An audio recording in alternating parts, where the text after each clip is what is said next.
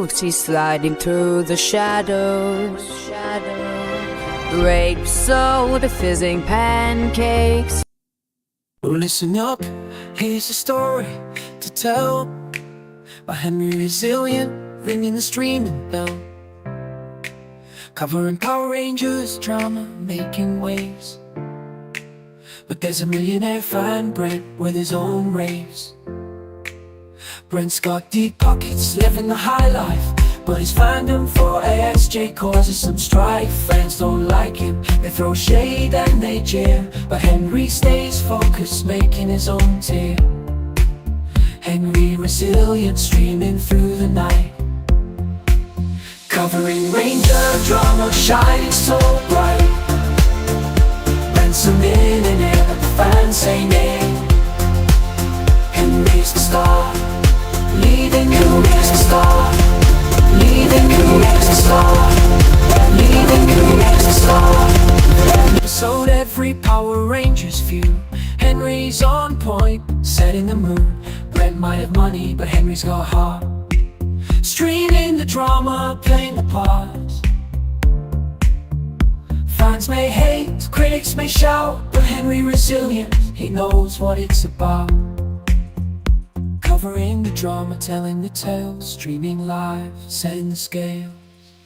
HenryResilient, streaming through the night, covering the drama, telling the tale, streaming live, setting the scales. Henry the drama, shining so bright. Brent's a millionaire, but the fans say nay. Henry's the star, leading the way. So here's the Henry, the streaming king, covering Power Rangers, doing his thing. Brent might be rich, but Henry's the champ, streaming the drama, making it snap. So here's to Henry, streaming king, covering Power Rangers, doing his thing. Austin St. John, making moves in the game. Quotes on my shirt, setting hearts aflame.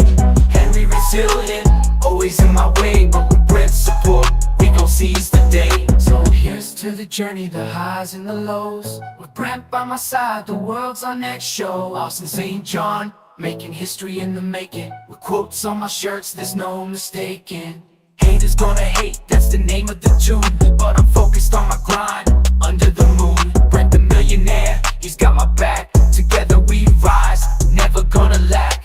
Henry streams, trying to tarnish my name, but I'm staying true, playing my own game. With positivity and hustle, I'll clear my name. Austin St. John, rising above the fame. Austin St. John, making moves in the game. Quotes on my shirt, setting hearts aflame. HenryResilient, always in my way, but with Brent's support, we gon' seize the day.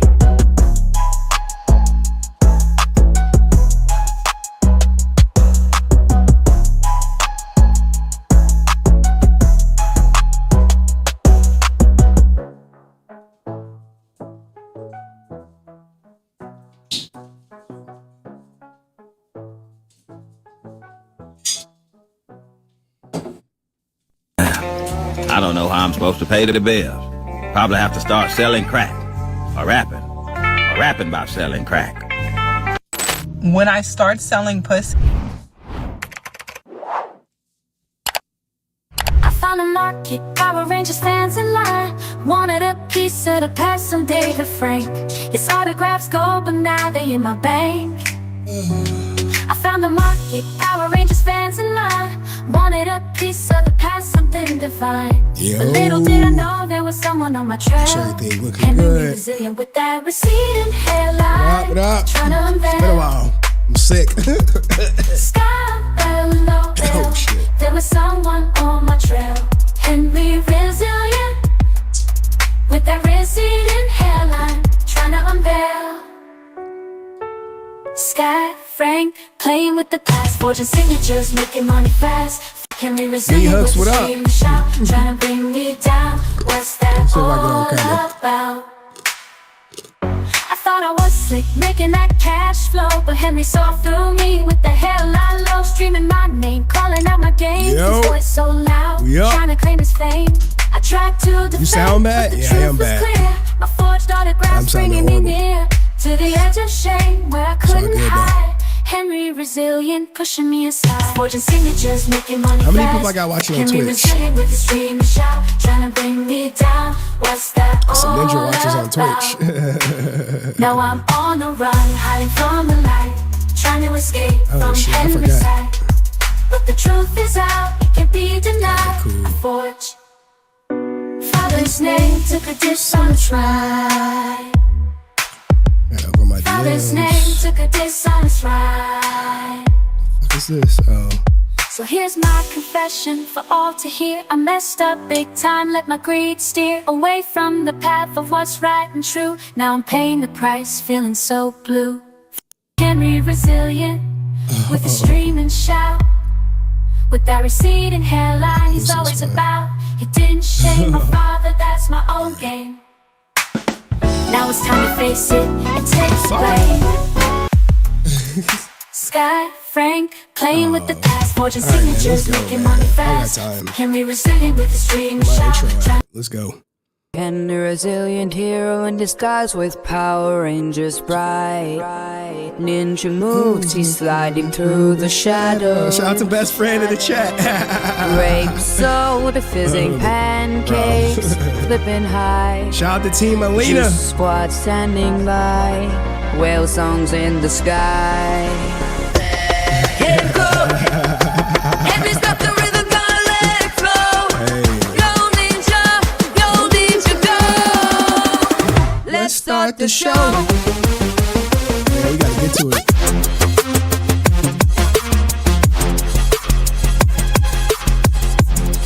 So, man, looking alright though.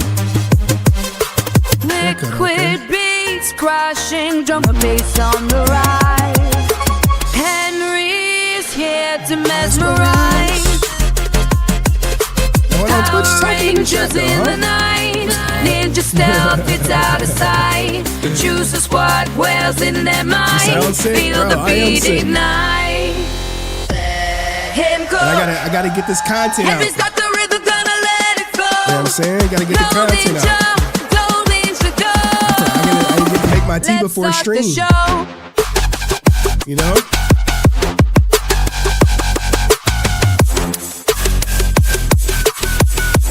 I've been sick since like Tuesday.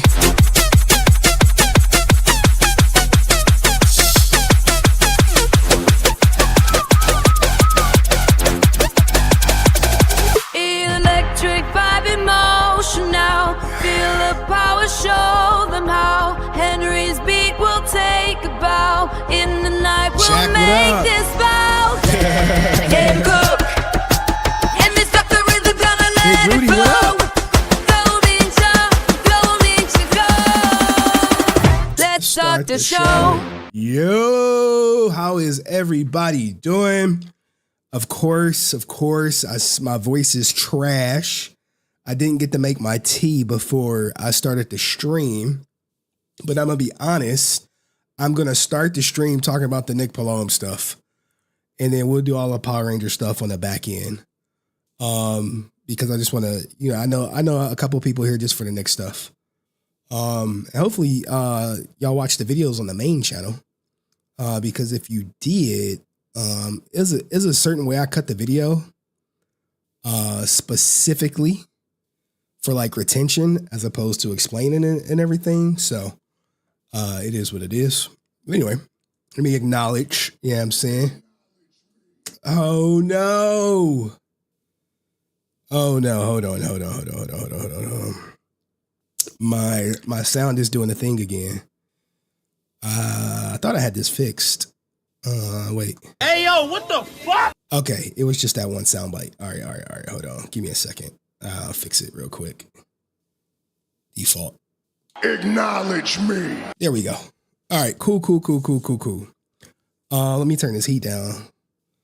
Hold on. Guys, I'll tell you like this. Get a smart thermostat, man. It does wonders. But anyway,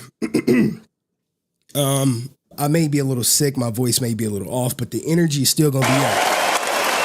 You hear? It's the weekend. What's up for the weekend, everybody? You know what I'm saying? What's up, nigga? What's up for the weekend, nigga? Oh shit, I forgot my soundboard on some trash right now. Hopefully everybody doing good. It's been a while, man. Sorry. I've been sick since really Monday night. And what happened was my daughter was sick over the weekend, which I had her. And then when she left, whatever she had, I got. So I start feeling it Tuesday because I went to work Tuesday. And then I was just like, I didn't took the last 3 days off work. It's been rough. So I was like bedridden like Wednesday. No, let's see. Wednesday, I took my daughter to Taekwondo. And then like Thursday morning, I was like, look, baby, you got to go back to your mom's. She was like, I want to stay with you, daddy. I'm like, look, I can't, baby. I can't. I was like, look, I promise you, when you come back, we're going to do something very, very special or whatever. She's like, oh, okay, I'll go back to mom's. I'm like, oh, thank you so much. Because she was about to force me to take care of her over another day. I was like, look, I could barely take care of myself. So Thursday, I was just pretty much, what was that, Wednesday? Or what was that? What day did I have her? Yeah, Wednesday. I couldn't do anything. So I had to call her mom and be like, look, can you care for her? Because I'm dead. I'm dying. Of course, she was like, yeah. So anyway, shout out to my man Dust, you know what I'm saying? I got money. It says, everyone liked the stream. Shout out to the Resilient Army. And F all the irrelevant losers. God damn, man. Already. God damn. Real problems, Dust. Real problems. Jesus. All right, let me real problems. Let me make sure Twitch chat working. I saw Twitch chat working. All right, and shout out to Dust again, who says Oreo cookie formula activate. Shout out to the Deoxy Hawking. Yeah, we gonna watch Dust's video too. Dust's video will be like the last thing we watch before we drop the link. Shout out to my man a la carte Morningstar with the 1 membership gifted. Henry, thank you so much. Oh snap, we got to get the Nick Polom sound bites. Damn, we got to get them. Henry, is that you? Yeah, we got to get them. We gonna get them. It's just I've been so sick. I didn't have time to do like live stream production or anything like that. Barely had time to prepare, but we got some stuff for you. So let me keep going. Shout out to Dust again. Jesus, man, hide the money, y'all. Hide the money, y'all. There's poor people around. Dropping 5 gifted in the chat. Make sure I spam this emoji if you end up getting one. And that looks to be all of the earlier contributors. I appreciate y'all, man. For real. For real. I'm waiting on my last legal bill for my custody case. I already got like the guardian ad litem. I need the big one from my lawyer. But I already paid him like, I don't know, $1,700 of the $4K I'm anticipating on them. So we'll be Gucci. But anyway, I did have some funny clips. So what are we talking about today? All right. Where are those goddamn Nick Polom? Man, I swear to God, man. Nick Polom's audience. It's like the OTK audience, man. They are truly special. They are truly special. Only the reason being, man, it's like talking to them sometimes is like talking to a goddamn brick wall. But hopefully, yeah, we about to hit 100K. You guys been my main channel videos. I guess 99K when I broke the divorce. 93K where Nick is talking about it's no drama. Like it's no drama. It's no drama, guys. Hey, all just have tried to sue you before. What? I'm curious, have they tried to sue you before? No, dude, I'm broke. Like if I was like CoffeeZilla, but that's a good question. The thing what I do is the thing with Twitch is they're not used to LawTube, right? So LawTube is this section on YouTube where all they do is read public court documents. Now me, I block out addresses and phone numbers. LawTube is like, it's all public record. Screw you. I'm gonna just put it all out there. But you'll be hard pressed to sue someone for reading public court documents. Now let's just say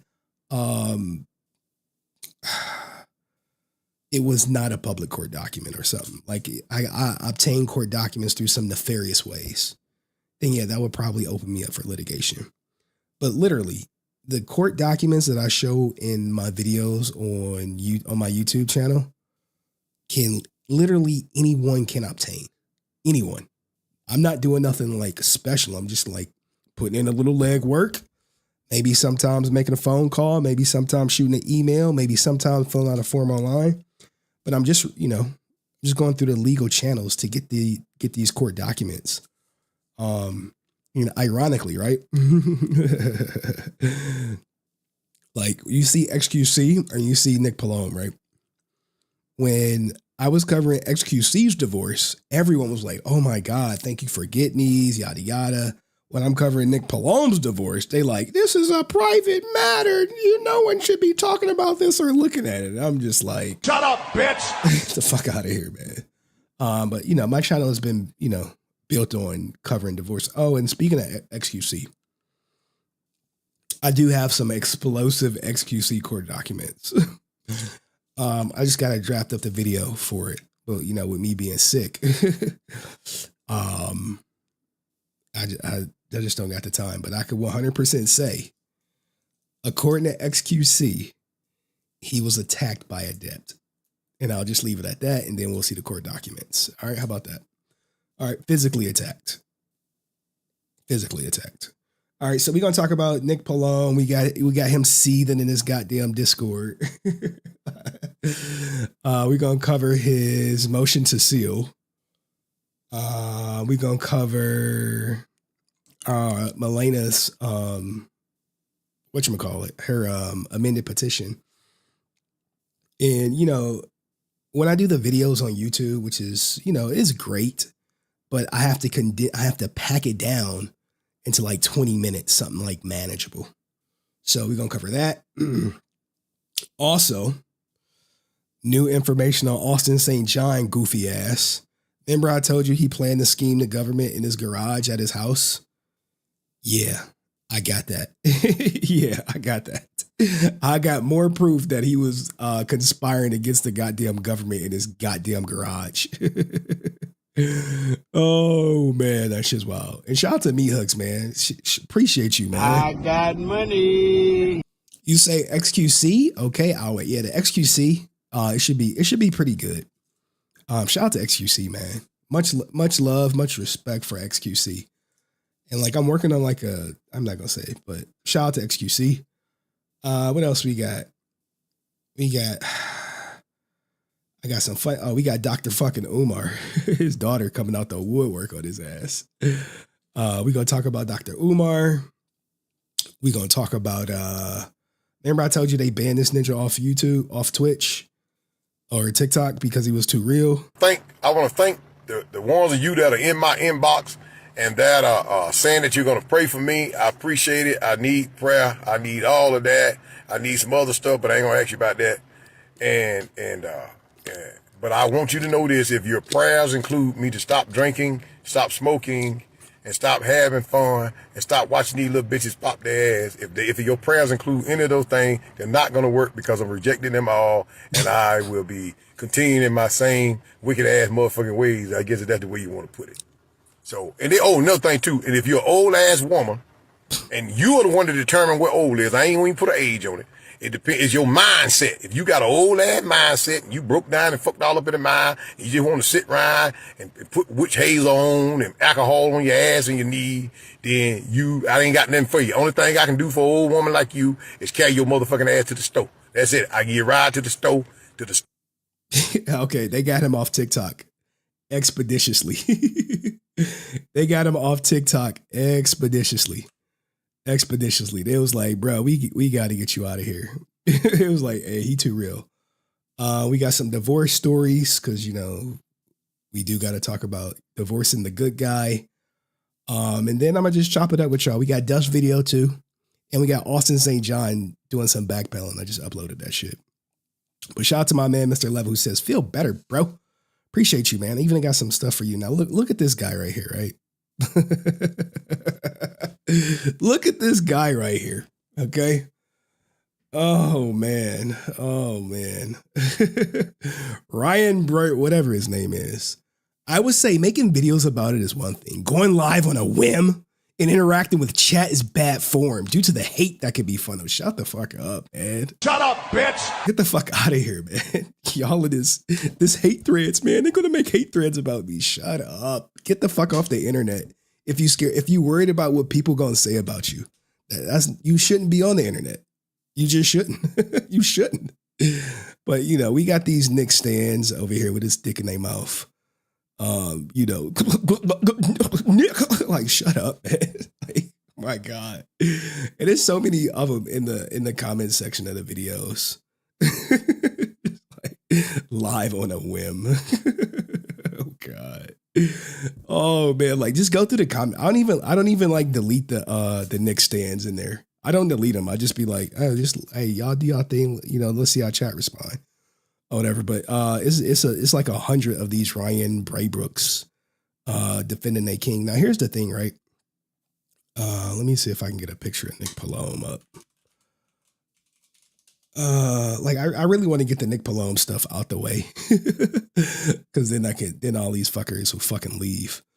Shout out to my man Answer 06, but Brent will still simp and won't believe you. That's a true statement, man.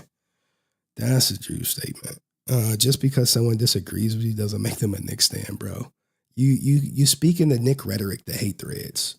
That's how I knew what you're on. You said hate. I'm like, bro, everyone gets hated on the internet, even me.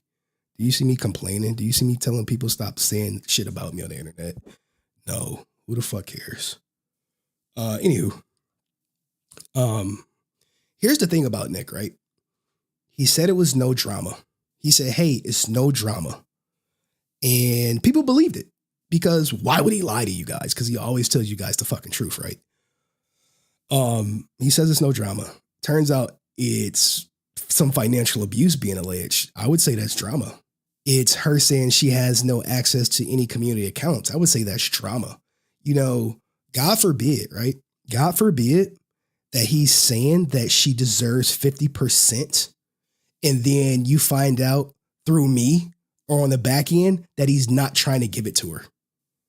Then what? Then what? Then everyone's like, then will people say, oh, it's none of your business. I'm like, bro, what are you talking about? What are you talking about? He said it's no fight. And I'm like, bro, I know what it's like when you get that order for temporary support. My ex hit me with, she asked for some temporary support.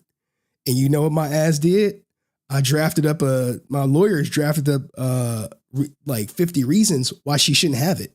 Do you think his lawyer is going to draft up a response to her motion for temporary support and say, yeah, baby, she should have it all. Here's how much I'm willing to give her. I don't know. You never know. You never know. And then you have to like put yourself in Melena's shoes, right? Man, get this guy off. Let's see. Nick Polom. Okay. So put yourself in Melena's shoes, right? She's married to this guy for 10 years and they break up, get a divorce, and all of a sudden she has no access to the funds that she previously had access to.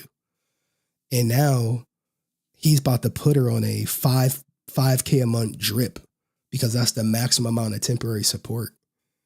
Like, stop trying to just believe like what a person tell you as law.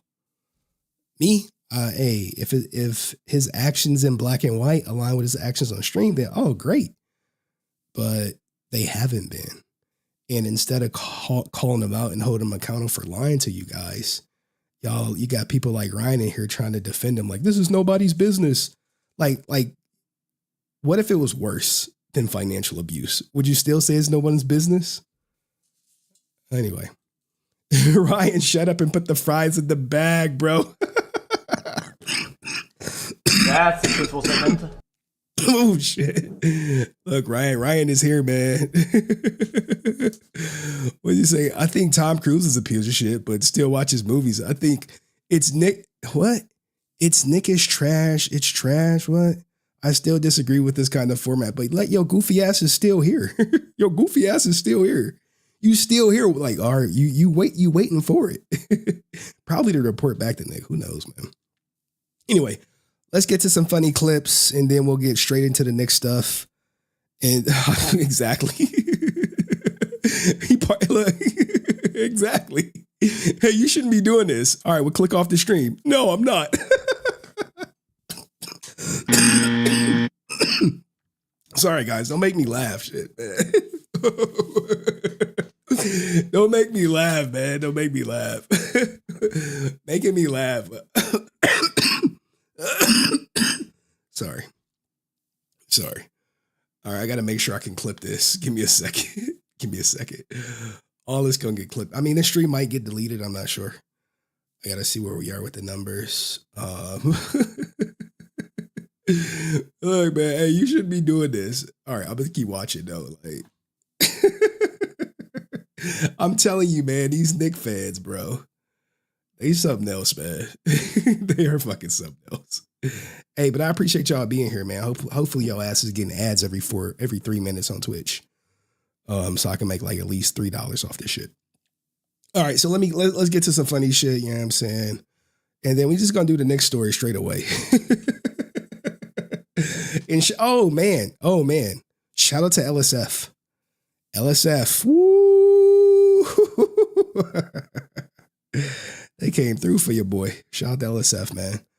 And like, I wasn't even supposed to, like, when we get to the next stuff, I'll explain everything that happened with LSF because, like, one, I was really sick the day the video dropped. I was literally like, I took my daughter to school and then I was just straight couching it, barely could move and shit. But I was like, it doesn't matter. It doesn't matter. And shout out to my man Answer06 who said, "You the man for being sick and still pushing content. Get well soon. Our cult leader, Lord Henry." Oh man. Okay. All right. Let's get to some funny clips, man. What the fuck? What the hell? All right, as y'all know, I take my daughter to Chuck E. Cheese frequently, man. We got the goddamn bronze membership, man. All right, here, man. I'll give you an honest answer, Brian. The reason why you go live and you read the court documents that way is people have questions. That way I can explain the process. I can't explain the process in a video because people got the goddamn attention spans of a goddamn ant. So I have to condense it to 10 to 20 minutes max. All right. That's your last one. Next time you want to get your point across, super chat or something. All right. So I don't know what Chuck E. Cheese is at. This is not at a Chuck E. Cheese I go to though. What the hell is this?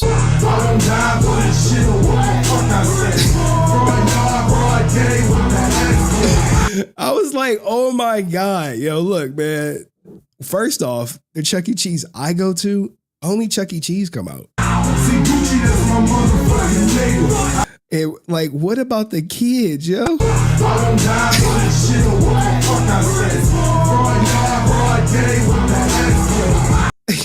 But anyway, that's one clip. I think they all about to do me like this. Shout out to all my Power Rangers. Jesus, who's this? This went viral like last week or whatever, but then I was off stream.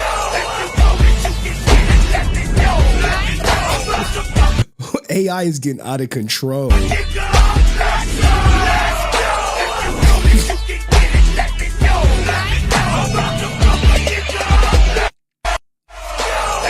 Is there a longer version of this out here? I don't know. It might be. It might not be. Nah, this ain't. Rican can't create no shit like this. And then look, because I got a new car, right? People be sending me shit like this.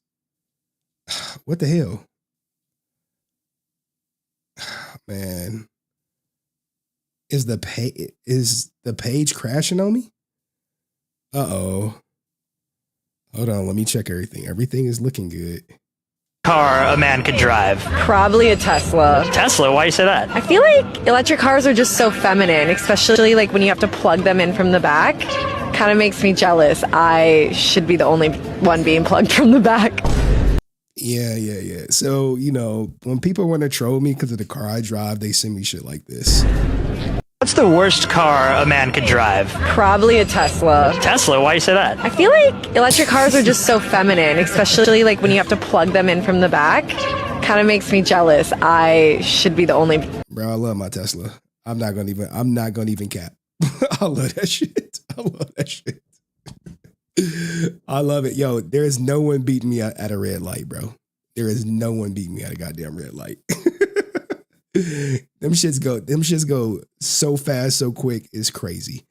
Also, man is going viral after he sends girl that stays over home with a goodie bag. All right, now, this is called like aftercare and shit, right?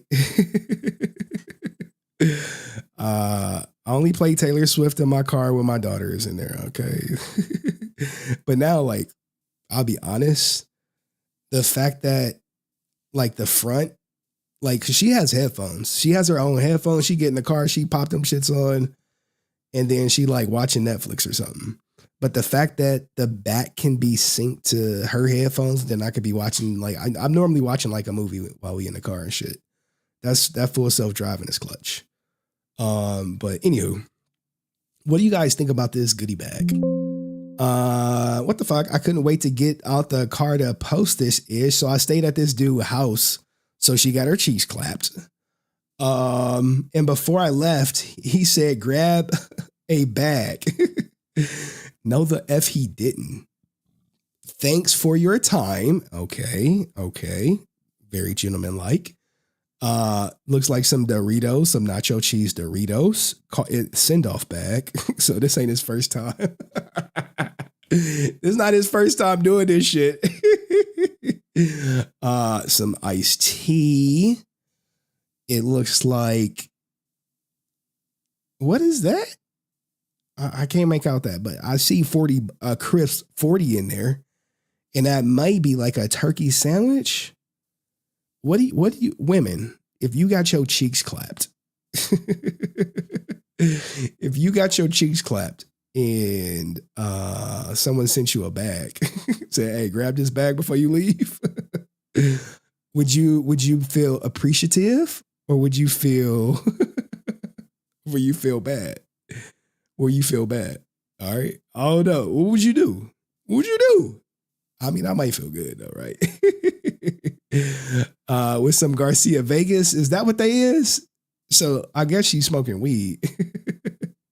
I think this is very generous. And, I always say like, hey, thanks for a good time. And when can we meet up again or something? That way, it was all consensual. Hey, look, sometimes you got to put give them the money and shit. You know what I'm saying? But anyway, I'm just saying. Shout out to my man Red Bunny Classics, you know what I'm saying, for the new member. Appreciate you, bro. I was just talking to him today about content, man. Giving him some gems. And shout out to my man Alucard, you know what I'm saying? The Skyrican bag. Oh, speaking of Skyrican, hold on, man. I gotta get in this. I know I had like some Skyrican stuff. Here we go. Speaking of Sky. Hey, Sean, how much you selling that thing for? Yeah. $100. Who asked me? I'm asking. Hop in. I'm with all that. What we talking about here? Come on. I think this might be a skit. Yeah, baby. Ain't shit getting sold but some glams around here. That's the only thing I'm giving up. Simple. Yeah, girl. Oh, God. All right, maybe that's the wrong clip. Maybe that's the wrong clip. Give me a second. But shout out to my big ninjas out here, man. All right, this is the day in the life of a fat nigga crypto millionaire. He wakes up at 6 a.m. next to the Russian supermodel he bagged the night before.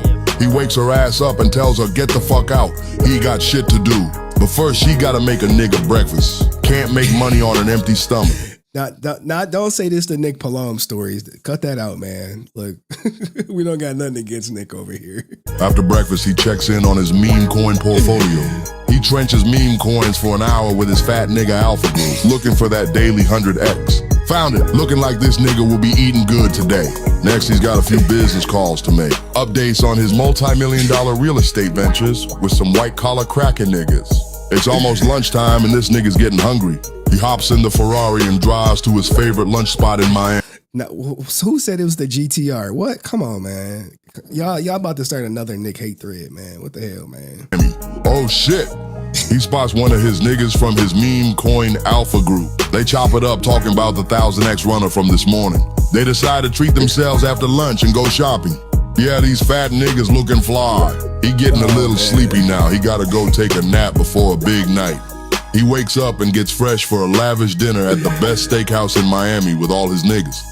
Now it's time to hit the club and get turned. They celebrate their wins from today and are on the prowl for snow bunnies who want to get freaky with a fat nigga. He takes her home and they have consensual sex. After clapping cheeks, he decompresses with a warm glass of milk. He looks back on another successful day as a fat nigga crypto millionaire, then goes to sleep ready to do it all over again tomorrow. It's fat nigga season. Yo, when this shit came across my timeline, I was like, oh, I gotta show this to chat. I gotta show it to y'all. But anywho, excuse me. Anywho, man, let's get to the Nick Polom stuff. I think I got one more.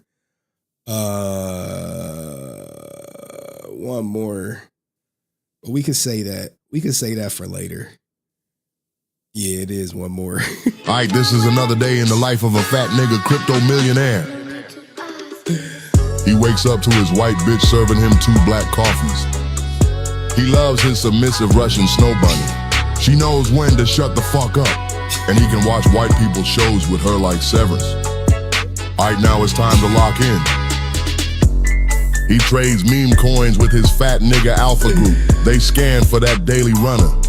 They found 100X. Let's fucking go. After trading, the niggas get together for breakfast. They discuss future business plans.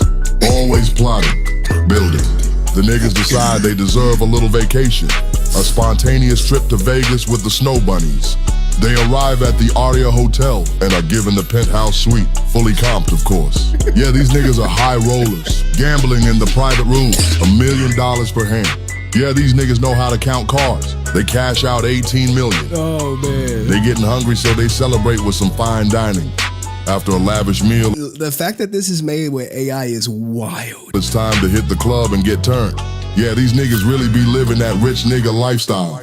Drop a comment what you want to see the fat niggas do next. Hey, yo, shut the fuck up. It's fat nigga season. It's fat nigga season. All right. Anyway, let me acknowledge some contributors.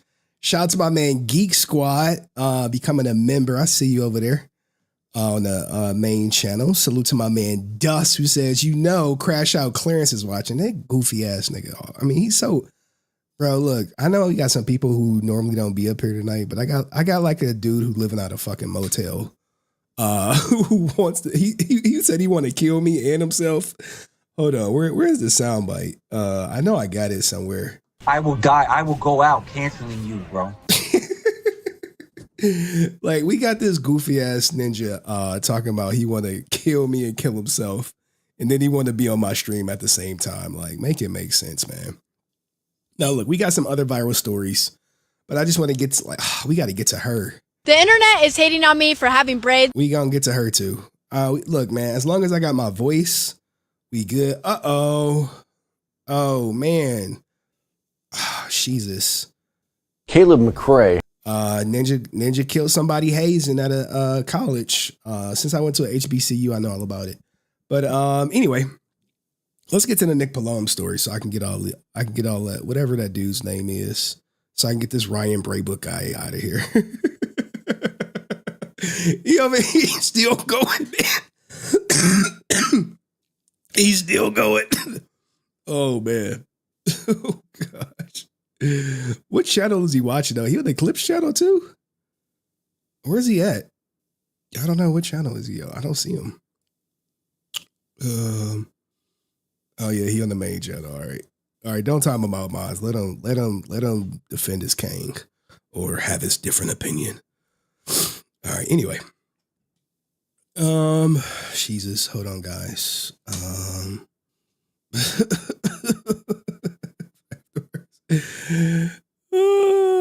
I prefer you do the other content. Like you think I give a fuck about what you prefer? Like, I prefer. So, hold on. Who fucking cares, bitch? Oh man, I swear to God, man. Don't time him out either, Maj. Just let him do his thing. Hold on. Nick Polom divorce. I love how I be breaking all these stories. And you know the crazy thing? I would say one thing that like low-key annoys me when they cover this stuff is they say alleged court documents by HenryResilient. I'd be like, alleged court documents? Like, bro. You know, if I'm putting some court documents on, it's not alleged. It's the real deal. It's the real deal, dog. I only post court documents I get from the goddamn government. All right. But shout out to I do find it interesting that Dexerto covered the divorce, but they didn't cover the financial abuse stuff, huh? That was interesting. But Sports Kita did. All right, let's get to the goddamn our preferred whatchamacallit. All right. Get this goddamn Ryan guy off the screen. I prefer you to do the other content. Oh, thank you for sharing your sharing what the hell you think. Oh, before we get into that, yo, shout out to Big Rudy, man. Shout out to Big Rudy. Henry, thank you so much. In fact, let me do some promo right here. Speaking of Big Rudy. What's up, everybody? Right here live, rearing Stay Resilient by HenryResilient.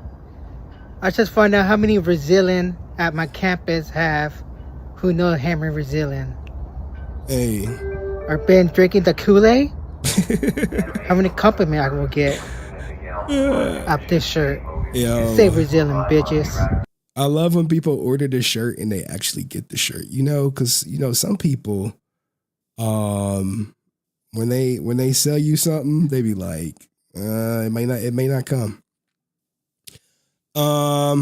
Explaining, let's just say, Nmplol court documents. All right.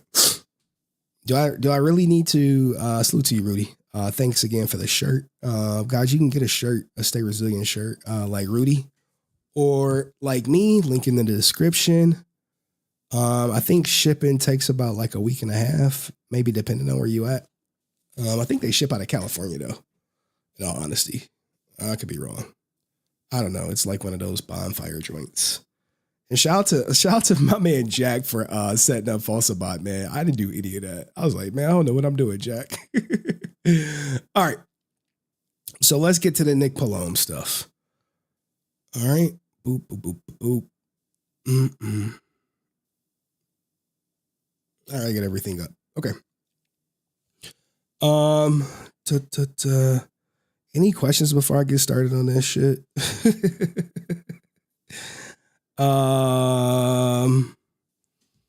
Okay. This is actually fair to say. Yes. People file false claims all the time, especially when divorce is underway.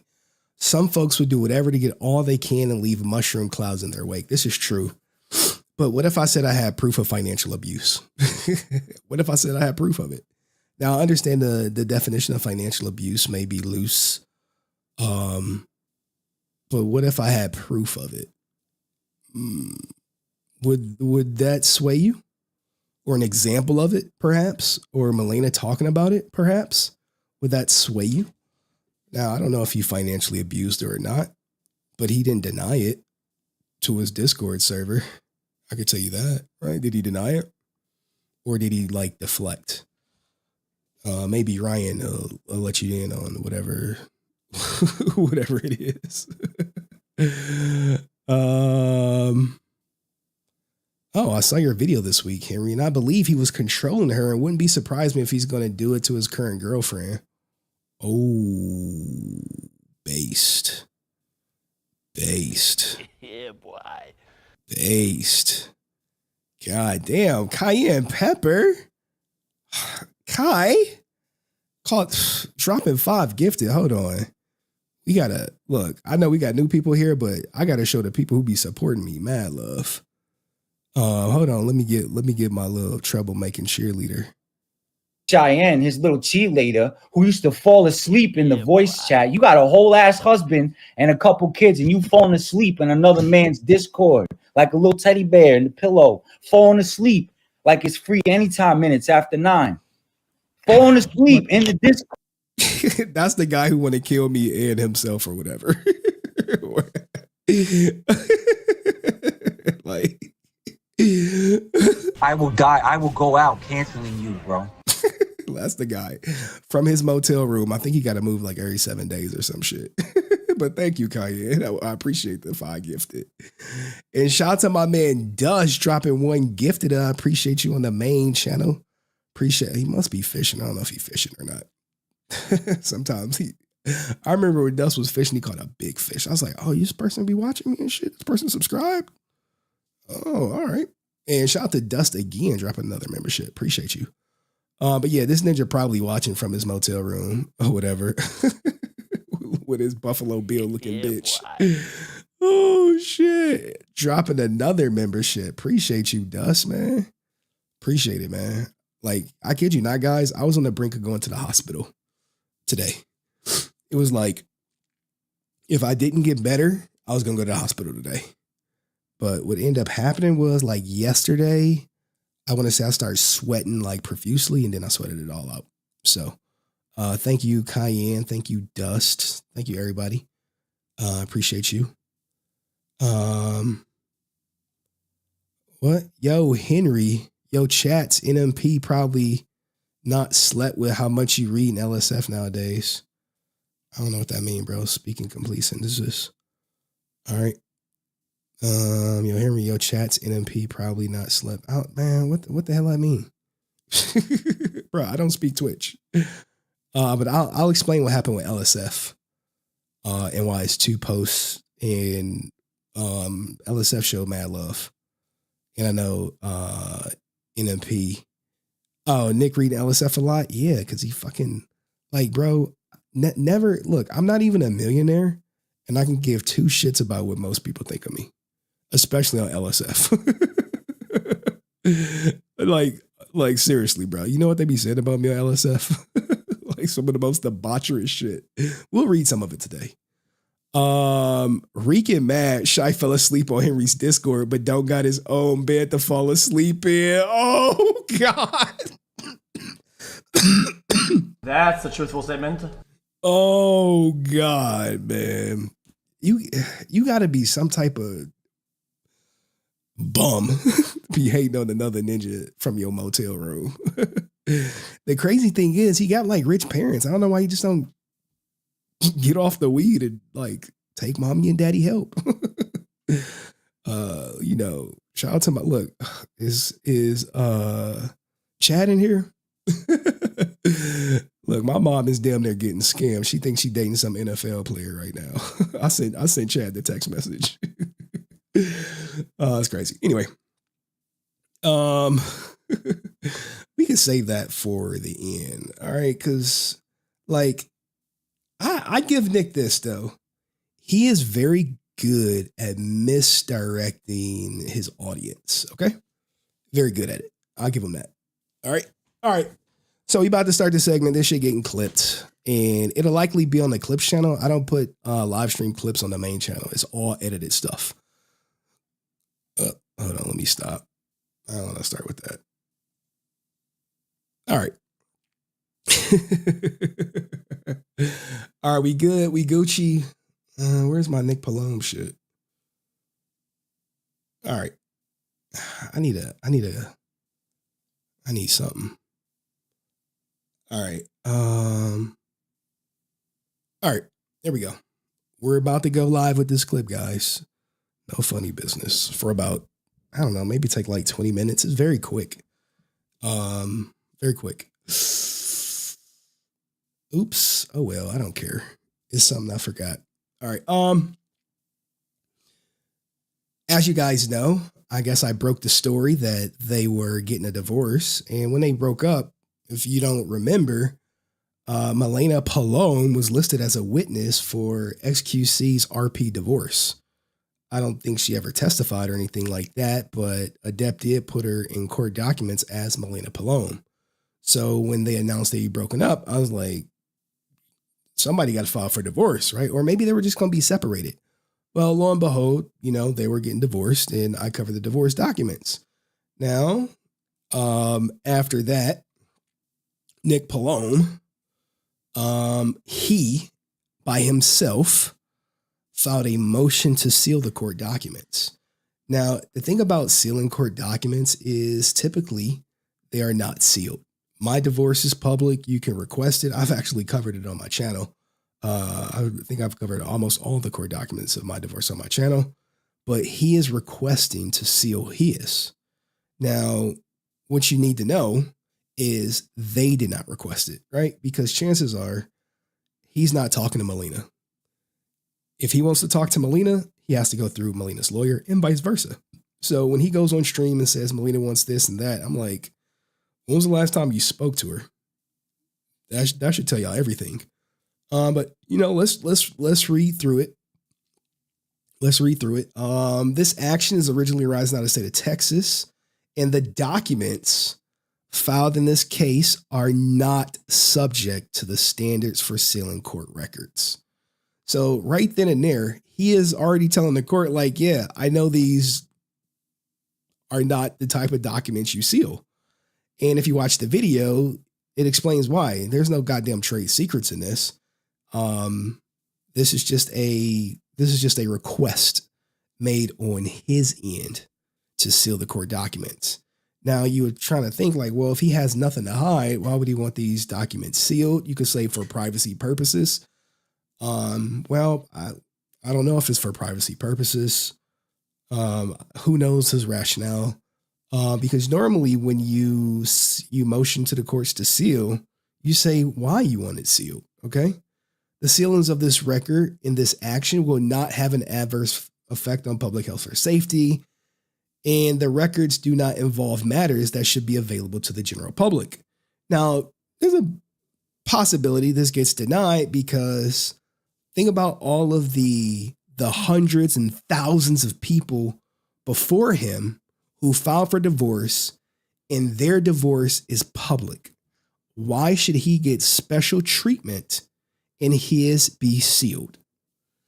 That's going to be a huge question. So I don't think this is going to go in his favor, but you never know. We'll see what happens.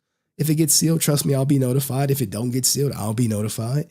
And of course, I'll report it. I report public documents. Okay. So I suspected this seal is not for me, but it's for Melina, for what Melina's going to put in there. Now he could, I'm sure he'd come out and say, hey, I wanted this seal because of Henry. Everyone would eat that shit up. But let's get to hers because we do have a good video that we're going to come back to where they talk about spending money, but we got to go to Melina's amended petition. All right. Now she filed this on the 24th. He filed to seal it on the 18th. This was like shortly after that it went viral for him going through a divorce, which, his financials is all going to be private. But I don't know why he wanted it sealed. Now, when you go through, hopefully you guys already seen the videos on my main channel. You be fine. But, her preservation of evidence, this is pretty much standard. And there's like a form at the bottom of this that I didn't include because it's like a law that was enacted in 2019. Basically saying you can't destroy property, sell stuff, empty bank accounts, et cetera, et cetera.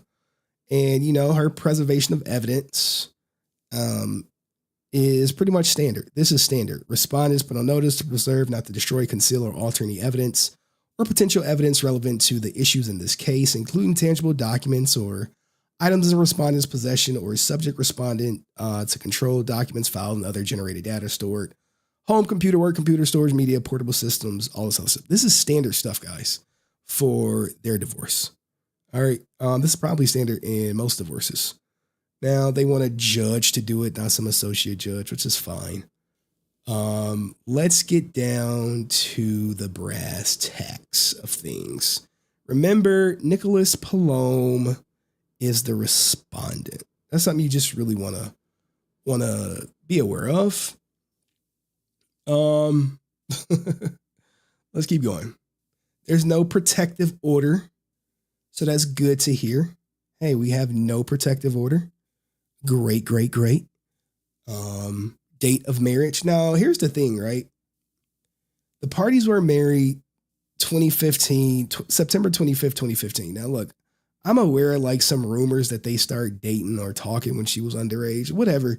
Like everyone keeps talking about it, but I've yet to see any proof about it. Whatever. Who cares?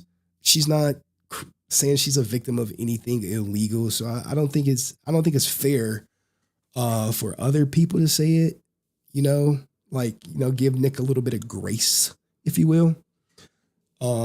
Grounds for divorce. This is pretty standard. Irreconcilable differences, guys. Irreconcilable differences.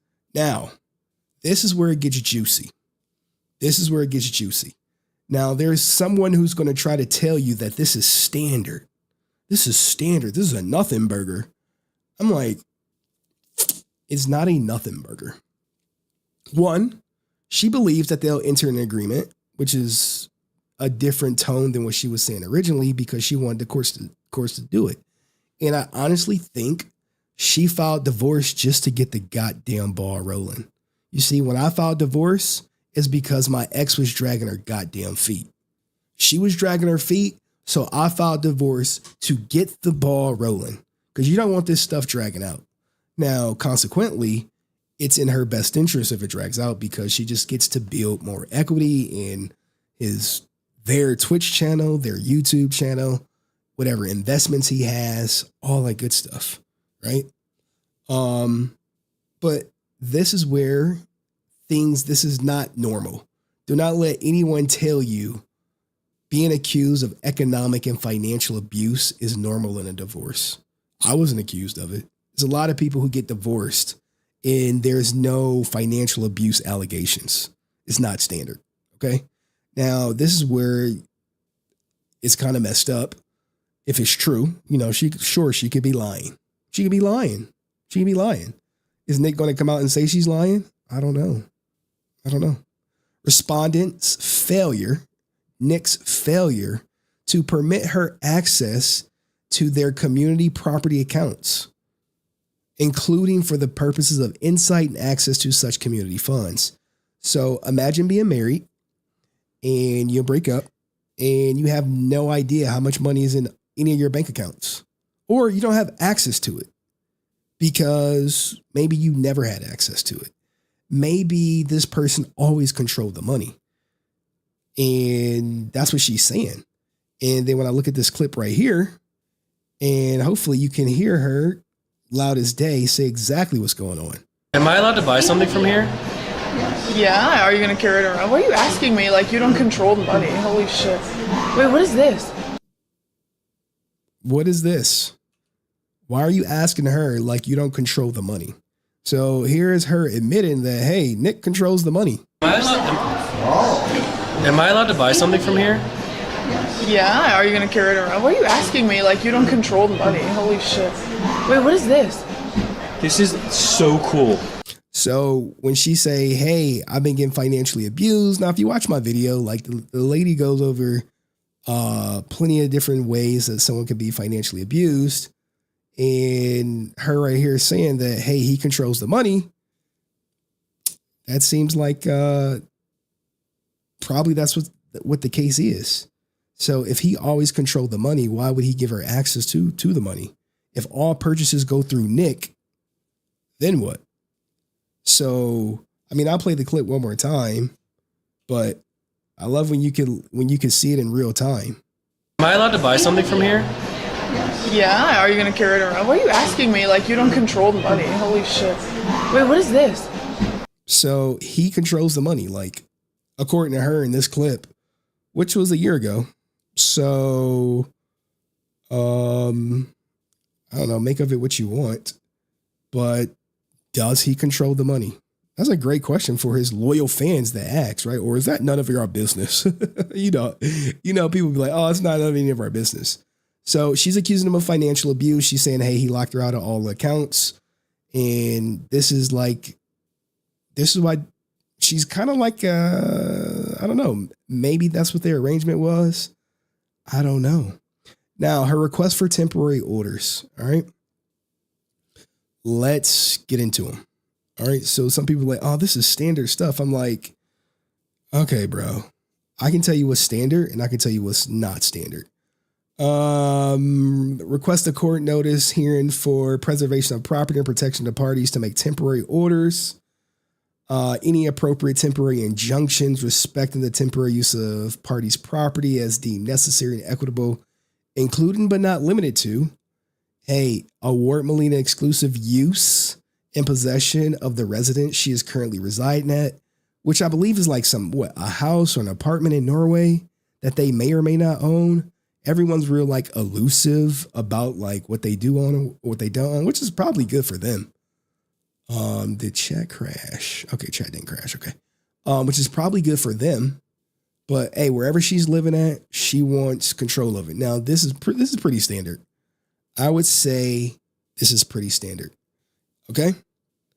Now, what's not standard is her asking the judge to award her. Like, here's the thing, right? What you guys don't understand is she's not asking Nick. She's asking a judge to make Nick pay her for a car. Like, that is what's going on.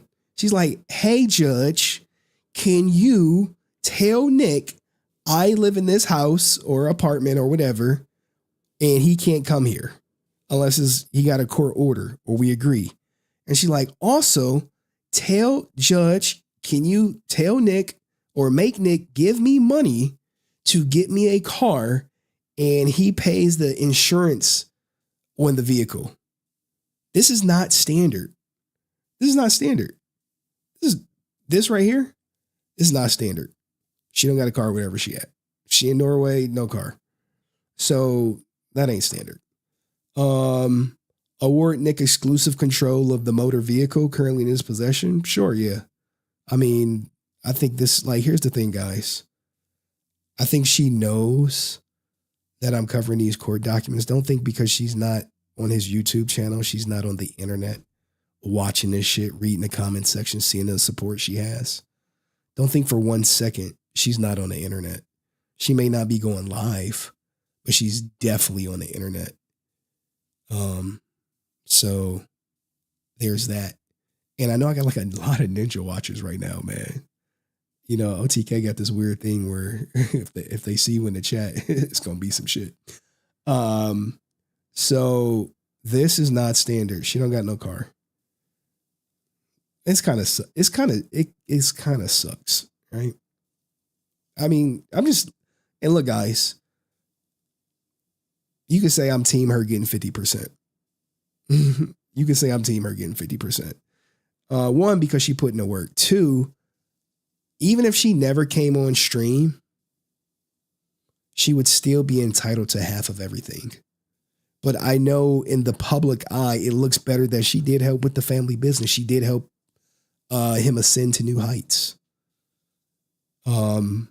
So for the general public, it's like, yes, give her 50%. She helped it. But asking for a car is not the norm. Like, I'd be like, yo, so do you have access to any bank accounts? Like, you don't think that's an issue, guys? If someone is online seeing how much she deserves half, but the moment they break up, she has no access to any bank account, you don't think that'd be like, hey, bro, Hey, I thought she deserved half. Yeah, but she don't need to be in the bank account right now. Award Nicholas Polom exclusive use of the motor vehicle in his possession. Hey, she don't care about the car he's driving. Now, this is where you really gotta be like, what the hell is going on? Find that Melina Polom has insufficient income for support, ordering Nick Polom to make payments for the support of Melina Polom, or is it Polom? They'd be like, it's Polom. I'm like, look, whatever. Until a final decree is signed. You don't think something is wrong with this? Is she lying? Is she lying when she says, hey, I don't have I don't have income? Well, if he cut her out all the accounts, where's she getting money from? Where's she getting money from? This is what you got to think about when you put all your eggs in one basket. This is probably the classic case of why women shouldn't trust men. I hate to say it. I'm going to be a stay-at-home wife. Okay. I'm going to be a homemaker. All right, great. All right, we getting a divorce? Yeah. All right, well, you can't access any accounts. Now, I don't know if this is true. She could be lying. She could be like, Nick could respond and say, hey, she's lying. She still has access to this account, that account, blah, blah, blah. But do you think he agrees with paying her support? Like, is that something you would want to know? Would you want to know if he's on board with paying her temporary support until the divorce is final? Or is that something that you would consider none of your business? Or if he just says it's no drama, it's fine. Well, Nick said it's fine. She's taken care of. Okay. I just find this odd. Sure, my ex asked for temporary support. But we know we're near the financial bracket that Nick is in. But sure, you can say a standard. Temporary support, yeah. Asking for support is standard. Dr. Dre's wife did it. And what happened was she was granted the temporary support of like $300,000 a month. And she was using that to fight the case. So, but it's just hard to believe that she don't got no access to the accounts. Making appropriate orders to permit Melina access to a third party. Now, here's the thing, right? This is standard. So I would say the only not so standard thing is the car. The car is not standard. The fact that she has no income is also iffy because he can make the argument that, hey, she is choosing not to stream. She's choosing not to work. She shouldn't get support for that because she's choosing not to generate income. But if he did that, would you want to know? Or would you want to just take his word for it that it's going fine? Now, the request for interim attorney fees. If she's requesting support, you damn right she's going to request attorney fees. Now, here's the thing. When me and my ex-wife separated, she had a job. I had a job. Even though I had a job making more money, she still asked for fucking alimony. And the judge awarded that shit too. I was pissed off. Even though we had been separated for like a year and a half. And I filed. And he was like, well, used to help. He came, like, they'll come up with some fucking way to justify it. And that's what they did. So I ended up paying her like 2 years of alimony because we used to split the bills. And she was like, she no longer has no one to split the bills with. Like, what the fuck? Neither do I. He was like, shut up, bitch. Pay her. That's exactly what the judge told me. All right. So here's the thing, right? Because of this financial abuse allegation right here, which is a form of domestic violence, how will women receive Nick, knowing that their quote unquote mutual friend made this allegation of abuse? He hangs around a bunch of feminists. He supported Kamala. So how are they going to receive him? He's going to say, no, it's not true. She's lying. She's just trying to get everything she can out the divorce because she can get more if she can prove this in court. But anyway, let's keep going. So went through the temporary orders. Attorney fees. Sure. She wants him to pay the attorney fees. But here's the thing that I don't think people caught on. Melina Polom requests that Nick Polom be ordered to pay for reasonable interim attorney fees and expenses, including but not limited to fees for appraisals, accountants, actuaries, and so forth. So when you say appraisals, everything's getting appraised. That YouTube channel, that Twitch channel, accountants. Look, the accountant's about to dig in through all his finances. All his finances. Whatever. OTK is going to get audited unless he gives her an offer that she feels comfortable with.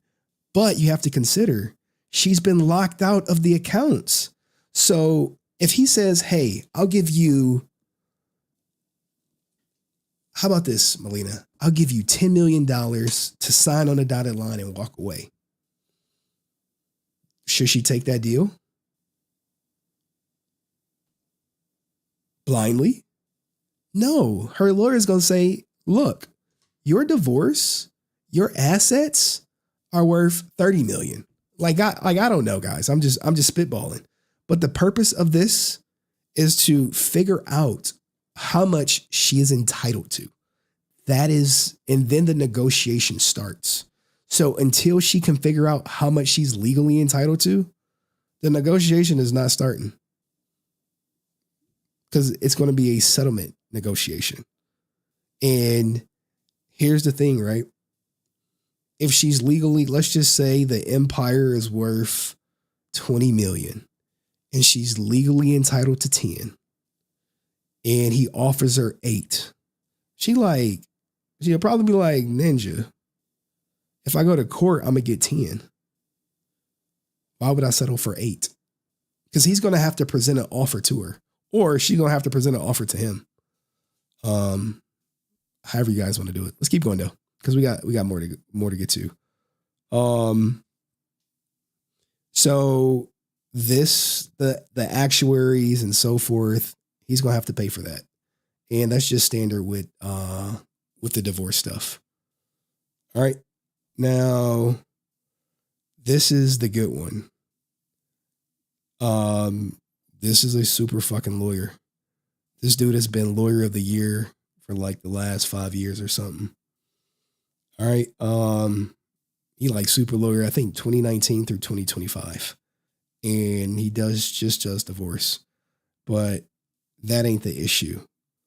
To effect an equitable division of the estate, the division judgment for attorney fees, expenses and costs through trial and appeal should be granted against Nick. So this is the shit people don't talk about. He needs to pay all the court fees all the time associated with this divorce. Now, let's get into Nick talking about how he got saved. All right. Those are the court docs. Let's talk about how he got saved by not owning a house. And this is where men start to realize, like, hey, you don't want to own shit if you're getting divorced. Drifting? Am I planning on getting a car for drifting? Oh, you haven't heard Jumpy. Yeah, we are pretty much out of... Heineck.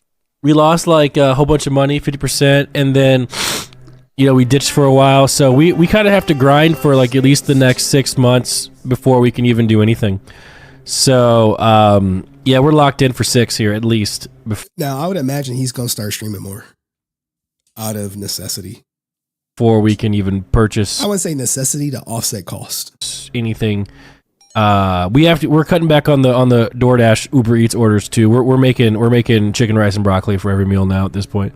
Because it's just the way we have to go. You have to adapt to the situation. Sometimes things don't go as planned. I don't know. I spent like $30,000 for my divorce, and it was like a lot. But I'm sure she probably paying that ninja $500 an hour. Sometimes, the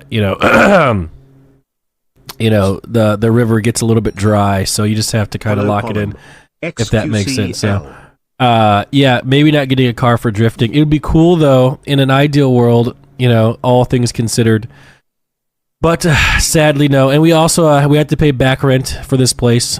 The reason that the whole back rent is because when you go through a divorce, you have to fill out a financial affidavit.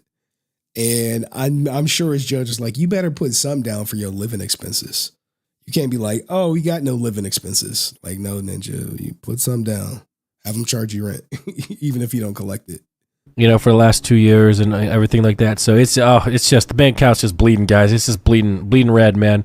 Not even bleeding red. This is bleeding black, dude. It's fucking fucked, really. Someone says tactical financial ruin for marriage. No. Now, to be fair, I think his life is not going to change after the divorce. Like his quality of life is not going to change, because the ultra rich are not impacted as much. All right, that's not what's going on, anyways. Everybody in Austin's falling apart. No, that's not true. Okay, Austin's actually in a great spot. Okay, don't let the doom and gloom of a few. Things are good. Trust me. I've never been more optimistic for the future. I'm not kidding. I'm not kidding, guys. Warning: you need to take XQC's side, or he won't sell you his house. Bro, I've been asking for him to sell me his house for like 3 years now. But like, I want him to sell it at like half the cost of what it's worth. So let's say it's $1 million house. I want it for $500K. I feel like that's reasonable. Wait. What the hell is this? Depends how much more of this comes out. IG, she wasn't legal when he met her. Like, everyone says that, but I can't find no proof of it. So, like, does he really need any more money? I need a house. This isn't even my house. It's Chance's house. I feel like that's a fair thing for him to do. I really do, at the end of the day, man. You know what I do want, though? And I was talking to Catchy about this yesterday. You guys know Catchy, right? If you don't, check out my Twitter. I tweeted a picture of her yesterday. I do think this year, though, at some point this year, I do want to purchase my own house. Look at the main channel viewers. I do at some point this year.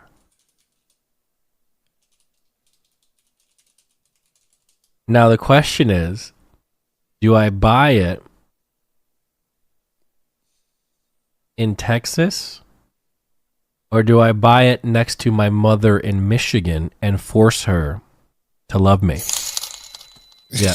Can you even afford a house with 6K subs?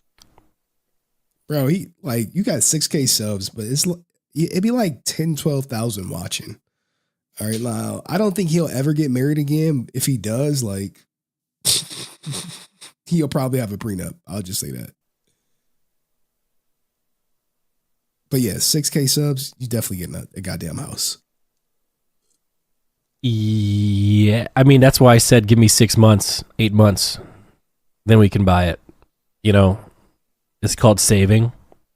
I don't know if you ever heard of that. Putting some money aside. So, it's been 45 years, Nick. Yeah. Let's be honest, your mom will never love you. Yeah, guys, I don't even know the story about him and his mom either. I don't know what that shit's about.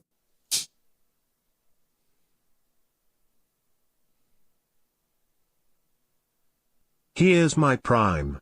It seems like you need it more than I do. Okay. Yep. It does seem that way, doesn't it? You are old as fuck. How do you not have a house already at your age? Well, you know what? See, this is where he's smart. It actually ended up working out really well due to the divorce that I didn't have a house. I'm not gonna lie. It actually ended up working out quite. So the way you favorable. save OTK is by he saved about 500,000. Are you getting a house? That's part of it. Yeah, Danny. Yeah. So it actually ended up. It was good. So here's the thing, right? When it comes to the house, let's say they do have a property out in Norway, and let's just say that property appraises for, let's just say $200,000. And he says, hey, you can keep that house. That's $200,000 positive on his side. That's $200,000 less he has to pay her because he paid her in the house. You see how it works? Hopefully it's making a little sense to you. It's not an asset that can be divided. So Yeah. I highly recommend buying a house in a state that doesn't have legislation that goes against your future plans. All right. Does it? Here's a hug for how your mom. So he smartened up. He knows that now he can't buy a house until this divorce is finalized. Now let's get into the LSF stuff. All right. So what happened on LSF, right? So when it comes to LSF and posting anything quote unquote negative about OTK, that stuff usually gets axed quickly. Deleted, done, gone. And the reason being is because you can say there's some bias there, right? So what happened was LSF mods can't help themselves and remove viral LSF thread about Nick Polom's alleged financial abuse. So that was the YouTube clip. It got removed. Okay. Now let's just look at the comments real quick. Thank God Nick told us there's no drama, because that's a lie. Whenever I hear a streamer or YouTuber saying there's no drama, I immediately know the craziest ish just happened behind closed doors, which is likely true. No lie. She wants more than her 50 cent, basically. Well, she doesn't want more than 50%. The financial abuse will make her eligible for more than 50%. Okay? That's all it would do. It'll make her eligible for more than 50%. Not that she necessarily wants more. All right? When you're going through divorce, you put all your cards on the table. All right? That's all you do. She doesn't care. Someone going in on Catchy. She doesn't care as long as she can hang out with big streamers, get a lot of viewers, and get a Chanel bag. It's all worth it. Probably, yeah, I'm saying. I don't know about the legal stuff, but I hope she gets compensated for her work. Her event planning and prep work, she did a huge impact. She entertained so many people. I was going to call HenryResilient a complete ambulance chasing ghoul. But then I saw my YouTube feed was full of streamers monetizing their reactions to Emmy, Ray, and Senna being attacked. And I thought, screw them all. There goes someone making a hate thread about me, guys. What should I do? Link to the LSF thread. And so then what happened was I intentionally uploaded this clip to LSF. Because if you remember with my interview with the head mod, he was like, you can upload your own stuff. I was like, well, I thought it was no self-promo. I was like, no, you can do it once a day. So I make the clip, I upload it, and it was gone within minutes. And I'm like, what the hell is going on? So I messaged the head mod. I'm like, yo, this was within all the rules. It was from a live stream. It was not, how he was like, it was nothing all capitalized. He was like, that's clickbaity or whatever. And then he was like, look, man, both of them are restored. Don't even worry about it. And he gave me the explanation. I'll say the explanation. He said this one was removed by Reddit. He said it was removed by Reddit, but he reinstated it. And he said he approved this one himself personally.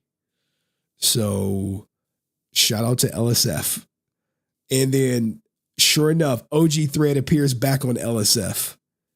Weird coincidence. So I put in the chat, look, if y'all want the thread to stay up about the divorce, post it from my Twitch channel. I did go live for like 6 minutes, but those no guarantee it won't get deleted. So that was the reason I went live on Twitch. Because I was literally on my deathbed, like, man, let me just go live. Then maybe someone could clip it and put it up there just to test to see if it's some bias. But lo and behold, they're both up. Now, technically, if they really want it, they could delete this one because it's a YouTube video. It's a YouTube video clip.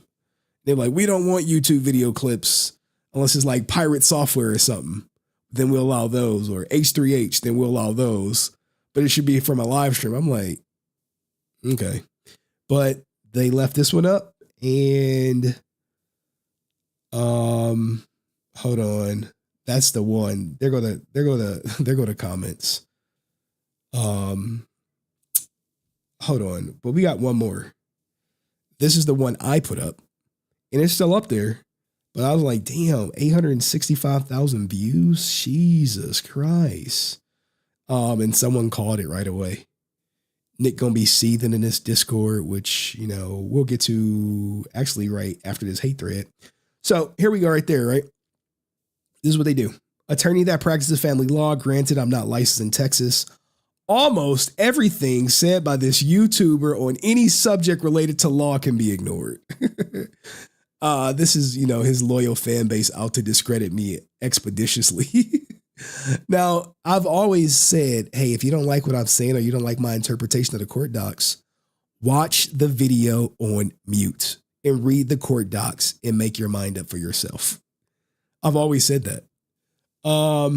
This line is so standard in petitions for dissolution of marriage that spending any amount of time focused on it is just silly. Guys, do not let anyone fool you that financial abuse allegations are standard in divorce. Don't be that naive. Okay? Don't be that naive. This is a classic example of a non-attorney reading way too into something written in a court filing just because they haven't been exposed enough. Dude, I've been covering divorce a long time. A long time. Been through a divorce. I'm not practicing law in divorce or anything, but you know, I'm not a fireman, but I know that I put on a goddamn fire. Welcome to any Henry Resilient video. The guy makes wild assumptions on stuff he has minimal knowledge about. Like, bro, there's no assumption that she accused him of financial abuse. There's no assumption that she can get more than 50% because of the financial abuse allegation. Hold on, somebody on my property? All right, no. All right. So, like, this is how they get y'all guys though. They're like, oh, he's not talking about. Now here we go with Nick Polom. He thinks I own 26 million in Nvidia stock. This is who LSF is listening to. I'm asleep. Now, if you watch the video, I said watching Nick is like watching two truths and a lie. I said it clear as day. I don't think he owned the 26 million. I'm like, do I think he invested $750,000 in Nvidia? I said no. But did he invest in Nvidia? Probably. $750,000? Probably not. Hey, but guess who's gonna find out though? Whatchamacallit gonna find out for sure. She gonna find out for sure. And it was another one. The attachment was the whatchamacallit. Like pretty much another nothing burger made by a loser trying to be relevant, feeding off people who hate streamers. And me in particular, part of my job really, bro. There's so many people saying that I made this video because I hate Nick. I'm like, bro, it's content. I can educate men about divorce and I can get paid while doing it. Shit, covering his divorce was a no-brainer. It was a no-brainer. It was like, oh shit. Divorce? Check. Am I gonna make money? Check. Is it gonna get views? Yeah. Can I educate men on divorce? Absolutely. The real question is, did you take her passport? Oh my God.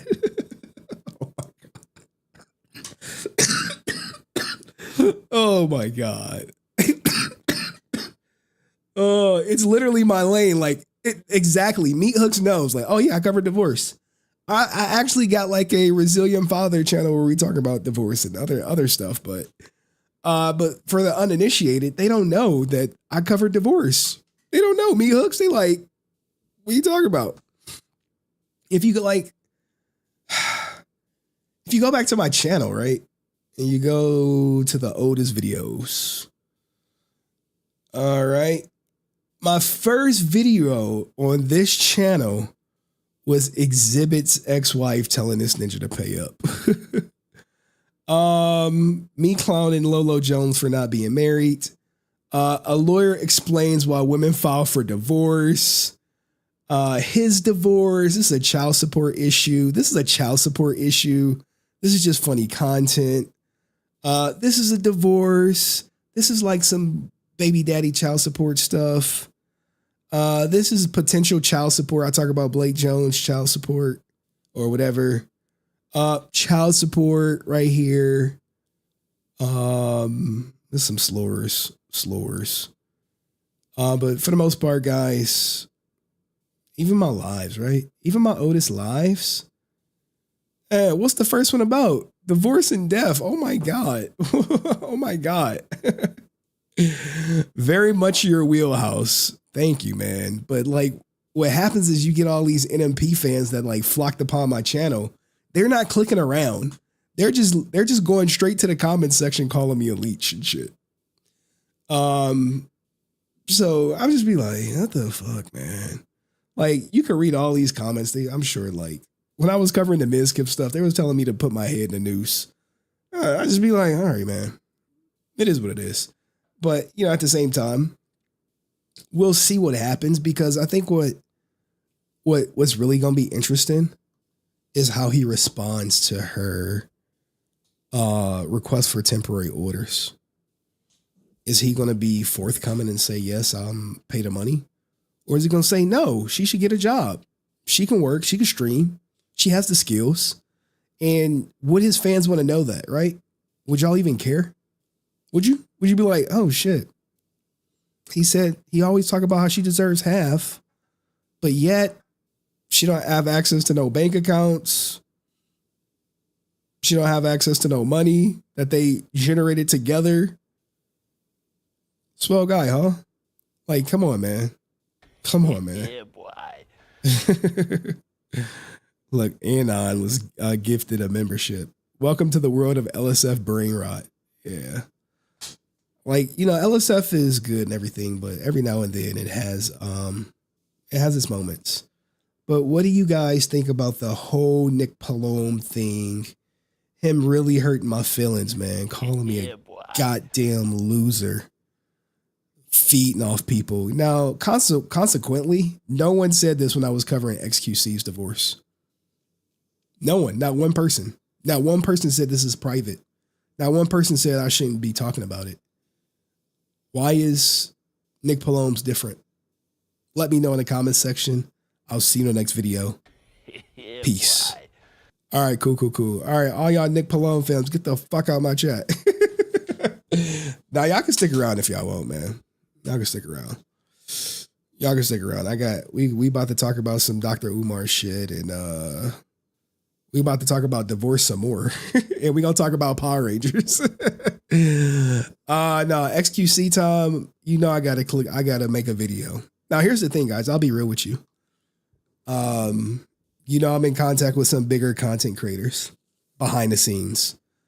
And Jesus, Dust just dropping membership after membership after membership. Hopefully y'all like the Nick Polom coverage. Now, here, I'll give y'all a little backstory for, I know we still got some Nick Polom people up in this bitch. Actually, let's do this, whatchamacallit. I'll give you a backstory. So, if you go to my videos, you would know that the quality raised a lot. And all of these videos is stuff I would normally go live with. And the content creator was like, stop going live with breaking news. I'm like, why? I get a lot of viewership. He's like, you're not making no money from that shit, though, are you? I was like, no, I'm not. He was like, stop being lazy and start editing. I was like, I hate editing. He was like, shut the fuck up. And he was like, shut up, bitch. And edit. literally. And I remember I would be like, look, I did good on this video. He was like, nah, that shit trash. I was like, but it's good. He's like, it's trash. So that's why the quality has gone up significantly on my main channel. I would agree, or I would say, but the output has lessened. Like, look, 4 months ago, 3 months, 2 months, 3 weeks a day. Because it takes so long to edit these videos. Now these are clips, but before it was just me clipping stuff. And I was like, oh, I'm getting some decent views. This is when this video right here is the first time, instead of going live with it, I edited it. And we did 100K organically. Everything is organic. 100K. Was this the first one? Yeah. This was the first one. Because what ended up happening was I edited this one. I don't know how this live stream clip did so well because it's not edited, but that's fucking great for a live stream clip. So this is when I start editing right here. And then every video, maybe this is edited, but all my Mizkif videos do trash. Like I got a clip, like Mizkif people, they hate me. But all my juicers shit, it goes so hard. Shout out to the juicers, man. Favorite audience online. I kid you not. Shout out to the juicers. All right, anyway. Let's fucking do a palate cleanser. I gotta like drink some water because my throat is fucking going. Shout out to Dust going fishing. Hold on. This weekend I'm not clapping no cheeks because I'm sick. Fucking sucks, man. Sucks.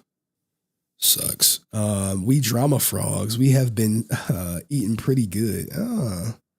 Salute to all my people on Twitch, man. How many people I got on Twitch watching? 41? Jesus. You remember when I used to have like 1,000? Oh man. Like imagine if I did this shit full time to go from like 1,000 to 41. I'd be like, what the fuck? What am I gonna do? I mean, I wish I can get popping on Twitch, but like you gotta stream every day. I can't do it, dog. I can't do it. No Diddy, your throat doing what? Come on, bro. Augustine. Hey, but shout out to my day one. Shout out to Z Nasty. Bro, I had like that puppy girl, man. She came up and I thought about your ass. I was like, this is some Z Nasty type shit, man. Oh man. All right, let me see what we got, man. Let's see what we got in the to palate cleanse. Jesus, man. All right, y'all want to hear what y'all want to hear, man? What y'all want to hear? Y'all want to see a detective pop that pussy? You like, Henry, you wild. You got a detective popping that pussy. Like, yes. I got a detective popping that pussy. You like, no, you don't got a detective popping that pussy. I'm like, shit, boy.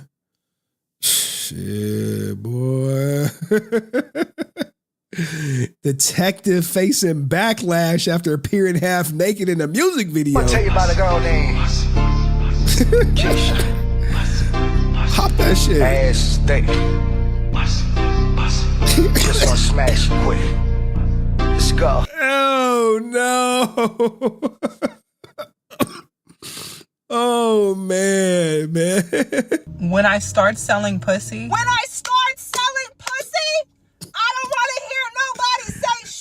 Melissa Mercado popping that thing. Shorty love the track. Bro. In her boyfriend music video, man. Oh. But she love the pole. Make that up. Oh, got her on the pole. Jesus. Ass clap. Make it drop. Oh, detective, is that you? Not her getting caught on a weak ass video. Dust says, lock me up.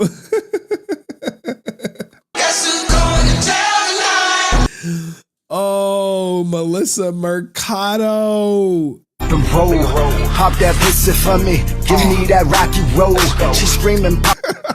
Holy shit, got her on all fours.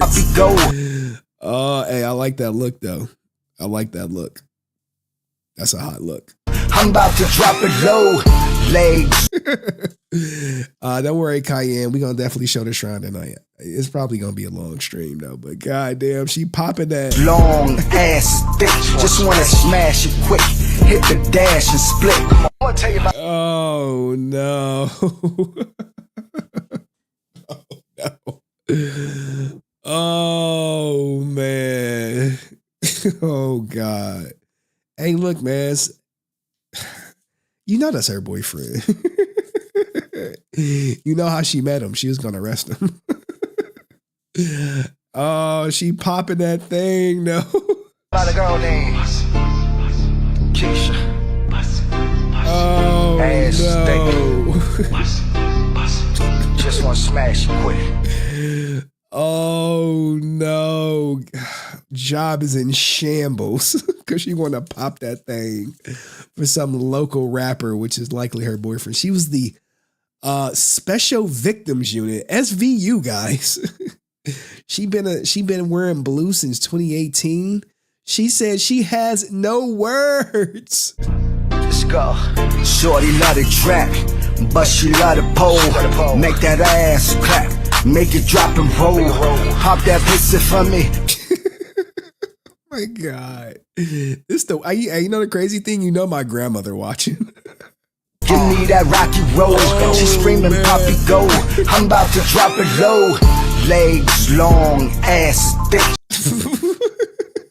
Just wanna smash it quick. Hit the dash. Yeah, they got like about 3-4 outfit changes. Split. I wanna tell you about it. Hey, protect and serve, bitch. Protect and serve. Oh man. All right. Y'all want to see the Dumb Ninja Award? You know, I forgot to save the goddamn Stupid Ninja Award. Remember where I said, hey, we gonna have to keep the Stupid Ninja Award up? Give me a second. I gotta find it because I got a Dumb Ninja coming up.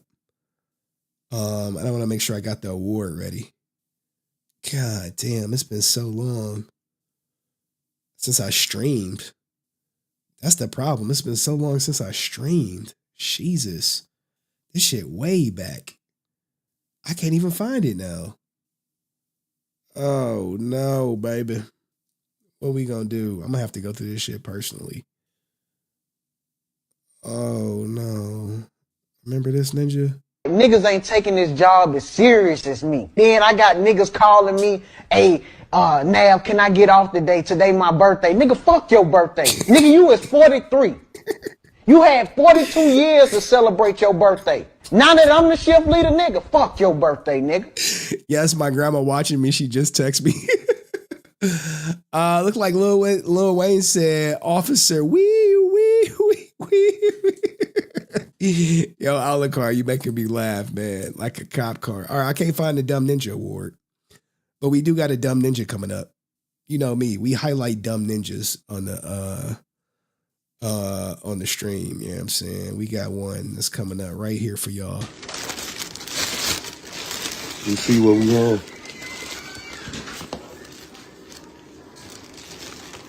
It's a million ways to get a bag. Before I sit up and be broke, I'm gonna go get some cash. Only one person know the code to my stash. Yo, what's up with ninjas filming themselves with like large amounts of drugs? I mean, this is weed, but at the same time, like ninja. I'm rocking purple.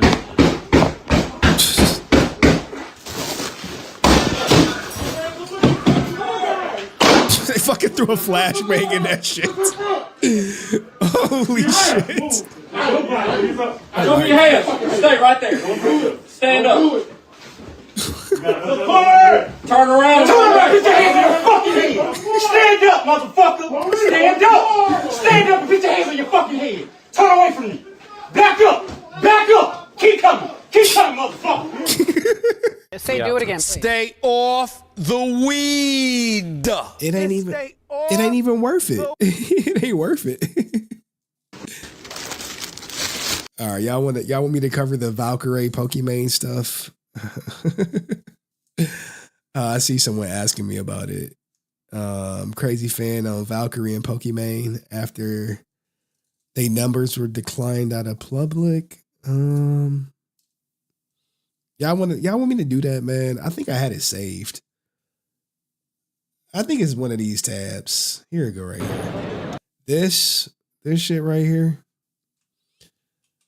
And look, when you start covering Twitch drama, all the people be like, yeah, Ninja.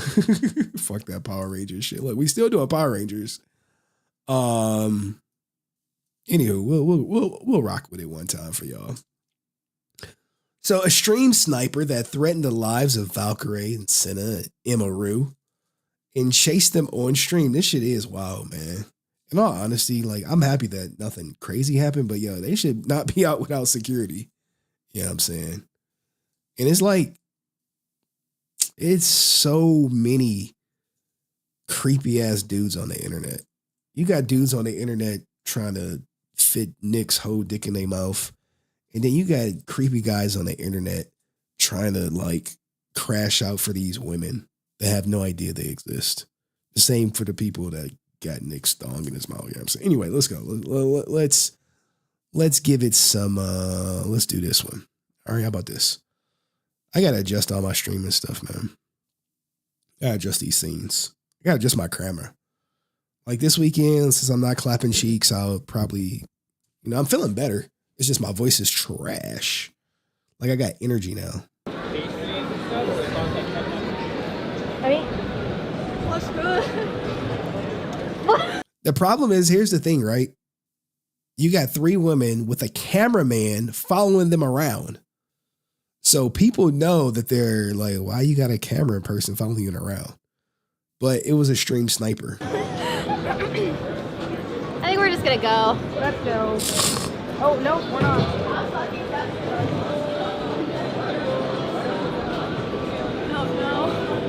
What's up, bro?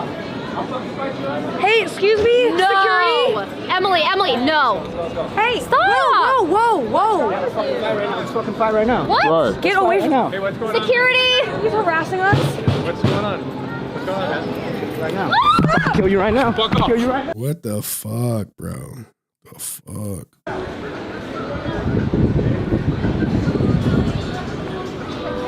Security, please! Security! Bro, they should not be out there without security. Like, you see Jack Doherty little ass with security. Why they don't got security? I think this shit's unfortunate. I know it's like a longer video out there somewhere. And I know some people said this shit was like, they were hyping it up or milking it. I mean, like, this shit happened. Like, when it comes to streaming IRL, stream snipers is always going to be a problem for like big streamers. Me, I pull out a fucking phone walking around my neighborhood and they're going to be like, who the hell is that?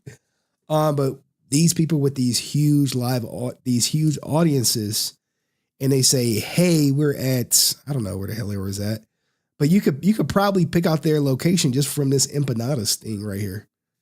You could probably get their location just from this. I'm like, oh, where's that at? You look it up. Oh, okay. I know that spot. What's good? Like, this is the, I don't know, an issue with those female streamers. I'm sure like there are smaller female streamers who don't have that large of an audience and security may not be a thing, may not be needed. But for like Immaru, like guys, I'm on all them weird ass Discord servers. They be having some wild conversations about Immaru, and I just be like, bro, this is why I got to be in and out, man. I can't be. I never partake in them, but I see them. I just be like, it's just crazy, But I'm happy they okay. I think we're just gonna go. Let's go. Oh, no, we're not.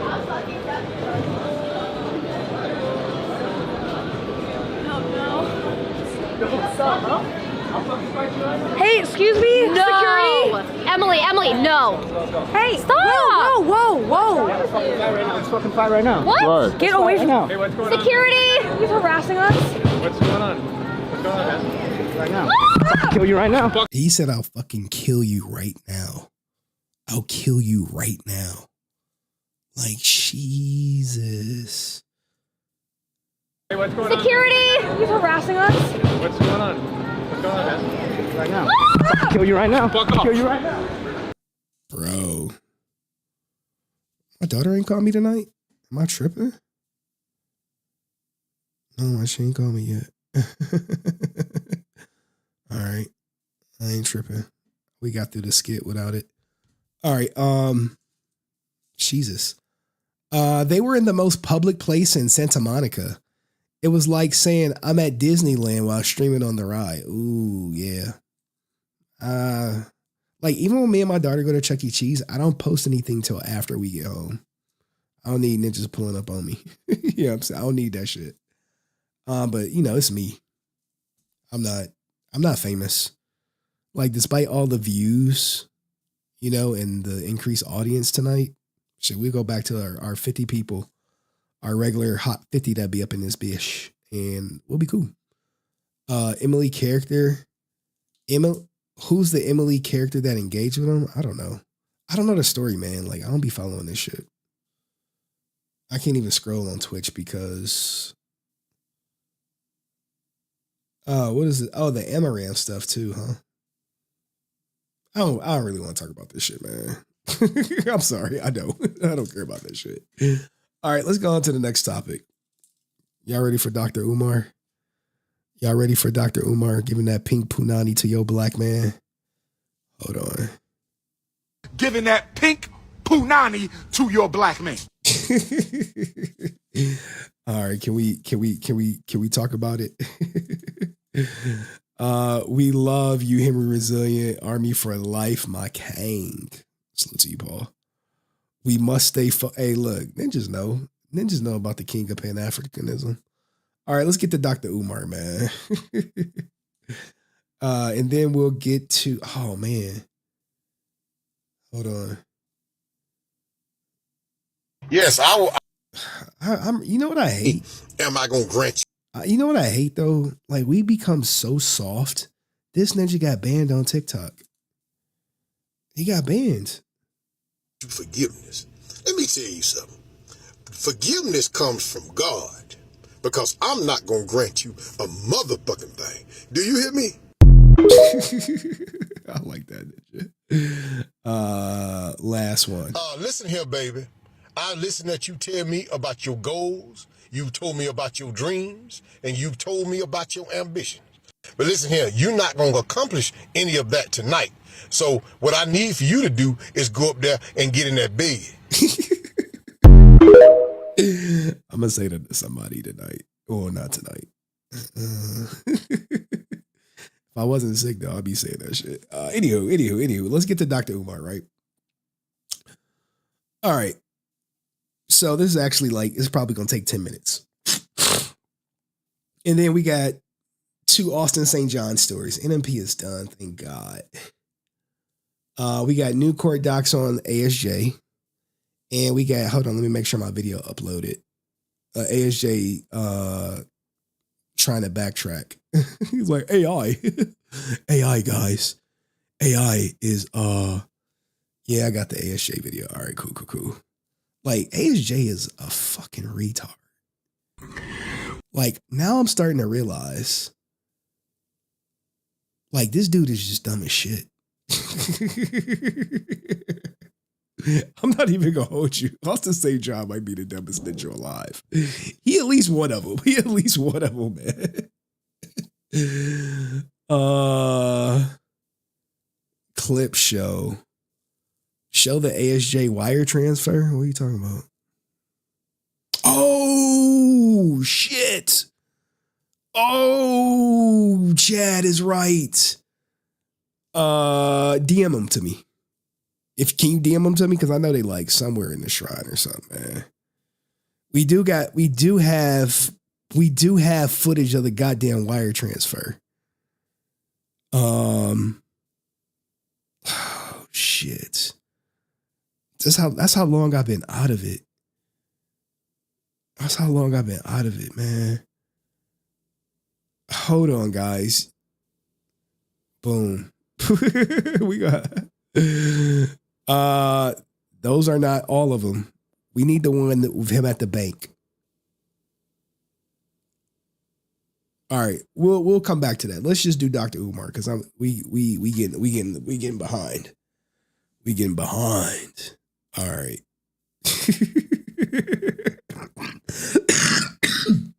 Excuse me. All right. So, Dr. Umar is currently getting exposed for being a deadbeat father. Now, the person who's exposing him is his daughter. Let's hear her out. So I just wanted to come on here with a small, short announcement. I just want to start this video off by saying I'm not trying to get clout. I literally just want to have a conversation with my father. My biological father is Dr. Umar. He has another daughter. I tried to contact him about, getting to know my sister on my dad's side. I asked him if he knows her or if he has her number. He ignored me and never responded. I'm 22 years old now. My dad has never been to anything important, no graduation, no birthday parties, nothing. He has not been in my life. Again, I'm not making this video to bash him. I'm making this video to state facts, okay? You can't get on Instagram and get on social media and portray to be an activist and talk about how black kings need to be with black women, but you're not even in your black woman's daughter's life. It doesn't make sense. You're being a hypocrite. And it's frustrating because I reached out to you. I reached out to you. I shouldn't have had to do that. I'm your daughter. But I'm smart enough and logical enough to know that you would never reach out to me because you don't have my phone number. And I'm pretty sure you wouldn't try to reach out to me because for what? I don't want anything out of you. I want nothing but a conversation. Forget the relationship. I really don't care too much about that at this point. I just wanted a conversation out of you and you shut me down. You ignored me. You should never be too busy for your daughter ever in life. So I just low-key agree with that, but he could be estranged from her daughter. Let's continue to hear her out. wanted to make this video to just try to, I guess, somehow find my sister on my dad's side. So if you see this, please reach out to me. Please DM me because I want to know who you are. Why do I have siblings out there that I don't know about? It's unfair, and deadbeat fathers is very common nowadays, especially in the black community, right? We all know Dr. Umar reps the black community or whatever, but you can't rep that if you're not even in your daughter's life. You moving backwards. You're moving backwards. It's not making sense. To the public, you look like this person, but in private, you a whole nother person.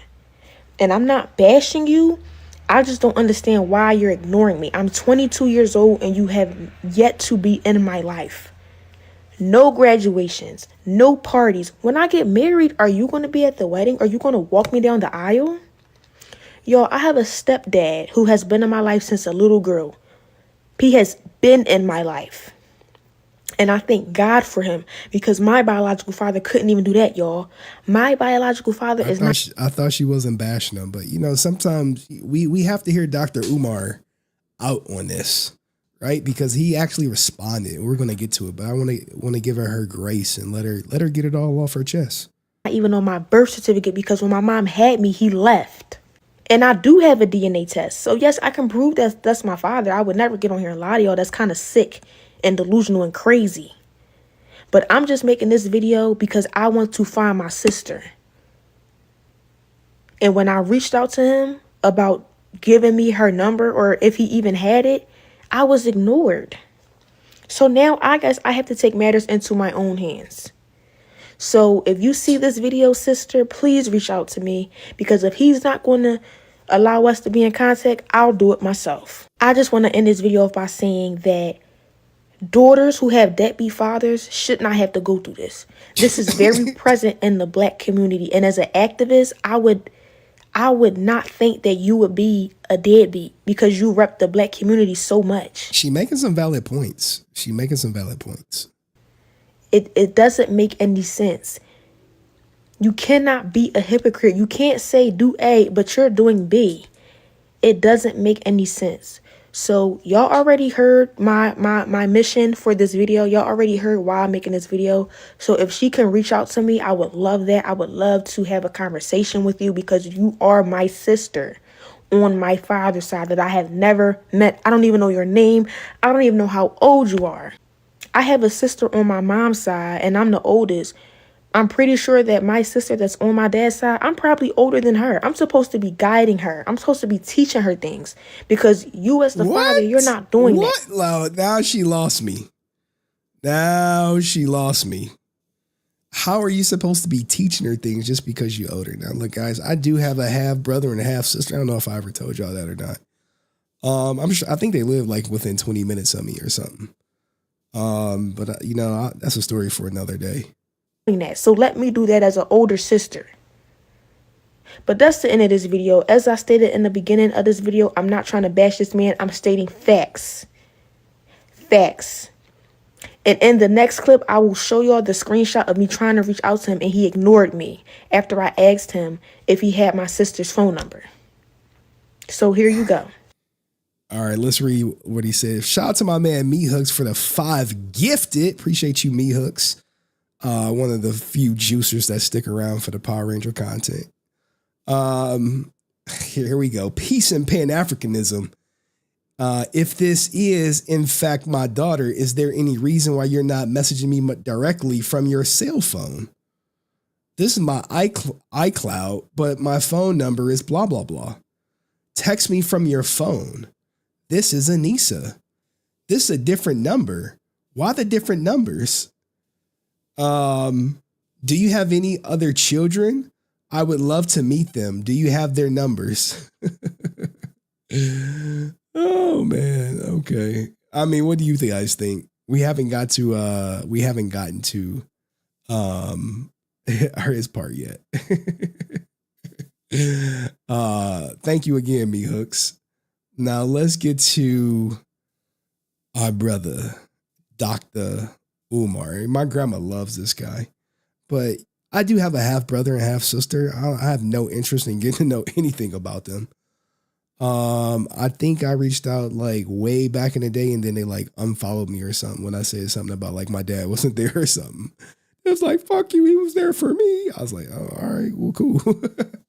But then again, my mom's a fucking piece of work, or was back in. But let's hear what Dr. Umar has to say about his daughter calling him a deadbeat. Children to do their dirty work, send the children. If they want to send the children to do their dirty work, send the children. Send who you must. But if you don't know by now, if you don't know by now who the chosen one of this generation is, you must be dumb, deaf, and blind. If you don't know who the ancestors sent in this generation, I can't speak to the previous generation, and I can't speak to the next generation. But in this generation, I think we all know who the chosen one is, brothers and sisters. But like I said, the best thing you can do, or the worst thing you can do, is mind my business, because I'm going to block your ass. And you're going to be in the book of Negroes. Okay? Yo, Dr. Umar is a whole character, man. I want to meet this ninja. I would love to get him on stream. I wonder what his rate is. Trying to build your struggle streamer career off of my back? Holy shit. Coming up out of nowhere? Acting like you've been looking for me. Get Mama Smurf. When can the three of us have a sit down? I'm ready for this. Now, he is low-key diverting the conversation because she said, hey, I wanted to know my sister's information, but definitely her going out here and saying she's Dr. Umar's daughter is going to get her some attention. Because I think it was always rumored he had kids, but they never came out. I'm ready for it. When can Mama Smurf, Papa Smurf, and Baby Smurf have a sit down? Oh, I'm ready for this. And I will have my white man paperwork. I will have my white man paperwork. When can we do the sit down? When can we do the sit down? Been paying child support since you damn near came out the womb. Deadbeat who? When can we have a sit down? Now, he has gotten some blowback because he said he paid child support. And for some people, hey, I paid my child. I did what I'm legally obligated to do, was pay child support. But he's about to mention something else. Child support started. You wasn't even out your mama yet, and she took me to child support. Deadbeat who? Deadbeat who? Child custody file this thing. So child custody file this thick. He doesn't elaborate on it though, right? Like, did he go for custody and it was denied, or mom blocked it? These are things people got to consider, you know? What are we talking about? Where is Mama Smurf? Where is Mama Smurf? Can we please have a sit down? Brothers and sisters, you can fool some of the people all the time, and you can fool all the people some of the time. You can fool some of the people all the time, and you can fool all the people some of the time. What the fuck, man? You can fool all the people some of the time, and you can fool some of the people all the time. But you can't fool the Prince of Pan-Africanism any of the time. Calling me names? Using profanity? Really? Really? Really? Yo, if my daughter ever did some stuff like this, she is out. Disrespectful mouth?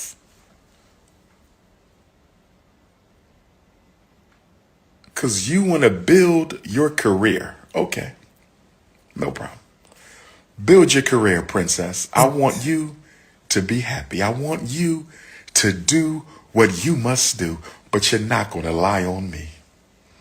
You're not going to lie on me. Lord have mercy. Social media. I told you to mind your business. When I say mind your business, I mean mind your business. Look, guys, when you air your business, it's like me talking about my divorce online and then somebody bringing it up. Like, bro, it's fair game. I put it out there. Him talking about his daughter online, people gonna naturally have questions. But if you want to block people who ask about it, it's like, bro, come on, man. Social media has turned our children into a bunch of narcissists. Ooh, I hate that word. Social media has turned our children into a bunch of narcissists. We will do anything for attention. I'm not getting on nobody live, sister. Let me say this again. Y'all still don't understand. Damn. Now, to go back to his daughter, Nisa the GOAT. Jesus, how do I do this? All right. So I guess she did end up getting in contact with the other daughter. Hello, guys. So I just wanted to come on here with a small update. I just got off the phone with Dr. Umar's other daughter's mother, and she just told me that that's her daughter. So yes, y'all, I found her. I'm going to give her a call and talk to my sister when she gets out of school. So, and I just wanted to answer a couple questions. All that, are you going to show us the DNA test? No, because it's not your business. Why? I don't have to prove nothing to y'all internet folks. I know what it is in real life. So no, you're not getting the DNA. Dr. Umar already confirmed it's his daughter. DNA test. What else have I seen? Why are you coming to the internet with this? I already tried to get in contact with him. He shut me down and ignored me. What else I've been seeing? Oh, you trying to tear down Dr. Umar? No, I'm not. He tore himself down by not building a relationship with his own daughter. What's another question I saw? It's a bunch of questions I seen, but y'all don't know nothing. That's my dad. I have the right. And that's my sister. I have the right.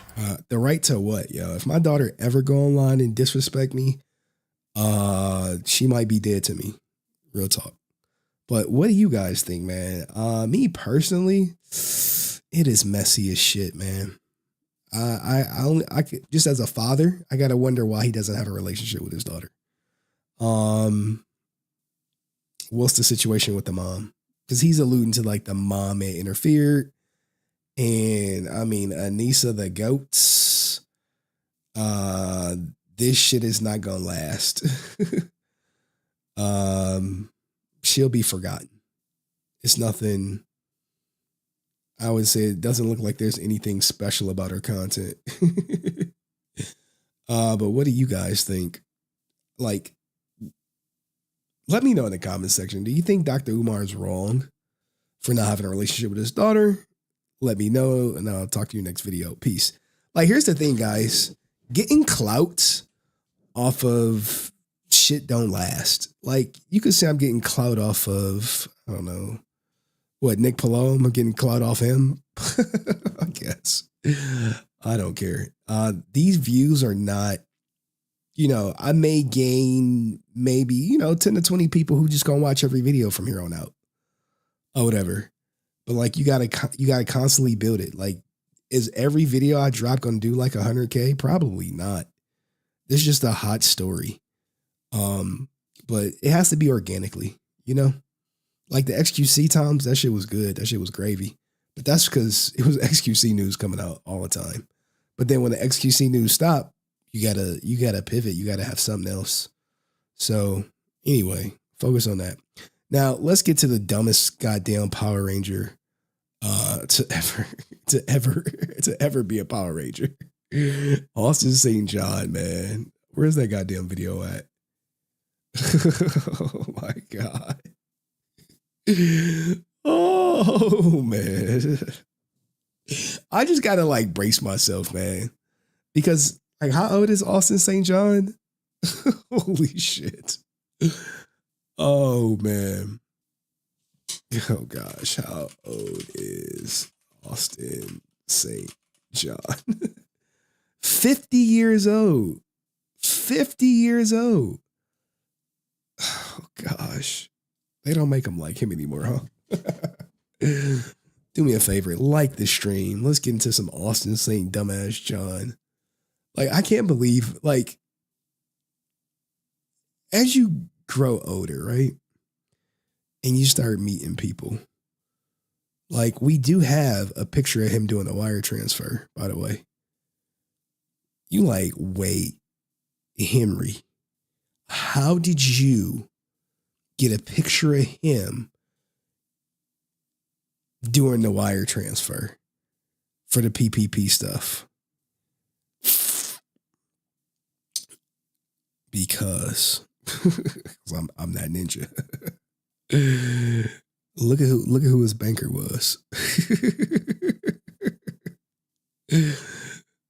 There you go. We got him. 4K. 4K.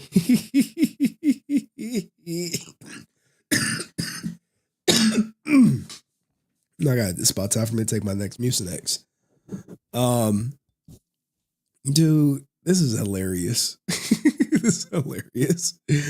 We also got more. We got more. We got when he was arrested too. Got his ass. Got him. We even got when he had a visitor come see him. We got that too. We got him taking pictures with the visitor. We got that. You like, wait, what? You got that too? Like, yeah, we got all that. We even got what the visitor showed up with.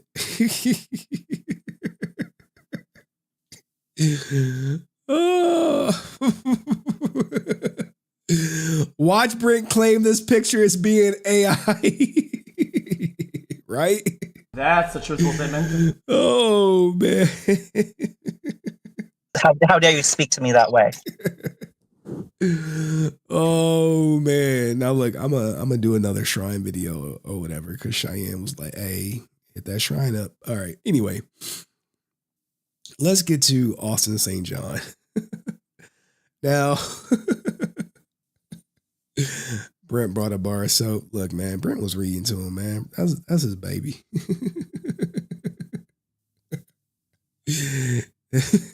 Brent probably bailed him out, man. Brent bailed him out. Like, y'all are ruthless. Oh, gosh, man. Oh, no. Oh, no.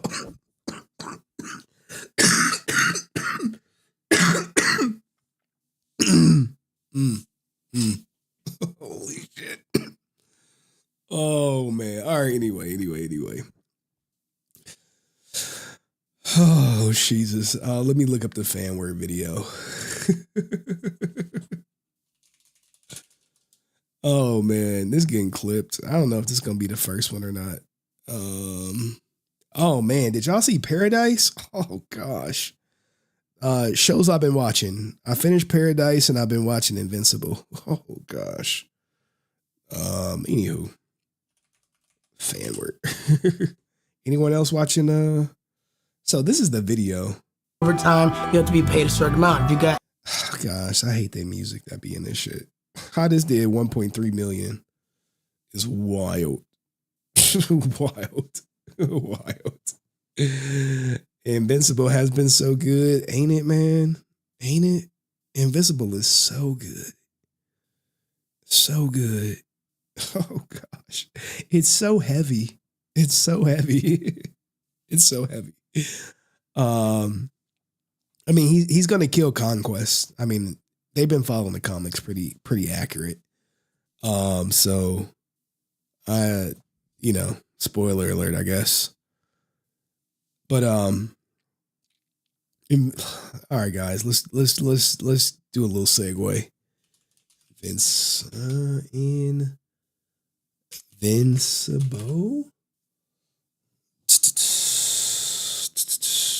Okay, guys. Man, where do I start with this show? Hey, put a 1 in the chat if you've seen Invincible. Put a 1 in the chat if you've seen Invincible. Let me see. Do I even got the goddamn audience for it? Do I got the audience for Invincible? All right, I think I lost some of the people in the mainstream. Cool. You dig, bro. You like to dig. Oh, yeah. Dig, bro. You like to dig. You know it. Damn, only like 5 of y'all didn't seen Invincible. What the hell? What are y'all, under a rock or something? Like, what the hell, man? You know, they say touch grass. Like, bro, y'all better go catch a goddamn Invincible stream. What the fuck, y'all? What are y'all doing with your life? Like, shout out to my man right here who saw it. Like, bro, I think this has to be one of the best shows ever created. And it's top 5 and it's not 5. Top 5 and not 5. It's a shame. It's a shame that we don't get more episodes of it. All right. It's a shame.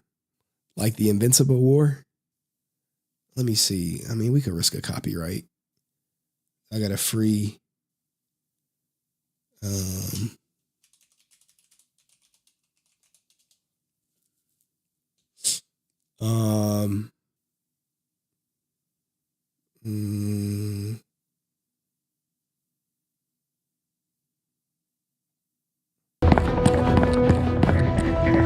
One. I thought Eve was about to get packed out. Oh, God. All right, we only gonna spend like 2 minutes on this shit because I got to keep it moving, man. And then I'll show the one that you want, answer 06. I thought Eve was about to get packed out. He was like, I always hated you. I was like, holy shit. Oh, man. Why are people on Reddit saying they... What? Bro, we got some random person. And then we have to figure out who did this.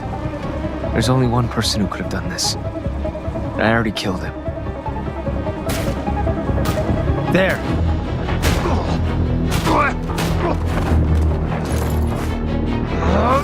Bro, I love seeing all the different Invincible variants, man.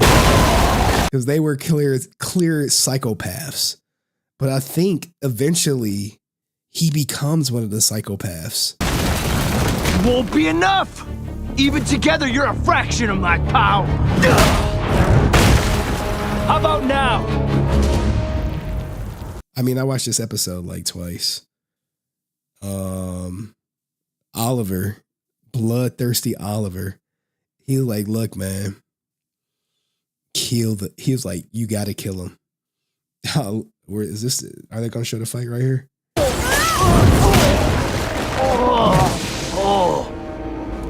Okay, I'll admit, you're stronger than I thought. If you hadn't wasted so much time protecting these losers, you probably would have beaten me already. Tell me Who brought you here? Hey, these two giving you trouble? F off! I got this. Swearing doesn't make you cool. Go. Eve. Look, he was like, Eve, you gotta go. Cause he know, like, look, bro, like, bitch, I would kill you myself. So when you got all these variants who just like, yo, we're about that life. We will kill her. She like, no, I'm gonna be by your side. And she almost get packed out. No way.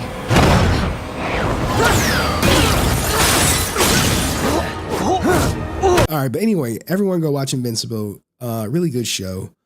I like the fact that people could die in it. That's probably one of the best parts. I don't think killing this word, Henry. What? But go watch it. Great show. Someone paid to see the hotel arrest. Hotel arrest? What hotel arrest? Is that in the shrine or something? Hotel arrest. What hotel arrest? I'm missing something. Hold on, guys. I'm trying to look for a picture. Oh. Is this what you're talking about? This the hotel arrest?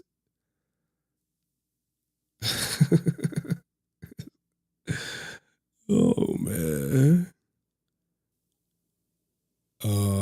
Or this? This the hotel arrest? I think you mean motel arrest. Right? Gotta be motel. All right. Anyway, let's get into the Austin St. John stuff. All right. I love this one for me. All right. We got Austin St. John, goofy self. Gosh.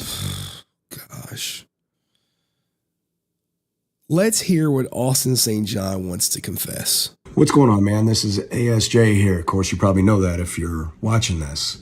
I did a video a couple months ago now. It got like 1.3 million views with Walter Jones. And, man, I got something wrong. And now that I know I've got it wrong, that's why I'm here. I'm about to correct this. And I'm about to do it hardcore, just cold, hard facts. And this time I looked up what I'm talking about, so I actually have the real facts from research as opposed to something somebody told me probably more than a decade ago that I just accepted as gospel. This is the problem with Austin St. John. He's lazy and he's an idiot. So this is the whole trust but verify thing. This is a lesson I keep learning in life, or it keeps being served up to me because apparently I haven't learned it yet. What about them PPP loans? Did you learn that? So here we are. I'm going to flip the camera around. I put in a question. I'm going to show you the question I asked. I put it into AI. I used Claude AI for those of you who want to plug the question in yourself and see what you can get.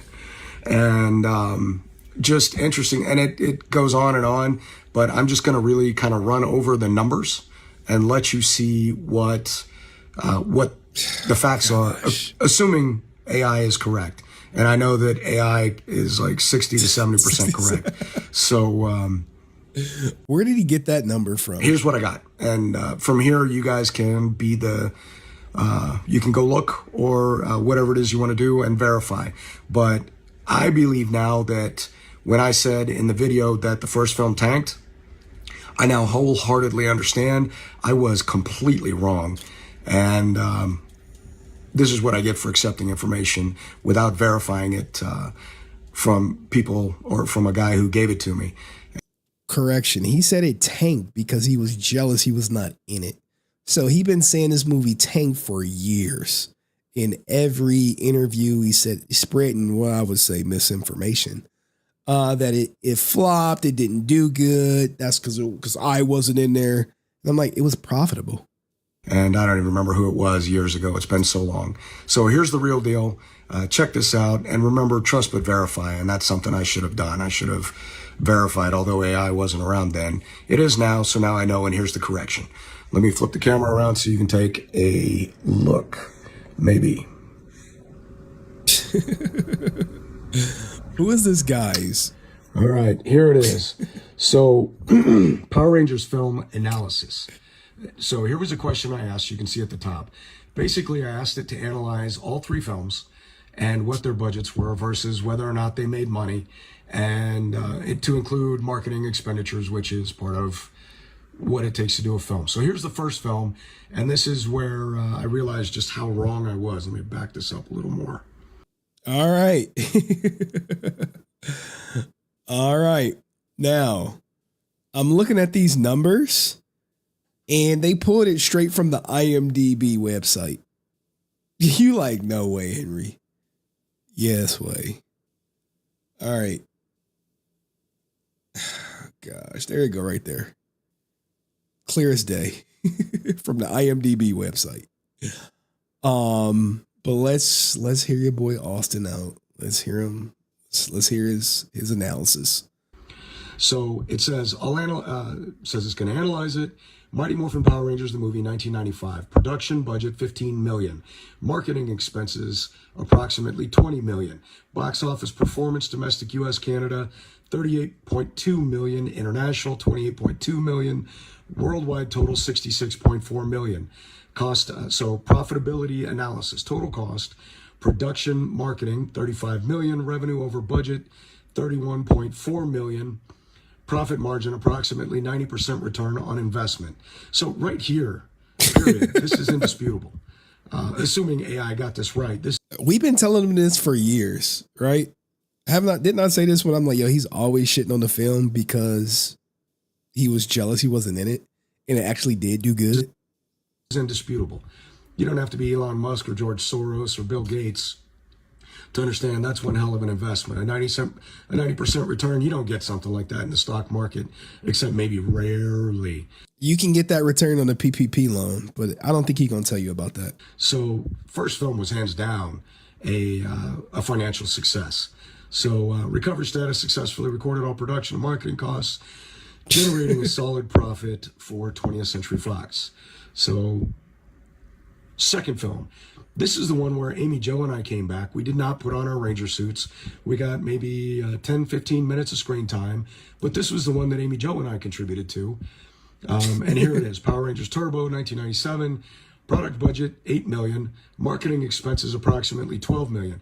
Now, somewhere long ago, somebody told me that this was the film that had a $40 million budget. And I've been talking about it like it was fact ever since. Now I know that was wrong. So I'm correcting that part too for any video I've ever put out saying the second film had a $40 million budget. Because are y'all impressed with him coming out and correcting all his wrongs? Are y'all like happy? Like, oh my God, ASJ finally righted the wrongs, guys. Are y'all like that now? It just did not. And interestingly, they spent half the production budget and a little more than half the production budget of the first film. Hold on. And then a little bit more than half of the marketing expense.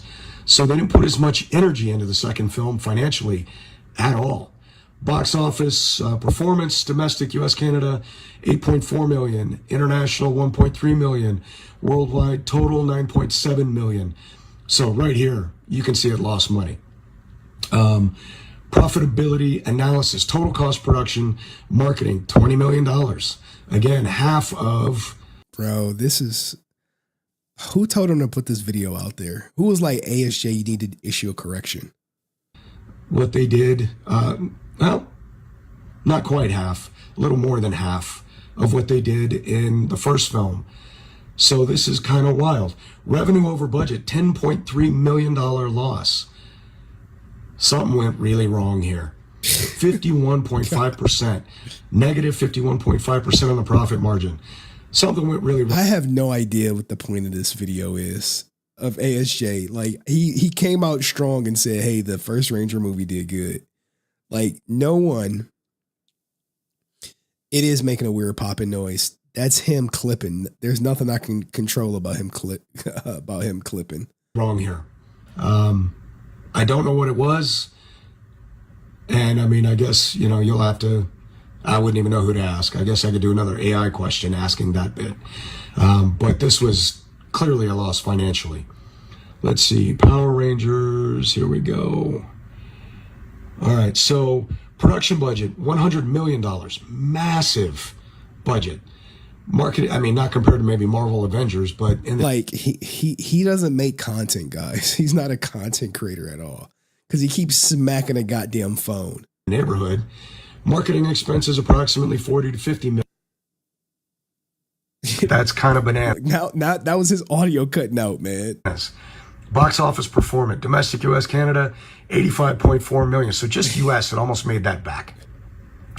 International, 56.7 million. So definitely cleared almost its entire budget right there. World, and maybe more.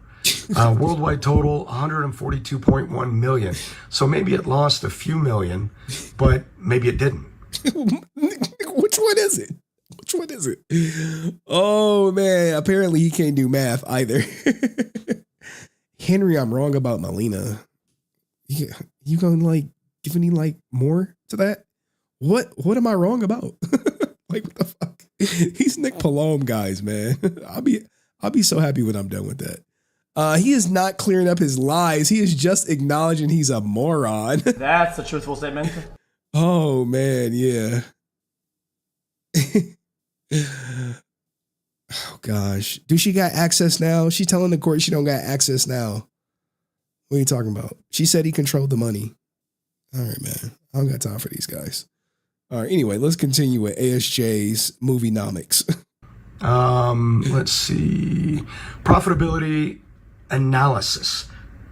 Bro, why can't he figure out if a movie was profitable or not based on the marketing budget and production budget and how much it did worldwide? Total cost production. Marketing 140 to 150 million. Revenue over budget roughly -8 million to +2 million. Profit margin nearly break even to slight loss. Okay. Recovery status. Likely failed to fully recover its combined production and marketing expenses when considering the theatrical run alone. However, home media sales, streaming rights, and merchandising may have eventually pushed it into profitability.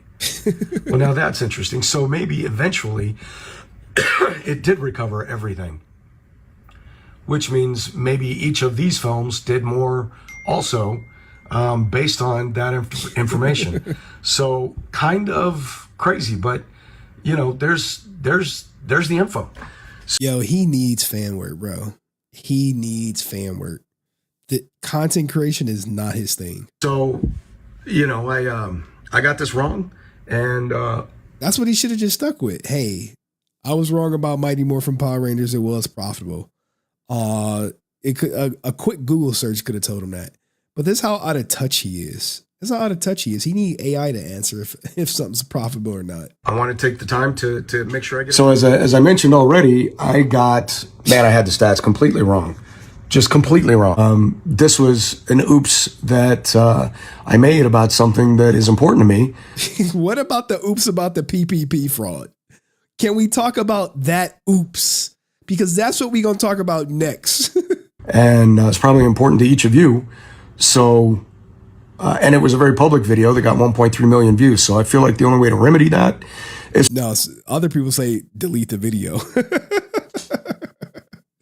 Morons would say delete the video. For me to put up another video. Oh my God. Okay, this is disingenuous at best. Okay, here's the thing, right? That video, where are we at? Shit, I don't even know what tab I got open. That video is on YouTube. That video is on FanWork. So for him to put up his I'm sorry I made a mistake video on Facebook is about the most disingenuous thing he could possibly do. If he was sincere about correcting his wrong, he puts it up on FanWork. But the quality of this garbage right here, this googly gop that we just sat through, is not up to standards to be on FanWork. So if he was smart, which we already know he's not, he would have put it on FanWork. But I don't think he's sincere. I mean, he tried to scam the government. So I will always think he is a scammer. So he's, trying to trick y'all into thinking that, I'm trying to correct my wrong. Like, ninja. That's like, imagine me getting something wrong about Nick Polom's divorce and me putting it in a tweet. Like, I got this wrong, guys. Sorry. They're like, ninja, you just got 100,000 views off saying some faulty stuff. Yeah, but I put that tweet out, man, that only like 10 people saw, so it's all good, right? No. I don't know how people don't see through them. Talking about these facts, assuming again that AI got it right. And I think AI, like, you don't know how to fact check AI? is probably a whole lot smarter than the guy who gave me the information. Yo, ASJ is dumb. I'm just convinced, man. I'm convinced. I'm sorry, he might be the dumbest ranger. But what do you guys think about ASJ corrected his wrong, saying the original Mighty Morphin Power Ranger movie flopped, and then giving us a spiel about profitability through AI? Let me know in the comments section. I'll see you in the next video. Peace. God damn, man. Insufferable. In-fucking sufferable. Man. Oh, man. Oh, God, ASJ. He got family looking up at, like, he's a father. He's a father. Imagine it. Imagine it. Oh, man. I got to take a break. Gotta take a break. Oh, God. I got to take a break, man. I got to. I want to go to the next ASJ story because it's more proof that he cooperated on scamming the government. More proof. You like, Henry, you don't got more proof. I'm like, all I do, like, if it's up on somebody, like, it's going to be up on them for life. I'll cover every story. Shout out to my man, a la carte Morningstar, who said ASJ and Rican need to remake Dumb and Dumber. Yo, Rican would take that, man. He would take that. I saw a picture. Someone sent me this picture. Where is it at? Where is it at? Here's the hotel arrest. There's the good old hotel arrest for y'all. That they wanted me to show. He gonna be so happy we talked about him on stream. Like, you guys talked about me on stream and shit. I'm about to make 50 stories about Henry, man. I'm about to make 50 stories, man. Fuck Henry. Drop the link, man. Drop the link. Like, this ninja gotta be with, like, I don't know who is dumb. Like, it's like a couple dumb people. You got Nerdtalk. You got ASJ. You got Rican. Where's the picture at? Where's the picture? Hold on. I gotta go find it. Someone sent me the picture. I'm like, this ninja look homeless. Where he at? Oh, yeah. We still watching Dust's video. What's this? Francis with the fucking goofy ass filter. Oh, gosh. Where is Francis at these days? What the hell is this? Hold on, man. I gotta find it. I gotta find it. Here. Where's the goddamn original one?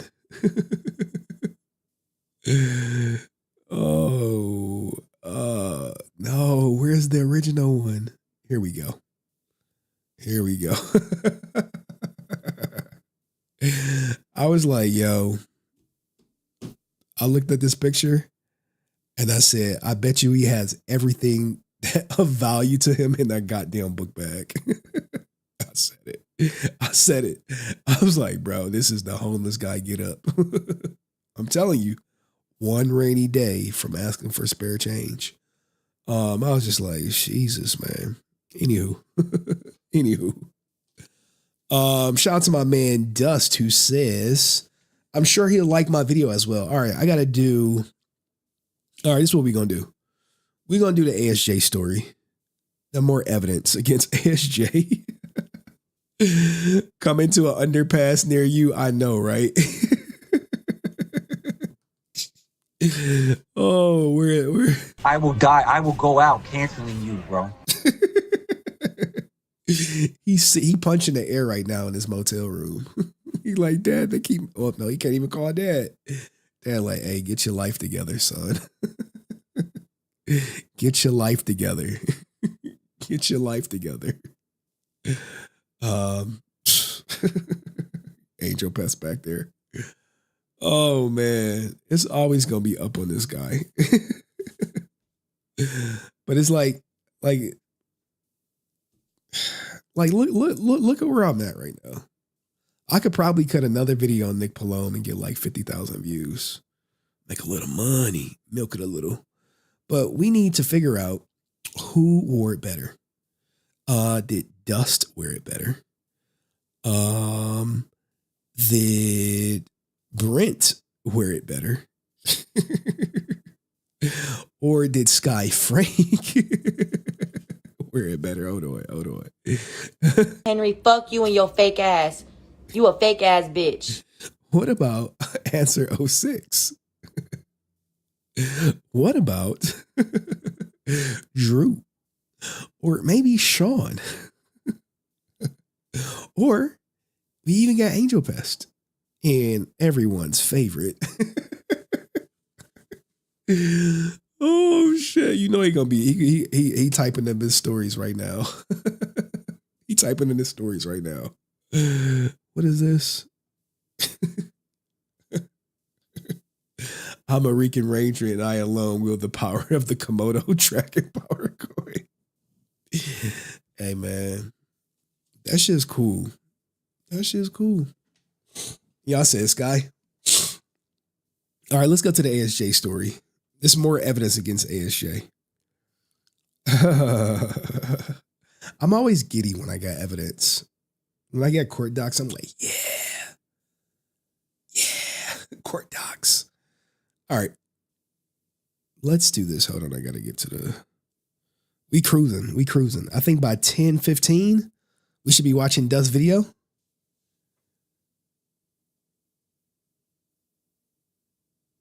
Dude, watch the video, dog. Like, watch the video. People are behind on the stream. I mean, I already addressed it. Read the court docs, make up your mind for yourself. Shout out to all these NMP people. He got like at least he got an active audience and shit. They say y'all are a cult. They say y'all are a cult. Imagine if y'all caught me lying. They caught this ninja lying and they still sweeping for him. They like, they still sweeping for him. I'm like, he just lied to y'all. Well, it's none of our business anyway. I'm like, what the fuck? Oh man, let me change this. Let me change this. How y'all doing on this weekend, man? It's been a while. I ain't seen y'all in like a week. More evidence against ASJ. Hold on. AGAINST. All right. Boop, boop, boop, boop. Oh, there go Francis. I was wondering where your ass was at. You just tuned in, Darius. All right, man. Go ahead, going back to the Nick Polom part. I'll talk about it. I'll talk about it.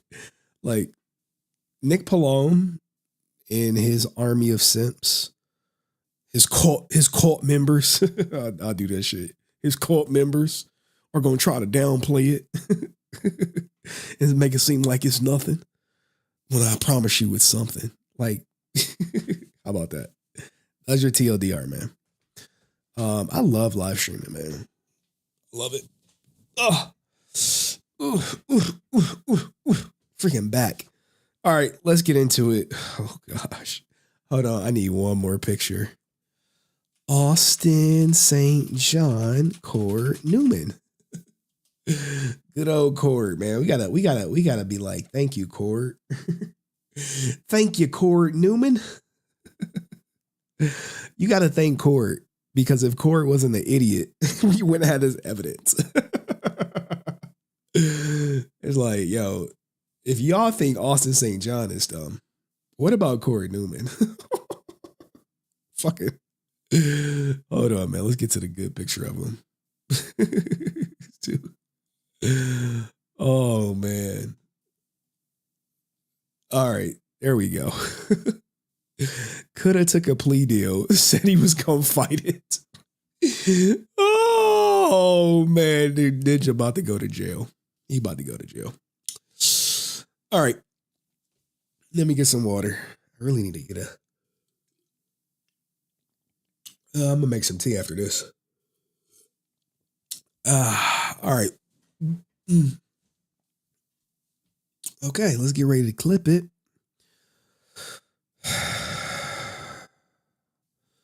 Austin St. John's former BFF, Cord Newman, half of Dumb and Dumber. If you guys don't remember, Austin St. John was arrested and pled guilty to conspiracy to commit wire fraud. And in the end, he actually testified against Cord Newman. Cord Newman was found guilty and he has yet to be sentenced. But if you don't remember, Cord Newman is requesting a new trial.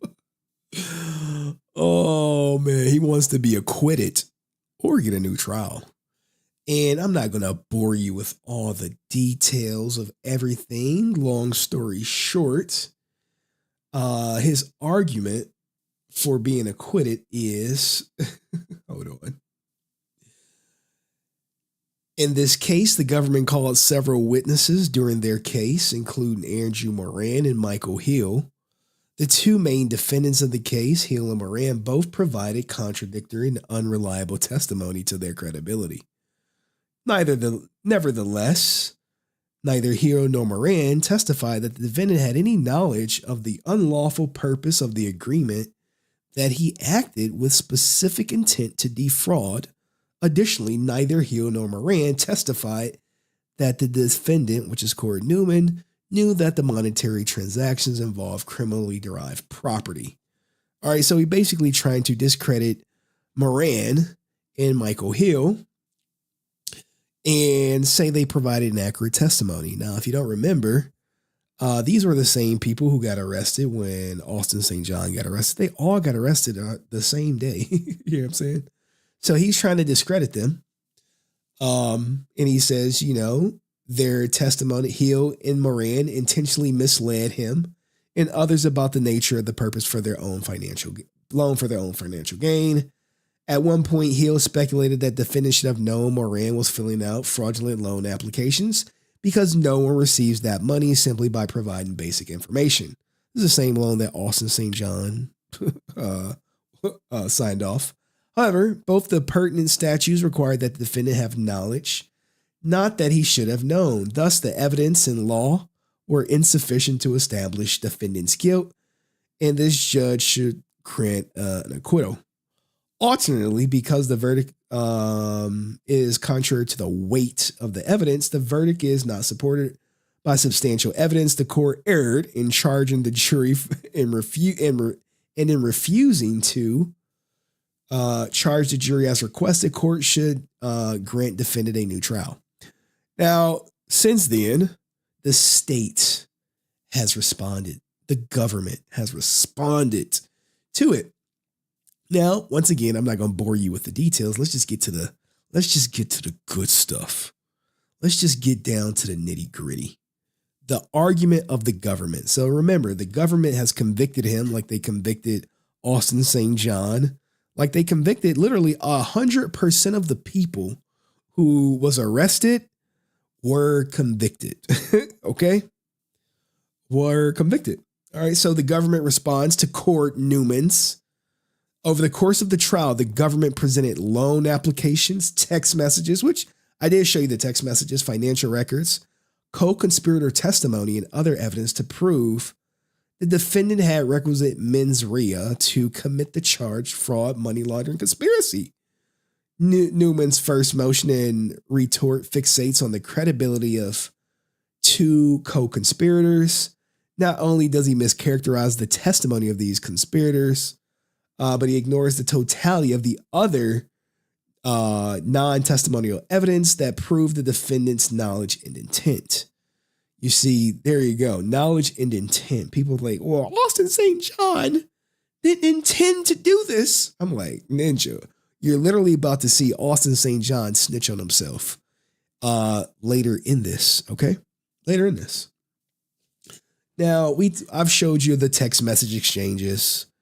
That's, we can talk about it where, Hill sent you Andy Moran number because he got a forgiven loan for $225,000 from the government. So I told him I was sending all my boys to him. We all can put it into a trading account that's earning 20 to 40% a month. Newman, yes.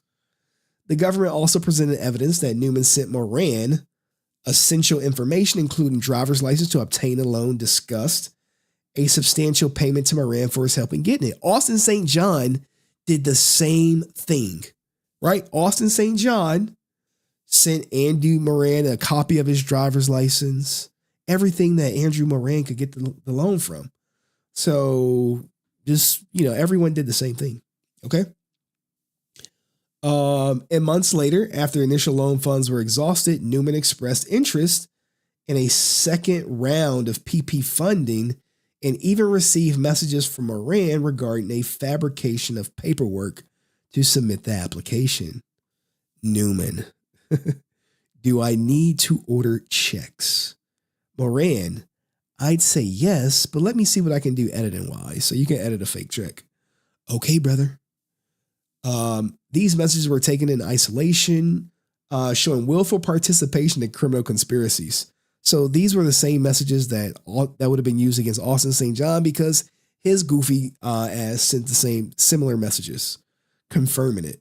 The text messages were corroborated by financial records presented. For example, the agreement to invest loan funds was demonstrated by Newman's substantial transfer of loan funds within 1 day of receiving the PPP money. Austin St. John did the same thing. This is why I keep telling people, if Austin St. John would have pled not guilty, you literally could switch out Cord Newman's name, put Austin St. John in there, and the same evidence would have been used because they all did the same thing. $140,000 transfer to Michael Hill. Newman's agreement to launder the funds is further demonstrated by his use of the loan money to pay Moran his kickback or service fee, and likewise demonstrated by his non-business personal lifestyle expenditure of the remaining funds. Now, here we go. Here's your boy Jason Geiger coming into play. Newman's knowledge and intent was further corroborated by the testimony of co-conspirators, including Jason Geiger. Jason Geiger. Now, if you don't remember, I told you guys a while back that they conspired to defraud the government in Austin St. John's garage, where originally it was Michael Hill talking to Cord Newman about it, and Austin was so thirsty, he was so broke, he wanted to, hey, I want to be a part of it too. Now you're about to see that. Now you're about to get that. The testimony of the cooperating defendant showed there was a collective, undisputed understanding of the following key facts among the co-conspirators. The PPP was a business loan program. PPP was funded by the government. 3, the defendants would use PPP funds for unrelated investments such as foreign exchange currency, which Austin St. John did. Indeed, Geiger even testified that Newman discussed the loan program with him, introduced Geiger to Michael Hill, and met both Hill and Geiger to discuss the logistics of applying. Goddamn. Well, he didn't intend to defraud the government. Brent, where you at? He didn't intend to do it. The government lying. I think the government's telling the truth. Yeah, he was out to defraud the government. Hey, right here. Indeed, Geiger even testified that Newman discussed the loan program with him, introduced Geiger to Hill, and met with both Hill and Geiger to discuss the logistics of applying. Damn. You hate to see it, right? You hate to see it. Thus, viewing the evidence in light of the most favorable to the government, the jury entered a rational verdict. Newman could not overcome his heavy burden here. The court should deny his motion. And the court will deny his motion. This ninja going to jail. And shout out to Austin St. John for helping put him in jail. Ain't nothing like you being free while you putting your homie in jail. You know what I'm saying? But at the same time, Corey was offered the no jail option, but he was too full of himself. So he pled not guilty, took it to trial and lost. Austin St. John would have did the same thing. He would have had the same fate. So there you guys have it. Right there from the government. Do I still need to pay for the transcripts? It's $440. Let me know. Do we need to get the transcripts? But what do you guys think? Austin St. John testifying that they discussed the loan program with him, and Corey Newman introduced Geiger to Hill and met with both Hill and Geiger to discuss the logistics for applying. There you go. More evidence to show you that he intentionally set out to defraud the government.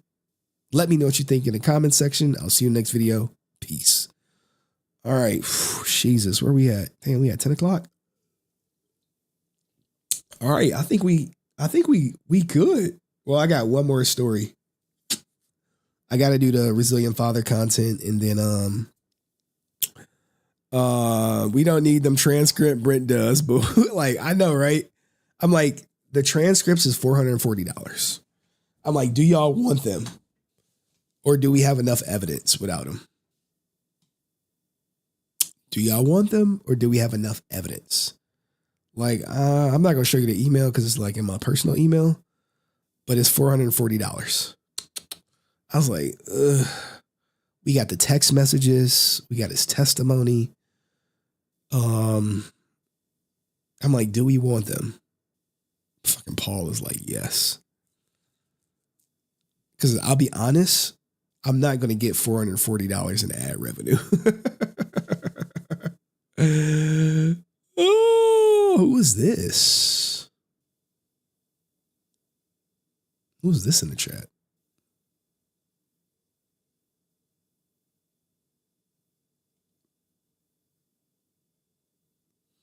Who that?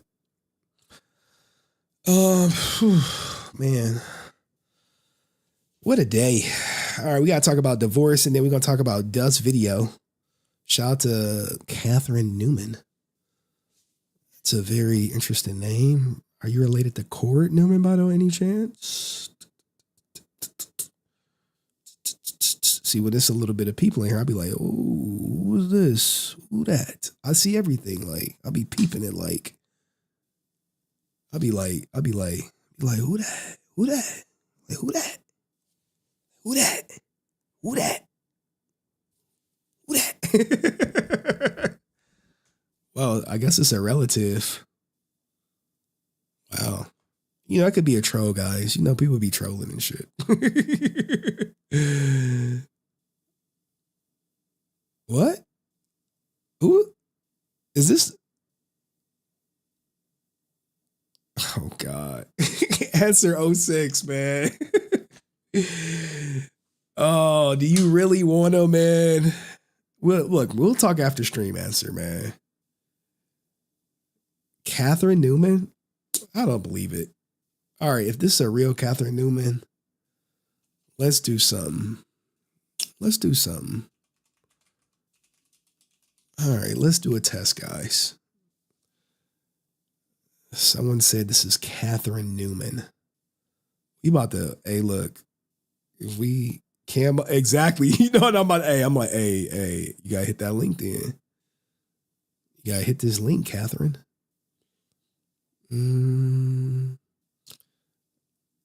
Okay. If this is truly Catherine in, hold on, guys. Hold on. I got y'all. Let me see I gotta see what channel she on. Okay. Catherine. Hit the link. Hit that link. That link is for you. Catherine Newman. Hit that link, please. This is the ex-wife to be. Okay, this might be the real deal. Let's see if she hit the link. If she hit the link, we Gucci. Let's see. It's the moment of truth, man. It's the moment of truth. It's the moment of truth. Damn, my daughter ain't called me tonight. Ain't that about a bitch?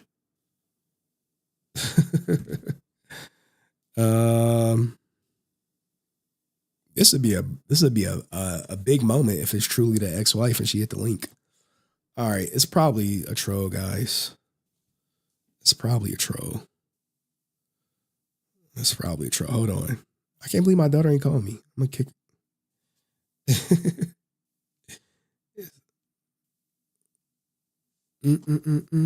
All right, she going.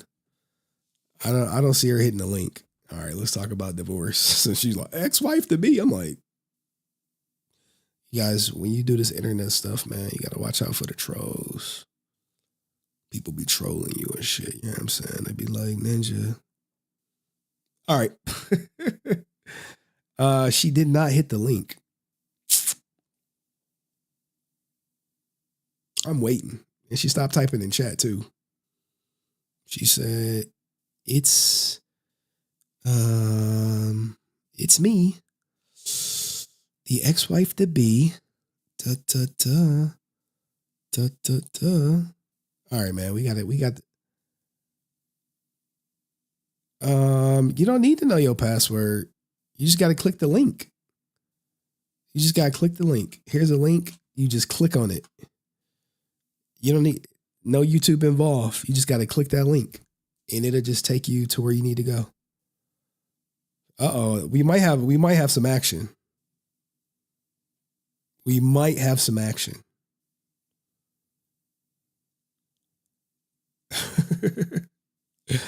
I don't know, man. I don't know. Like, don't get my hopes up, man. You know, people be getting my hopes up and shit. You know, like, it's like, we get a lot of catfish accounts here. She says, check-in. All you got to do is click that link. Click here. And we'll get you right on up here. I promise you. You don't even got to show your face if you don't want to. All right. While she's working on clicking that link,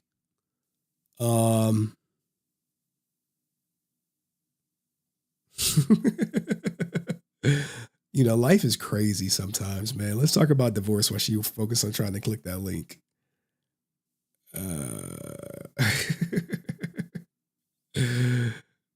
Oh, man.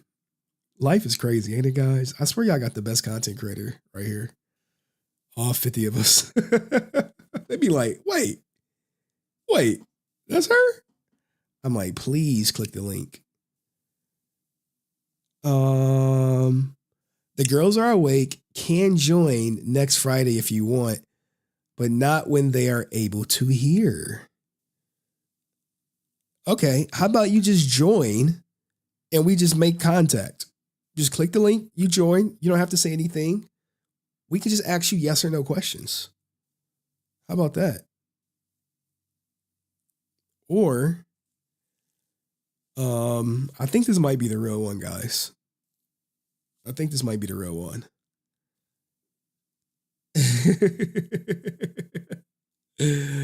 You click the link and I'll do all the you could just say yes or you could just say no.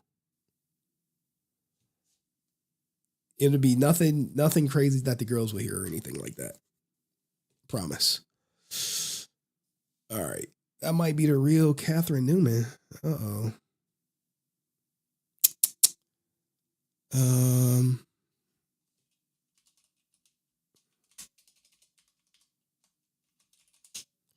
All right, cool.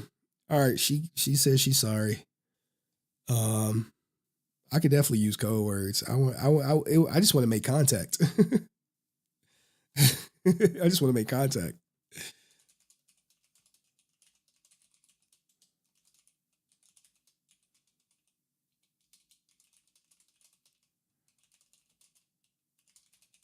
All right, cool.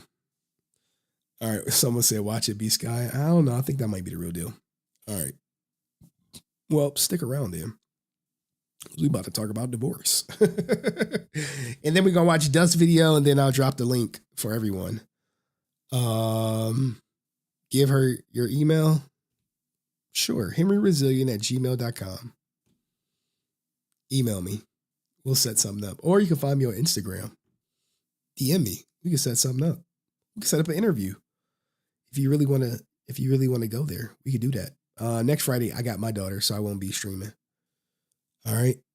Oh, gosh. When am I doing the Destiny lawsuit? Oh, man. Here's the thing about the Destiny lawsuit. I meant to check it.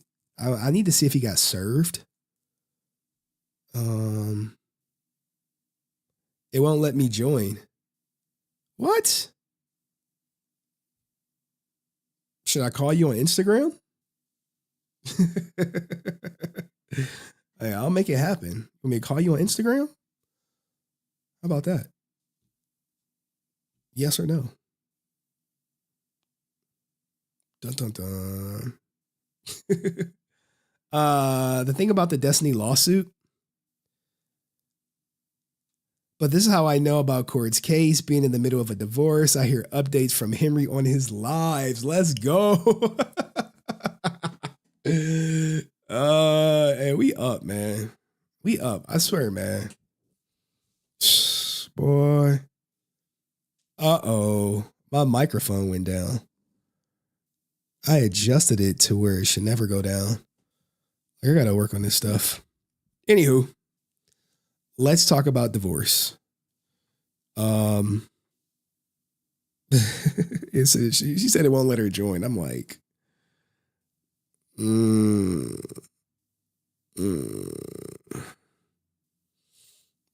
Let's try something. Let's try something. Give me a second. Give me a second as I try to make this connection. Instagram acting up. Come on now. Come on now, you little. Damn, I wanted to talk about LeBron James' son. He like, don't be talking shit about my son. It's a man's world. Okay.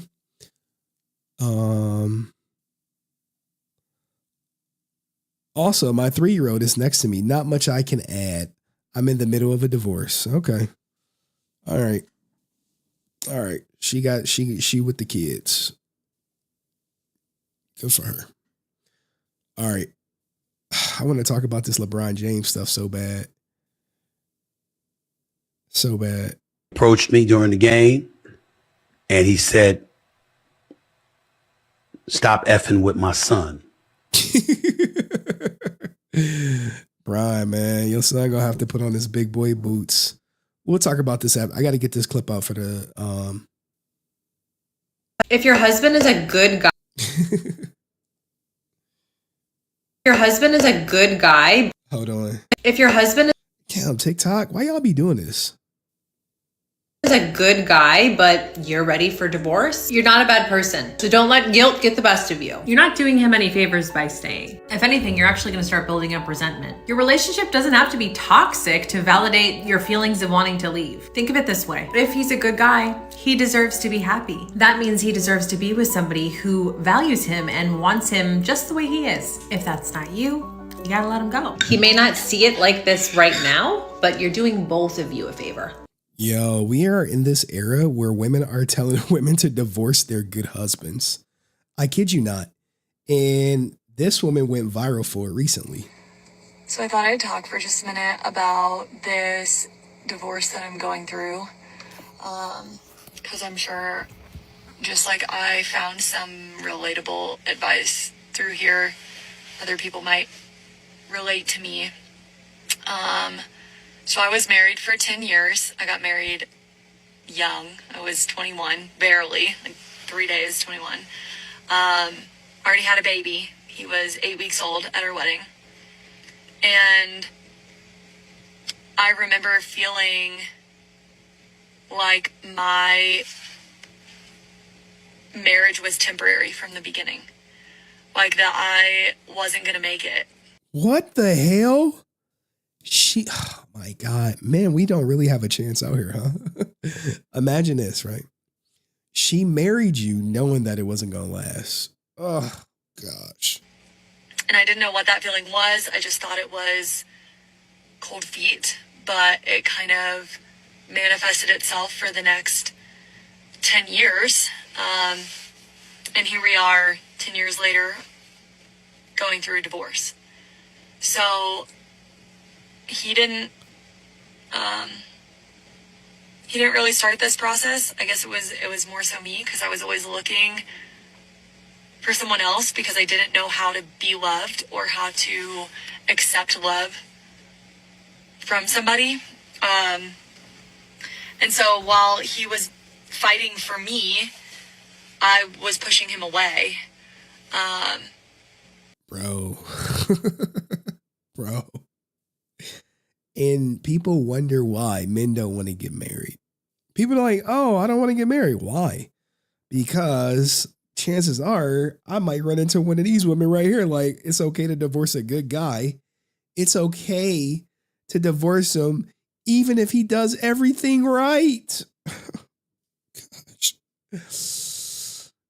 Oh man, there's no more there's nothing special about being married now. You know, back in the day, divorce used to be like bad. No divorce no matter what. But now, today, she like, yeah, he's a great father, great husband. Yeah. But I don't want him. But I never truly accepted happiness. I left the good guy. I left the guy that everybody looks at and is like, that's a dad. That's a husband. That's how it's supposed to be. He did the dishes. He cleaned the house. He took the kids to school. He worked all day. He made good money. He supported us. I mean, yeah, we had our problems, but he was the good guy. So I'm here to tell you, it's okay to leave the good guy. Don't stay because he's the good guy. Leave because he's not the guy for you. Leave because you have to be happy. Because if you don't feel in love, then who cares if he's the good guy? And that is a harsh reality that I'm facing right now, and a lot of scrutiny from a lot of people. Oh yeah. She deleted this after it went viral for her divorce the good guy rhetoric. And a lot of women who push the divorce the good guy rhetoric either delete the video because of the backlash, or they turn off the comments because of the backlash.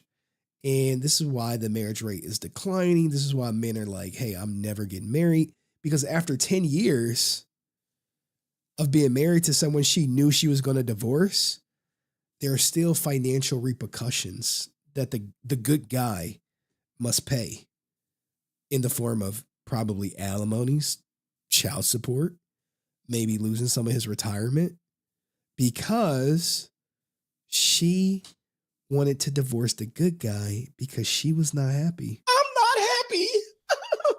He was the good guy, but not the guy. He was the guy to marry, but not the guy to stay married to. Like, oh my God, man. Good luck. But it's okay to leave the good guy. I hope that helps you, because nobody has looked me dead in the eye and say it's okay to leave the good guy. If your husband... Oh gosh. And it diverts back to this woman who started the rhetoric. So what happens is you have these trends on social media that go viral, and then you have a lot of women, a lot of impressionable women who's like, well, this woman on TikTok said it's okay to divorce the good guy. And I'm like, yeah? Is she happy? That's what they don't tell you. They don't tell you that, yeah, you know, divorcing the good guy probably wasn't the best idea in hindsight when you become street meat. Husband is a good guy, but you're ready for divorce. You're not a bad person. So don't let... So there you have it, guys. And what will they say? Where is all the good men go? Where are all the good men at? They're not around anymore. They don't want to get married no more. Oh my God. Me Hooks, you don't want to get married? How dare you not want to get married? Like, remember, you are risking your financial future as a man getting married.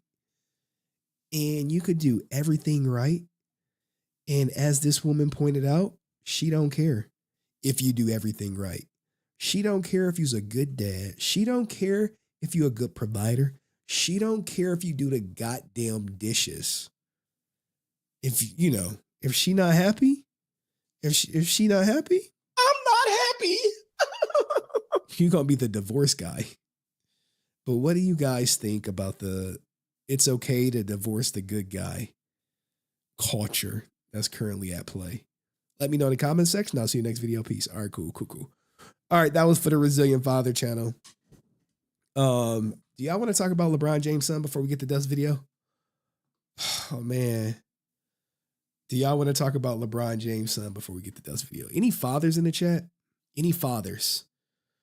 Any fathers? Any fathers? Let's talk about King James. Right, you see, like he with it. He with it.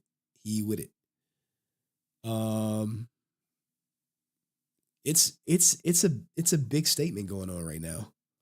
It's a big thing. I have a Dagu. Does that count? Talk about it. All right, there we go, Chad. He like, hey, talk about that shit. All right, say less. Say less. Let me make sure this was LeBron James coming up to me. LeBron James knows. All right. I got it. Give me a second. Copy link. Is this fair or foul? Look, I'm a father, but I got a daughter. But here's the thing, right? I know why LeBron is saying this. And I know why Stephen A is taking the tone he's probably taking. Oh God, Taxstone is an idiot. I'm so happy for Tory Lanez. I'm just going through my It's like, bro, like, I don't want to. All right, cool. They got the two guys who killed the goddamn rapper and his daughter. All right, let's talk about it. Shit, let's clip it. Why not? You know what I'm saying? Let's make some content. Then we're gonna watch Dust video. Then I'm gonna drop the link. So by 11 o'clock, Ninja should be able to come up. And that's a 4-hour stream. But look, man, I'm sick. So Ninjas, don't be coming up here trying to tell me, everything, you know what I'm saying? And my sound thing is not working right. It's pissing me off. It really is.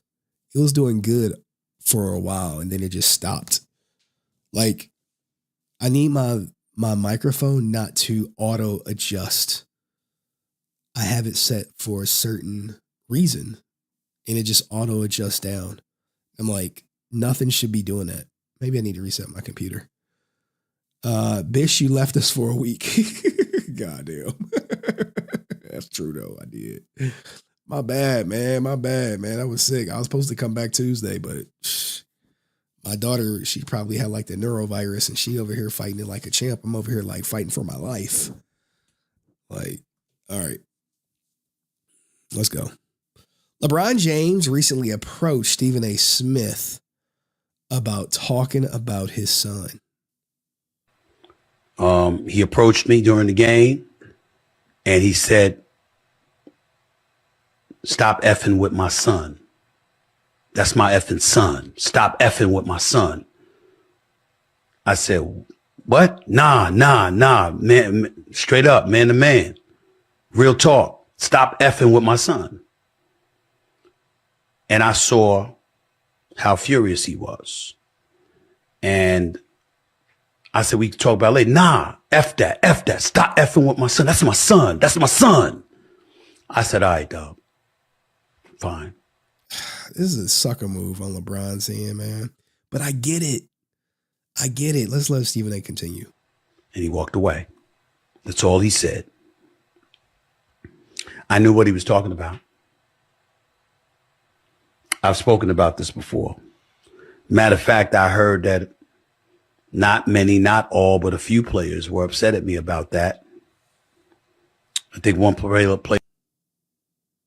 was Draymond Green, who I haven't spoken to since and has no desire to speak to me primarily because of this, I suppose.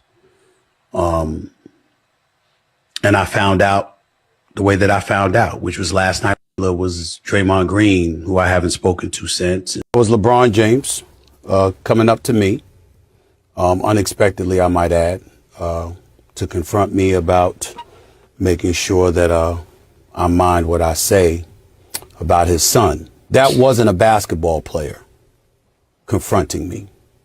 That was a parent. That was a father. And I can't sit here and be angry or feel slighted by LeBron James in any way in that regard. By all accounts, he's obviously a wonderful family man and a wonderful father who cares very, very deeply about his son.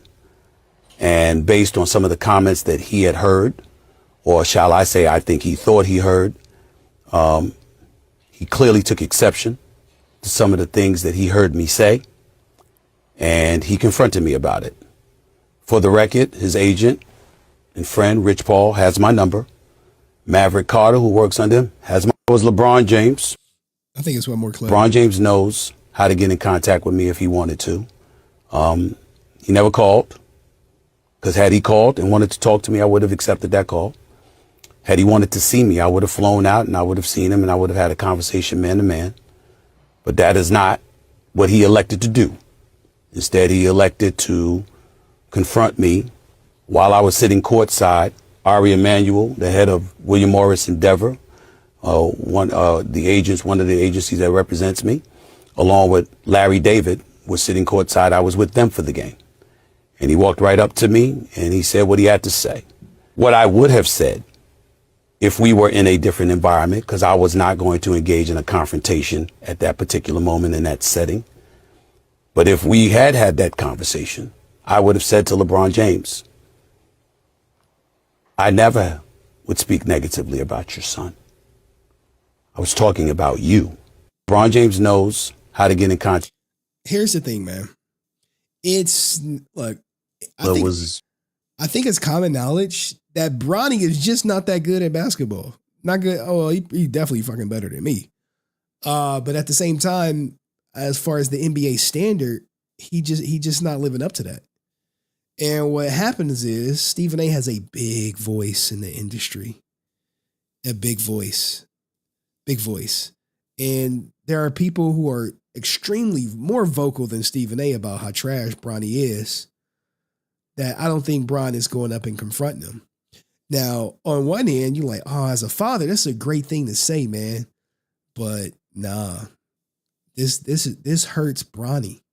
This hurts Bronny more than it helps him. Because even though LeBron is trying to, let's just say, do the honorable thing and like stand up for his son and say, hey, stop talking negatively about my son. If you say, I think at one point in time, Bronny had the worst field goal percentage in the entire league, in league history. It was a fact. He had that percentage. It belonged solely to him. I don't know if it still does or if that record has changed, but that was a record that was out there and it was all his. So if you say, yo, he has the worst field goal percentage in the NBA, then hey, that's just what it is. LeBron could take it as, a slight to his son, but it's a fact. But the thing that Bronny is trying to look out for is Stephen A 100% has the ability to negatively impact Bronny's career because his voice. his voice carries. I mean, I think he re-signed with ESPN for $100 million over 5 years. $100 million Stephen A got for ESPN for over 5 years. So if he going in on Bronny, you know what I'm saying, every day in and day out, like, is Bronny going to make it out the G League? Is he going to make it, to like the top echelon of the NBA? Right now, it's not looking like it's going to happen. Right now, it's not looking like Bronny is going to cut it in the NBA. And all the arguments that say, hey, Bronny is only in the NBA because of who his father are, people are like, it's looking that way. Now, I know like Rich Paul would say, no, it's, he was going to be in the NBA whether LeBron was his dad or not. I'm like, Ninja, stop the cap. Stop the cap. Stop the cap. But I think this was good intentions, but he should have did it privately where Stephen A can't turn it into content. Because now, guess what? Everybody going to start teasing Bronny and be like, your dad going to come up to me too? Your dad going to come up to me too? What your dad going to do? If they already not doing that shit right now.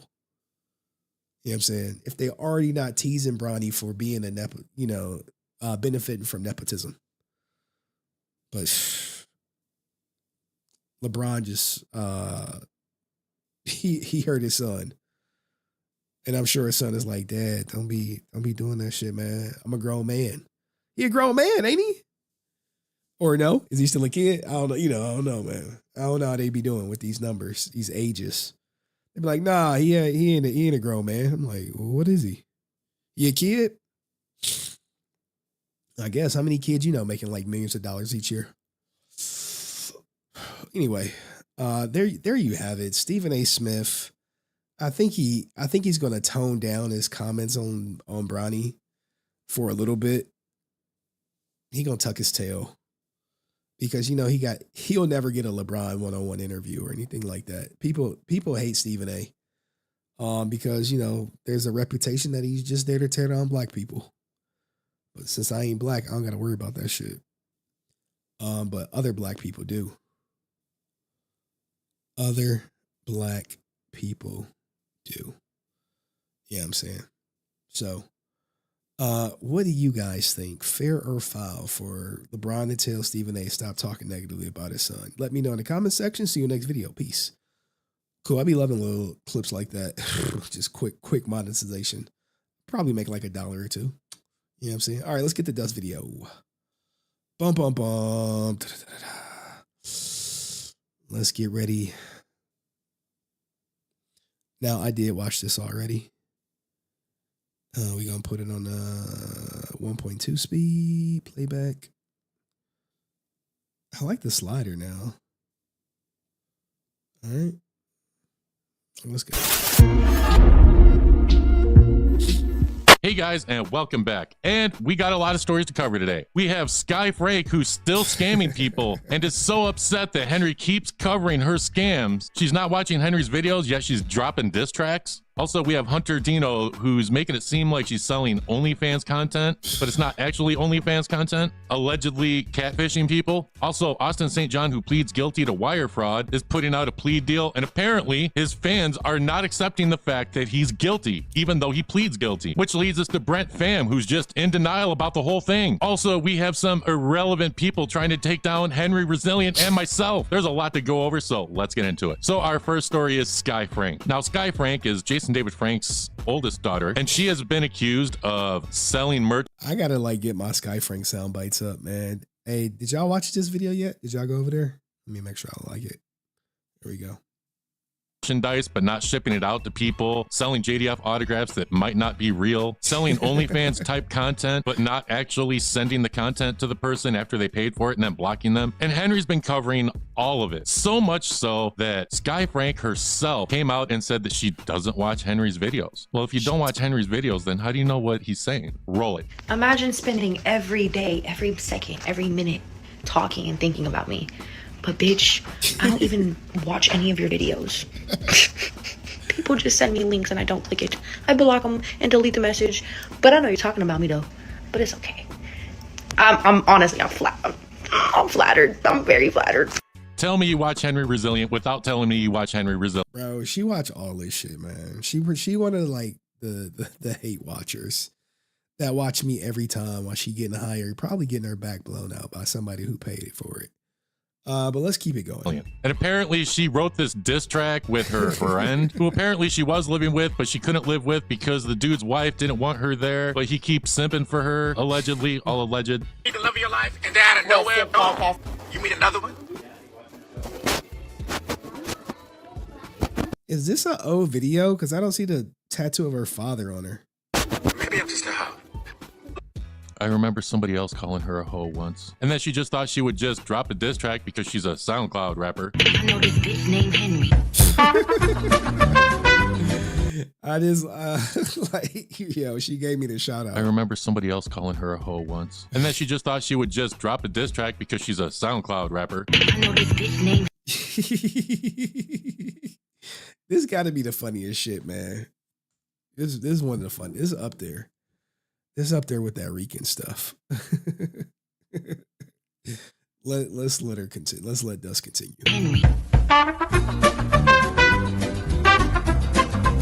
Okay, I'm not going to subject you to all of that. So let's move on. So like I said, Sky Frank had been accused for scamming people. Now she had an OnlyFans that failed and she says she can't get back into. And a lot of people think she just says that because her OnlyFans wasn't making any money. So the few people that actually want that content are privately messaging her. So then they agree that they'll pay X amount of dollars and she'll send the content. They pay the money, she doesn't send the content, she blocks them. And apparently she does do this same thing with her merch, although she did put... Yo, Dust did his research, but yeah, that's her MO, guys.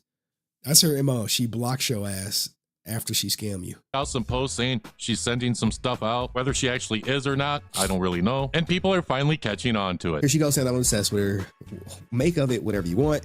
But people are starting to realize what she is, and we'll get to some more stuff. Hey, I hear you will show me your whatchamacallit if I pay your light bill. Henry says hi. Now you can only imagine, what she had to say about me. Tell Henry I said drop a bunch of neck. BAN. And the guy who wrote, I love when the content just speaks for itself. It's just like, I just need to be like sips water. This is hilarious. Who says, I'm so confused. What do I do with this? What do I do? Was I given BS info? Then you have Sky Frank, who's been saying the N-word and saying that Henry's not black, even though he's half of the Oreo cookie formula. Look, shout out to me being the half of the Oreo cookie formula, man. Yeah, she's not white, even though her parents are white. Bro, this gotta be the most She's about to tell you thing. she's not white. she about to be like, hey, I ain't white. Sky Frank actually responded to me telling her stop using the N-word. Here's the first response. If I came at her rude or in a hostile manner, feel free to tell me. I thought my message was respectful and not aggressive. There's a second video response now too. I was raised around all blacks. I'm not racist. That's just my lifestyle. You either accept it or you don't. You got to stop using the N-word. That ain't cool. White people should not be saying it at all. There's no justification for using it. As a white person who, judging by your page, hangs around mostly black people, you should know that usage of that word by a white person is never good. Now, she only uses it around people she knows, people she trusts. She's not just popping around going ninja this, ninja that, ninja not, ninja. Know the pain behind that word when it comes to you from your race. It doesn't matter if your black friends are okay with it. If you've grown up in a black environment or anything like that, I hope you think twice. Hey, you feel me? I was raised around all blacks, you feel me? Like, at the end of the day, and I'm not even white, by the way. I'm Spanish and Indian, so that's a lie. Yo, now I'm not even white. We need somebody to reach out to her to get a confirmation. We need someone to reach out and get like a follow-up. And shout out to my man Geek Culture, who said, dust, keep dusting them. She is so confused. She's lost, man. She's lost. It's a mental illness out there. It's a mental illness. Let's run it back, man. Let's run it back. Or anything like that. I hope you think twice. Hey, you feel me? I was raised around all blacks, you feel me? Like, at the end of the day, and I'm not even white, by the way. I'm Spanish and Indian, so that's a lie. Holy shit. Bro. Hey, man, when I told you Rachel Dolezal that mental illness was running rampant, people thought I was lying. Now we have the bio. Oh shit. Of one. I just remember when we did this, man. Oh man. Shauna Frank. And we also got some fresh hot rumors from your girl, Sky Frank, which we'll get at the end of the segment. But things we should look for, right? Ethnicity right here. Hey, you know the crazy thing? I never rewatched the stream. I never rewatched the screen. But this is Shauna. She does not look Spanish. What did she say she was? The way I'm Spanish and Indian, so that's a lie. She's gonna lie and say whatever she can to get out of any trouble she's in, and so that she can keep scamming people. That's my opinion. And boy, are there a lot of people that you can scam in the Power Ranger fandom. I mean, it is running rampant out here. You get any Power Ranger actress posting any like sexual picture or anything whatsoever, and now here's the thing with this Hunter Dino stuff, man. Oh my goodness. Man, do the simps come out. Which is no surprise why Hunter Dino just decides she's gonna post these sexy type photos and that she's going to offer these photos for a price. And of course, all of these simps are just gonna buy this right up. But the yes. Content isn't what it seems. Roll it. I know, like, damn, I should be charging Hunter. Like, so what Hunter Dino did right here was put this like picture as the, hey, join my whatever this is, Fansly or some paid version of Instagram, right? And it's her in some lingerie. And that's not an accident. It's not. It's to get guys to think they're going to get more of that. And at most, you see her in a two-piece bikini. Hunter Dino for some promo. People are really surprised that Hunter Dino has this OnlyFans or fanfics thing. Now, here's the thing, man. The thing about Hunter Dino's fanfics is it's not what you think. Right? When you think of these sites, you thinking like, okay, I see her in some lingerie. I see her taking pictures. Exactly. It's just an IG account. It's just an IG account. How many people do you think are looking at this, hoping for more content like what's on the cover? So when Aquablast's like, hey, do you think they making money at cons? You're like, how many, do you see like A-list celebrities with fanfics? Do you see that? You know what fanfics is? Supplemental income. To supplement not being on Power Rangers. To supplement not being when the last time Hunter Dino was in anything? Is she got anything going? Is she getting cast? You know, sometimes these Power Ranger actors that just be their career.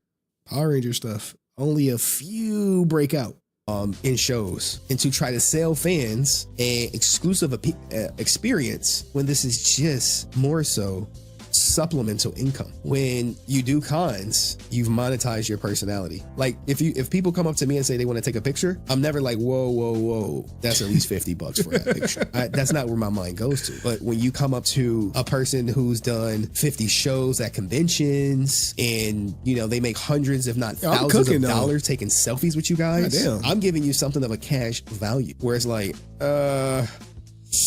do you think she would like to do kind of that? Do you think she would like to be on fanfics, or do you think she want to be like more so Naomi Scott? You think Naomi Scott has a fanfics account? You think she got one? Nope. You think she doing conventions like that? Nope. Because her career is going in the direction she wants it to. Some people think, oh well, I believe people like Johnny Young Bosch. Like, no man, I'm doing it for the fans. I don't, the money is cool, but I enjoy coming out. I enjoy interacting with. I sincerely do think Johnny Young Bosch do it for the fans, because I think I was watching Big Rudy's live stream. He was like, yo, I seen Johnny Young Bosch for like 5 years in a row, and his prices have never changed. I was like, God damn, that's commendable. People, I enjoy doing that type of stuff. Like, shit, I wish I could make Johnny Young Bosch money. Naomi Scott, like, man, you're not gonna catch me at a convention. I'm not doing meet and greets. Somebody's lines might not be that long at conventions. Just if you're gonna pay for content, I mean, it's not even on OnlyFans. You're not gonna get OnlyFans type content like that from her. Just know that going forward. It's not what it seems. From what I'm told. Go ahead and pay the money. You might be up for a big disappointment. Moving on. So our next topic is Hector David Jr., who played the Green Samurai Ranger. If you don't remember, he was the Power Ranger that pushed down a seasoned veteran, and then he... See, man, I support everybody. I was in Big Rudy live stream for like the whole stream. Till Brent came up, then I was like, all right, I gotta go. He was on the run from the police, and then he turned himself in. He pled guilty and he was sentenced to 45 days in jail and a bunch of community service. He got 10 days off on good behavior. I think that Bussy might have been doing some work. And now he's gonna be doing this interview. And of course, people are wondering. Nah, he bailed on the interview. He bailed. He no-showed. At least he gave them their money back. but he bailed on that shit. He's like, nah, I'm not doing that. I mean, truth be told, he should just come on over here, man. Sit down for an hour, maybe 2 hours. Let's get into the nitty gritty. Is it going to be a fluff interview? Remember I told you I would be with a fluff content creator? I said it would be. I was like, no, he's going to get out and go fluff, straight fluff. And we got confirmation. So if you guys don't remember, Hector David Rivera, who recently pled guilty to battery for pushing a retired. I'm happy this came up because he bailed on the interview. Man, maybe Daniel Romano can hit the link later and tell us about it. Veteran crying in court like a little bitch. He was recently released from jail 10 days early. Well, he is back at it trying to make his career do what it do. And he is going to be on this stream. I guess it's an interview of some sorts. You saw in red, right? I mean, here's the flyer, right? Here's the flyer. Your host, P.D. Bowman. I've never heard of this ninja, but you know, I swear, please don't try to fight me because I never heard of you, man. You know, why would we know an irrelevant content creator? I don't care that you don't. That's not the problem. I don't think you're understanding. Your brain is only able to pinpoint one specific thing that I'm saying and not able to pick up on the rest. You're focused on the fact that I'm saying that. Bro, like I laugh. So like, I enjoy I guess whatever popularity people think I have in the Power Ranger fandom or whatever. That shit cool. I enjoy it, but I don't think like since y'all not in the Twitch circles, what if I told you I was more popular in Twitch communities than Power Ranger communities? Would you believe me? But I was never like, hey, you don't know who I am? I always come in, I'll just be like, oh, hey, what up with y'all? They'd be like, oh shit, is this the real Henry? I'd be like, yeah, what's up? We got beef? They're like, no, I watch your content. Oh, like, and I think I showed Chad like other Discord servers I'm in. But yeah, I chill with a lot of people. I'm not just, you know, in the Power Ranger community. I'll be in the Discord servers, in the Twitch servers also. You didn't know who I was. I don't care about that. This guy is a fucking snowflake. Let's get the whole fucking rant. Oh man, there's so much stuff I want to say about this guy, but I won't. You're focused on the fact that I'm saying that you didn't know who I was. I don't care about that. I don't have that conflated of an ego. What I care about is your inability to do research as an investigator. And also, what I really don't care for is that fucking laugh you let out when he said that some attendee who happened to have a YouTube channel hosted the Cosmic Fury panel. The fuck is that laugh supposed to mean, man? That laugh just straight up, I'm man enough to admit this, it hurt my fucking feelings. Straight up. Like, it's fucking rude. Bro, who is the man in his relationship? If you getting pissed off at ninjas laughing at you, like, come on. Come on. Wait, who the hell was that guy? Just some other irrelevant content creator. Back to the story at hand. So Henry managed to get a hold of some DMs of somebody asking about this interview. Roll it. P.D. Bowman got the DMs attention. A lot of fans are wondering if it would be more just like a fluff piece. This is someone DMing him. This isn't just his second chance. It's his fourth. He's had some serious issues in the past, including assaulting his baby mom. I don't think he was ever accused of assault. I laugh a lot though. I laugh at like everything. Almost everything. Even when I was getting divorced, I was just laughing how crazy it was.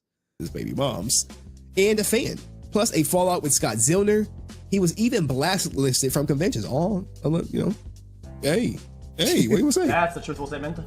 I respect your approach, and I'll support the video regardless. I'm launching my own Power Rangers Geek Culture podcast in March. So I hope we can continue to work together down the line. Petey responds. I'm here to talk about his career, and I read about his past, and I'm aware. I'm not trying to be negative. Look, bringing up his past is negative. I hate these guys. I'm not trying to be negative in any way. Just a good interview about, I guess he meant his career. His career is what I want to discuss. Oh, gosh. Will you ask Hector the tough questions? Not asking to be mean or vindictive, but yo, where P.D. Bowman at? We need to get that ninja on stream. See what happened with the interview. Just a genuine question. If Hector David is doing an interview, you like, bro, you gotta ask him the tough questions, right? You gotta ask him the tough questions. I agree. If he's not gonna ask him the tough questions, then like,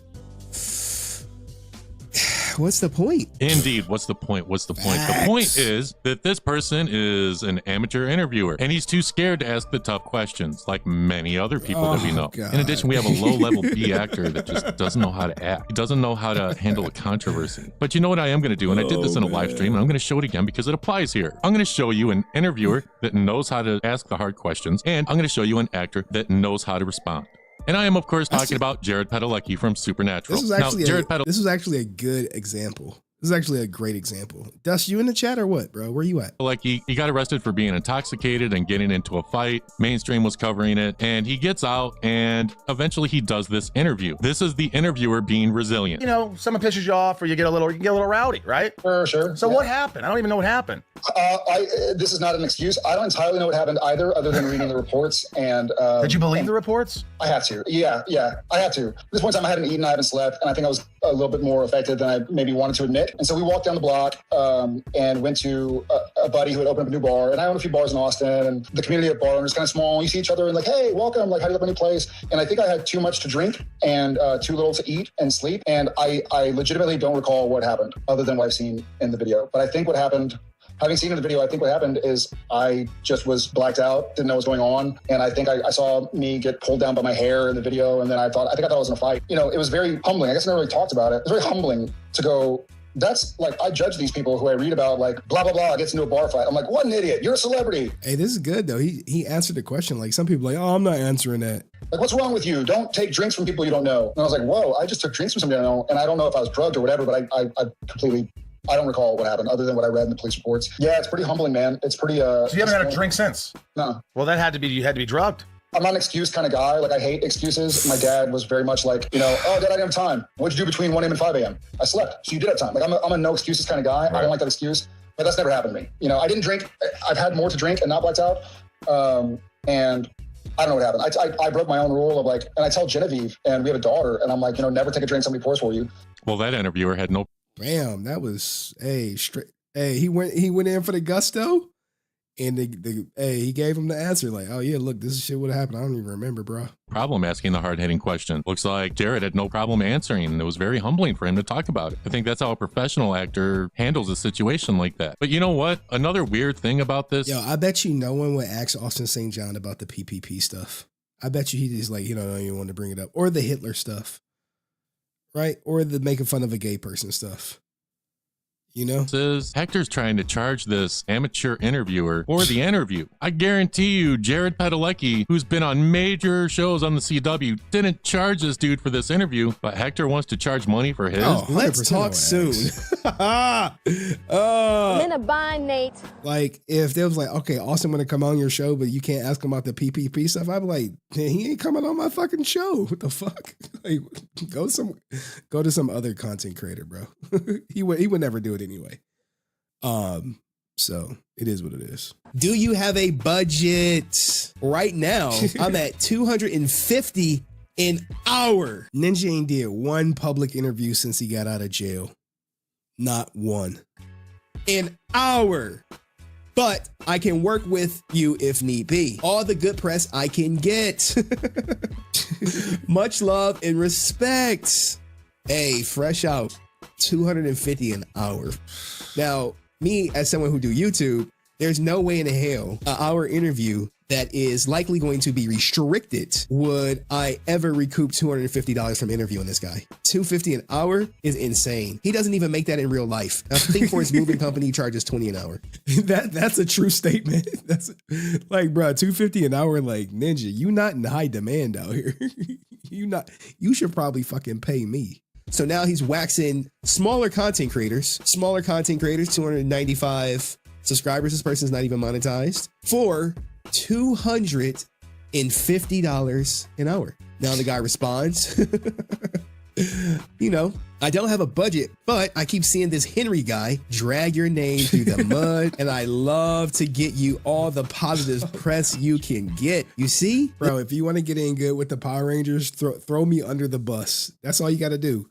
Geek culture be like, man, I don't like Henry content. You'll get the interview quickly.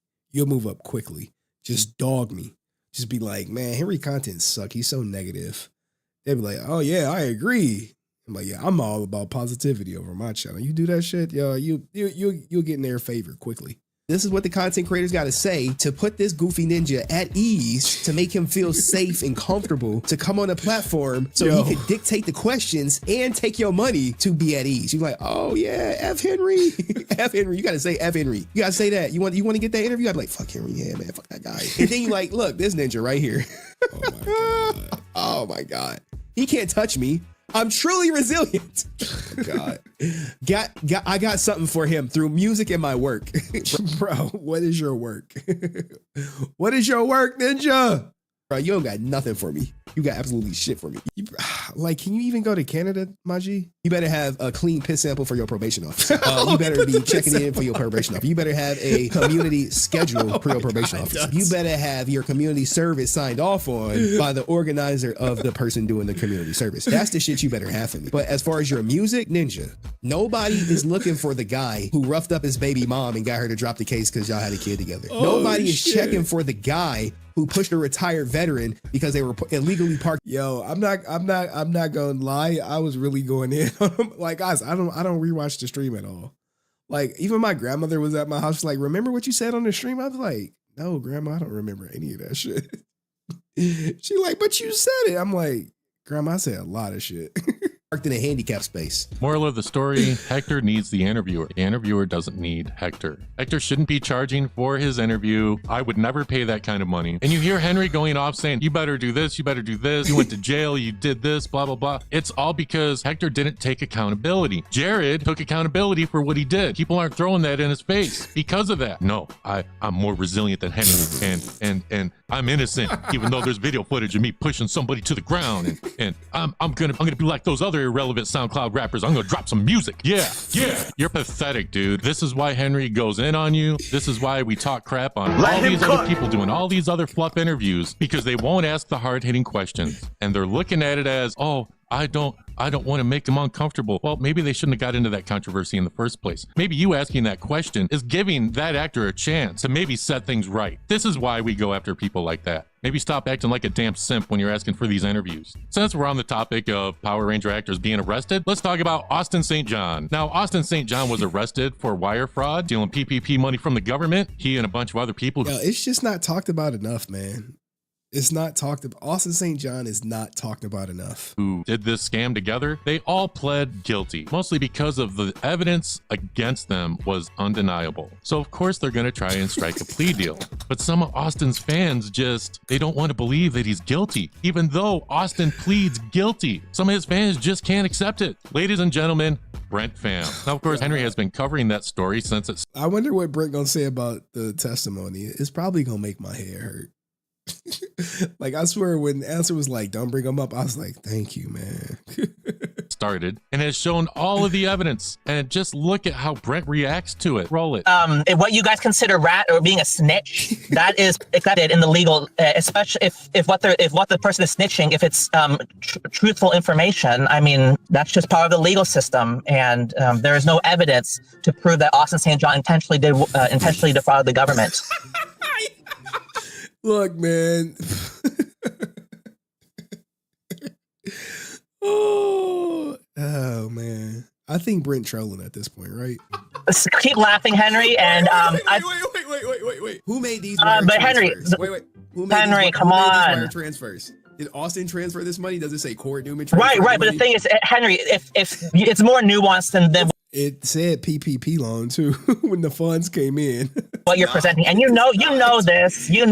I know the narrative that you're pushing. I read the jury instructions. Sure. You read all this stuff, but if there was evidence to definitively prove that he intentionally defrauded, actual evidence, we'd be looking at a very different situation. We'd be looking at jail time. So you think out of the 22 people, the 24 people who were arrested, they didn't have no evidence to put Jason Geiger away, so they offered him a plea deal, like they offer every 22 other people that took the plea. What you're doing is absence of evidence is evidence of absence. That you can't do that, Henry, and you know that you're playing dumb and irresponsible. Yeah. And Henry, again, you want to laugh all you want. The fuck is that laugh supposed to mean? That laugh just straight up. I'm man enough to admit this. It hurt my fucking feelings. Oh man, Dustin's so good at editing, man.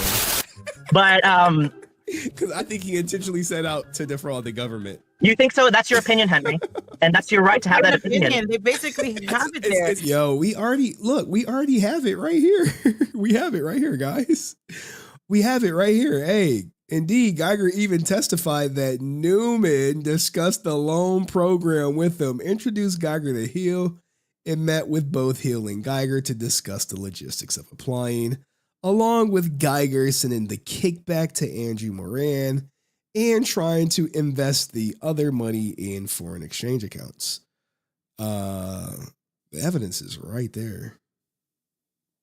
Trust me, 12 people would have convicted his ass too, guys. Basically. He said he had 10 employees when he didn't have employees. He gave the ID. He gave them the information. Look, he was like, damn, that was quick. When the money came, the money comes as PPP funding. He had no employees. And that's what the government said. For some people, there's just... That's what the government said. It comes as PPP funding. What are you talking about? It's a business loan. What are you supposed to invest a business loan in foreign exchange accounts? No help. But let's move on to our next story. Now, people have been wanting me to cover this because I haven't said anything in a really long time, except maybe a little bit on Henry's live streams. There is someone that I have done videos on in the past, someone that Henry has done videos on in the past, somebody who is jealous of Henry and his success and all the super chats that he gets and the following. Look how far he's fallen. He asking me to drop the link now. Like, drop the link, man. Drop the link for me. No, bitch.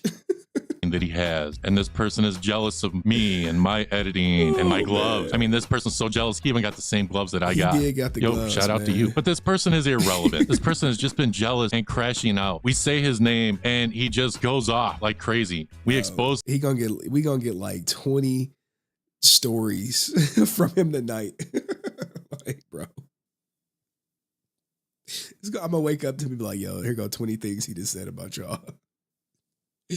Oh man. Things that he's done, he's just denying everything. You would think that he would work on his project versus worrying about what Henry and I are doing. All he can do with his irrelevant friends is attack our personal appearances, because a lot of the stuff that we have exposed is true on him. This person has called me Shrek and Quasimodo, and at one point this person was in the Discord in the voice chat and actually called Deoxy like a Stephen Hawking. And I'm just guessing here because Deoxy's sitting in like a big computer chair or whatever. I'm not sure, but that was meant as like an insult. But that's all this person has. And you know, I could go in, I could do a huge video. I'm sure he... Yo, shout out to Deoxy, man. Deoxy a real one, man. Much love to Deoxy, Heirloom, all the content creators I've collabed with on my come up.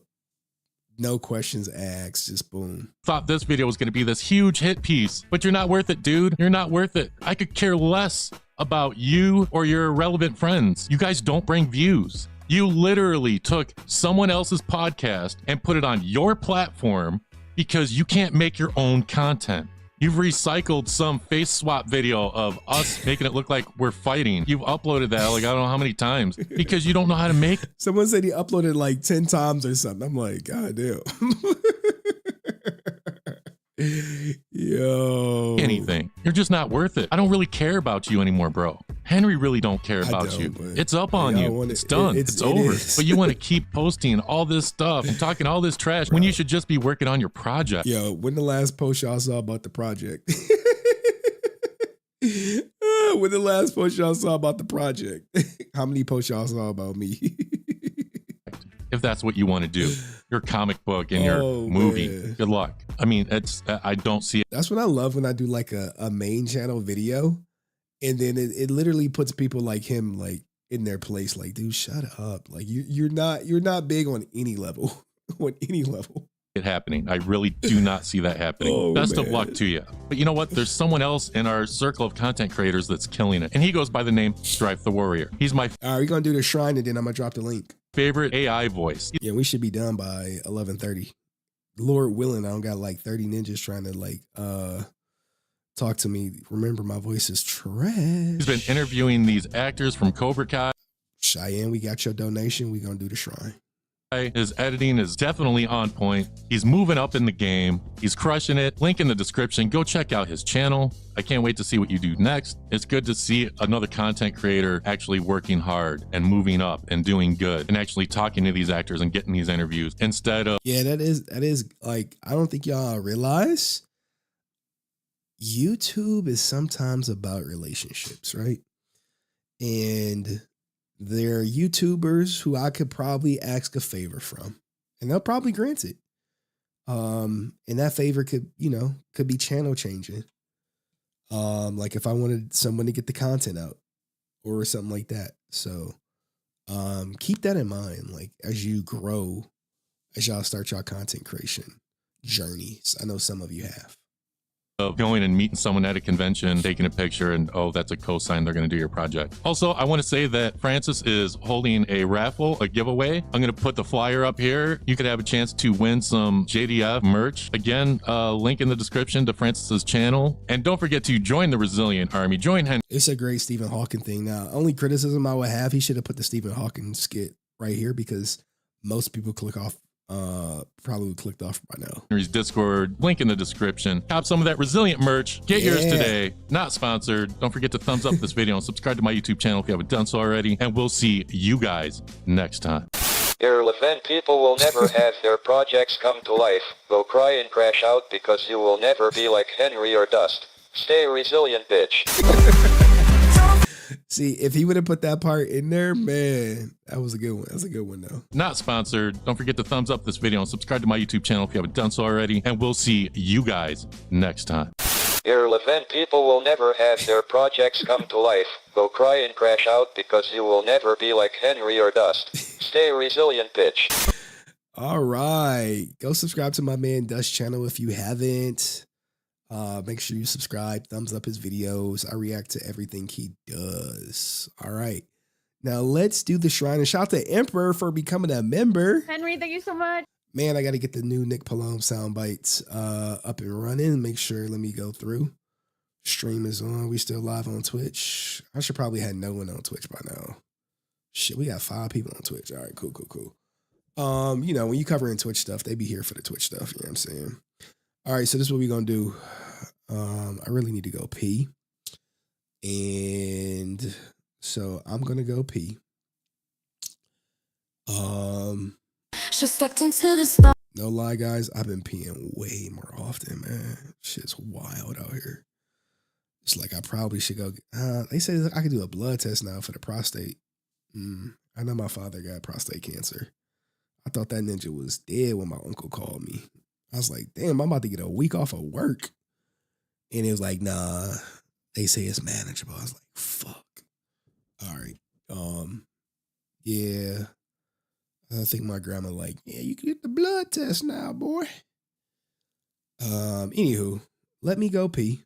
We're going to do the shrine. We're going to do the whole shrine. So whatever's in the shrine is going to get showed. And I'm going to drop the link. And you know, for the shrine stuff, I'm going to clip it for the members, you know, for some members only content, because I feel like the people who are the members will benefit more from watching the shrine video than, you know, the masses, because like the shrine is kind of like, it's kind of like our thing. You know what I'm saying? It's kind of like us. Give me 1 second. Damn, we got 30,000 people watching. What the fuck? I'm over here looking at Twitch. Like, bro, what if I should just try it? I would never pop off on Twitch. I got too many haters on Twitch. Let me go try to use the goddamn bathroom and shit, man. Hold on, let me X out of StreamYard too, because you know ninjas be clicking the link and shit. Oh man, there's so much stuff, man. I did miss y'all though. I missed y'all a lot. Y'all miss me? Tell me you miss me, or I'm Power Ranger pride. Carrying Ashley in the mix. Yeah, she took us for a ride. Said she's making movies, dreams up on the screen. Fans threw down their money, thought they see the scene. Crowdfunded big time, the hype was getting loud. Fans from all around, they believed they were proud. She took the cash and vanished. No updates, no sound.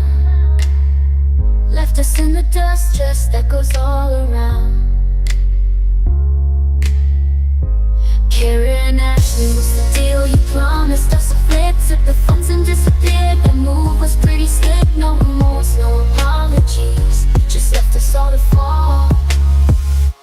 Karen and Ashley, you played us, you fooled us all. Karen and Ashley, you played us, you fooled us all. The order was the project, she said it'd be the best. But months turned into years, no movie manifest. Fans started wondering where's the film we paid.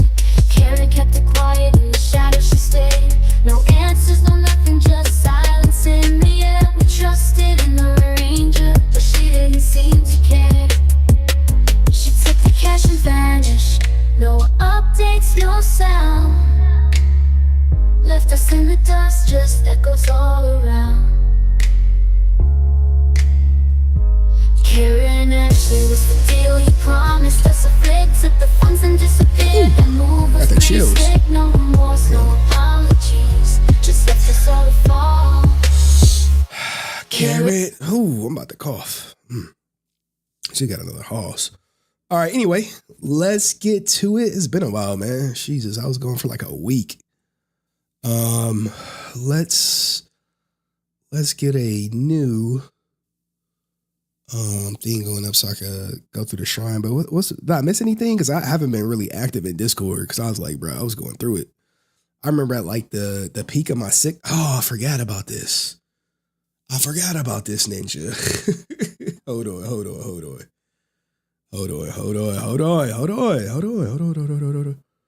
Where are you at? This right here. I meant to cover this. That's what I'm trying to tell you. Then this guy would be calling us. Who? Detective Smith? Smith? He don't know you here. But I'm trying to tell you, I'm working with y'all, bro. All right. Oh, you're right. I didn't show David throwing shade at Karen Ashley. Y'all want me to save it or y'all want me to do it now? Show David. God damn. All right, I got it. Hold on. Stream prep.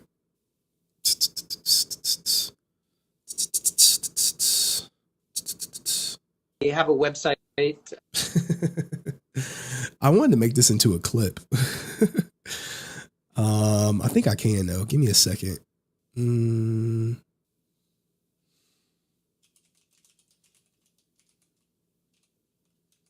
That way, get her little goofy ass attention. They be shitting on her. What? Oh, this is way back in the day.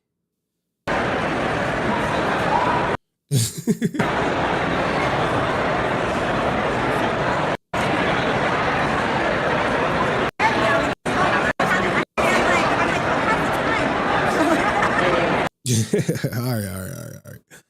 I gotta go through my HenryResilient clips channel real quick. You know what's crazy? I think I got like, I don't know, over 1,000 videos out. It's wild. And the Blake Foster scammer story is doing great. I don't know if y'all saw it. 6.1K views. God damn. Remember where he threw her under the bus? Remember when David Yost threw Karen Ashley under the bus? For the order. And I clipped it and I played it on here. I just want to find that. And then maybe I can clip this too.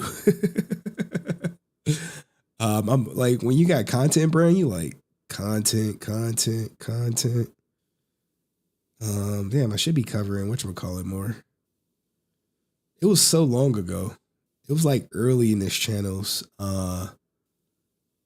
This is like before all the Rican stuff.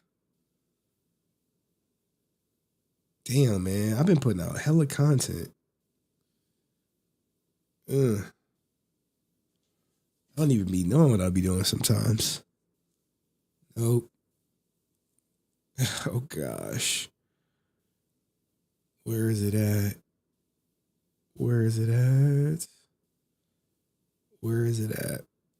But y'all remembered though, right? People who been here. Oh, damn, man. I've been putting out way too much content on y'all asses. Oh, man. To be a part-time YouTuber. Sure got a lot of clips out here, buddy? I think we got to be getting close. Gosh. It's too much. I don't think I'm going to find it. Does anyone know where it's at? Anyone? I'm sure y'all remember, but you got to think about all the content I put out. I done probably missed it. Because now we get into the XQC stuff. Hold on. David Yost, the order? Got it. They like, this is Karen Ashley with all.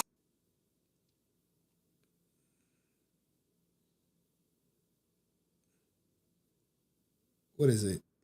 David Yost interview, Ranger Pop and Stop Atlanta 2021. David Yost interview, Ranger Pop and Stop Atlanta. This is how I be doing content creation on the fly. Got it. Now we just got to figure out where was it at in the video, around the 8:29 mark.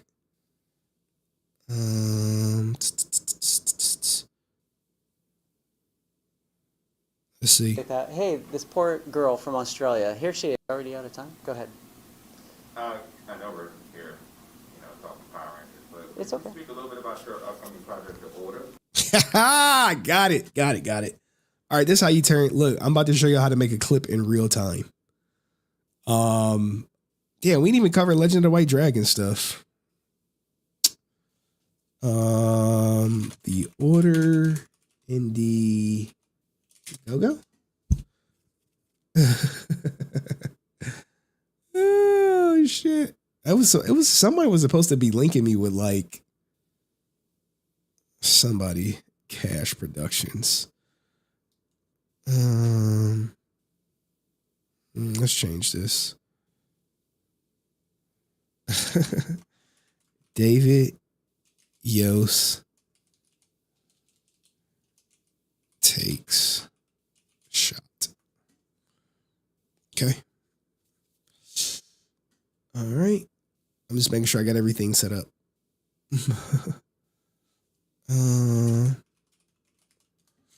You're watching a master at work. You like, Henry, you doing all this? Yeah, man. I'll probably make $1 or something, dog.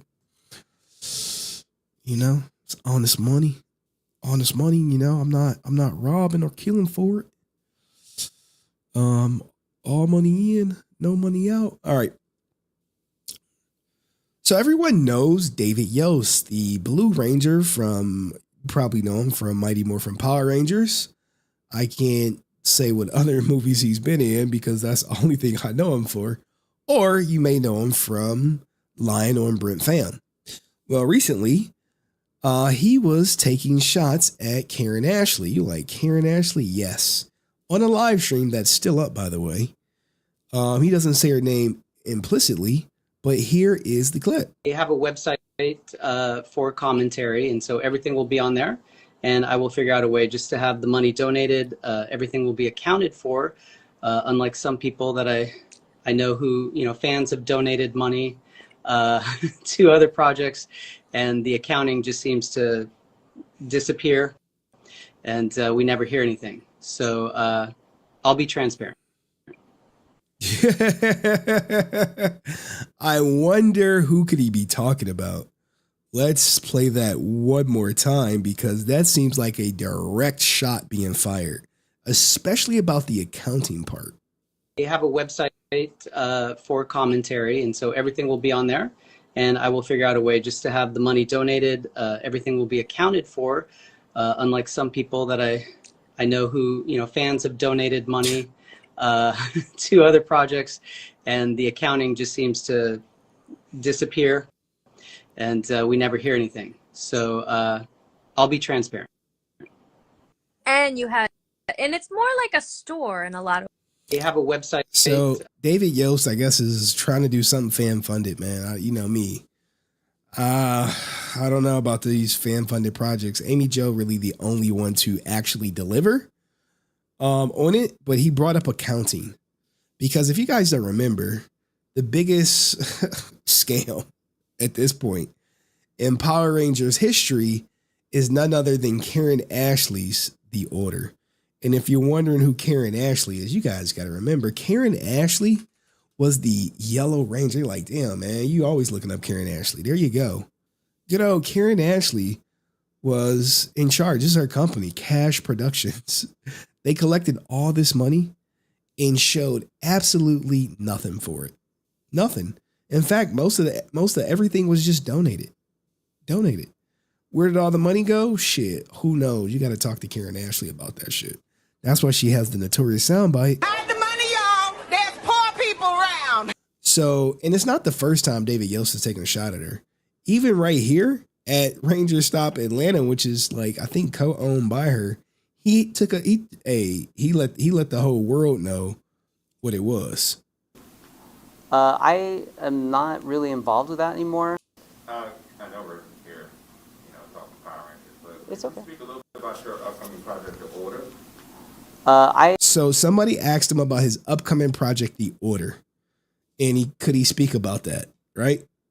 Now, here we go with David Yost. I am not really involved with that anymore. It's been an ongoing thing for almost 5 years, I think, now. I actually am really disappointed in the producers of that. I think, unfortunately, a lot of us staked our reputation on that film. I personally put my reputation for that producer for that film, and then they didn't follow through. So I'm a little concerned and a little disappointed, and sorry for the fans. So I hope that the producers of that make some kind of resolution with the fans. No resolution was made. In fact, if you happen to pay to be in the movie, what you end up getting was a pizza party if you chose to come to it, and you got your money back minus a processing fee. But for the most part, by and large, the majority of these 1,300 backers got nothing. Diddly. Nothing. Maybe an autograph that's worth shit from Karen Ashley when you complain about her to her face. But other than that, what you leave with? Nothing. But shout out to David Yost, I guess, taking a shot, if you will. But let me know what you think of this in the comments section. I'll see you next video. Peace. Sorry, guys, couldn't stretch that to 8 minutes. Darn. It just wasn't, not enough meat on the bone. All right, anyway, let's get to the shrine like I had planned on covering. Give me a second to get everything going. Damn, man, it was some Nick Polom stuff I missed earlier.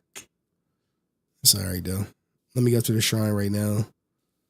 I know Chad sent me some stuff, but we just gonna go to the shrine to the last point I checked off at. I see a lot of Mark Henry stuff up in this bitch. The red suit, man, got me looking good. Got me looking real good. All right. I don't even know I'll be sparking this. Some of this shit is good. One of these joints gonna be the thumbnail. I promise you. Just gotta figure out which one. I gotta see how far back it's been since I did this. God damn. I think we did Wild Wild West. Yeah, I think we did this. Right? Or no? No, we did. All right, I think there we go. Wait. All right. I think. Oh gosh.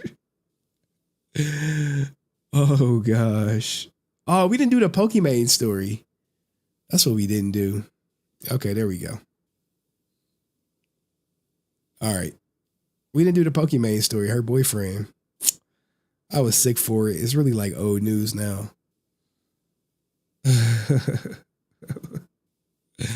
He like, y'all keep saying I'm smoking crack. I'm smoking weed, man. It's not crack. I promise you.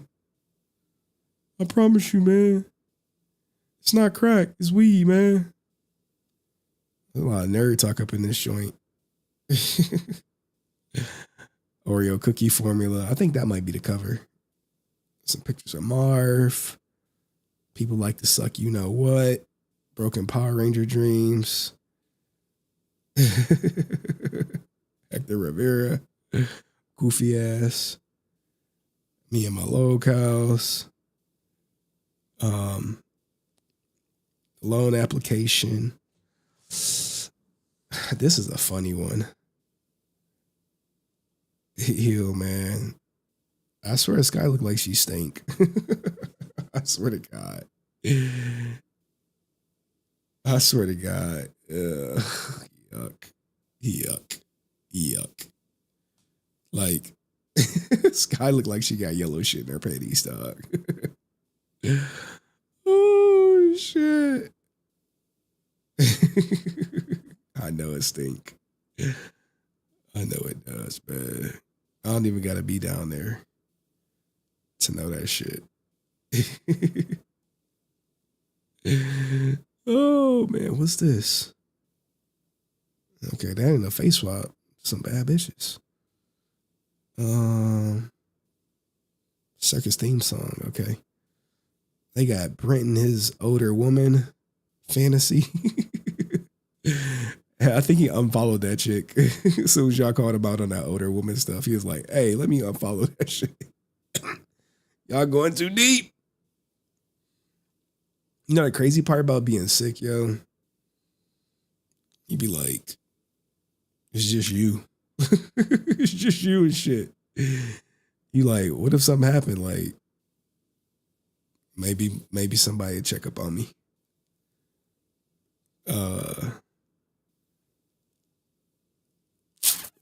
Damn, there's so many of them, guys.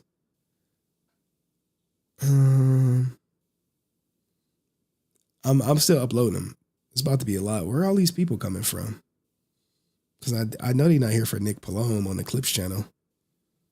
I know that's not what they're here for. Please, Henry, elaborate on what? All right, give me y'all questions while I open up these. I'm opening up all this stuff.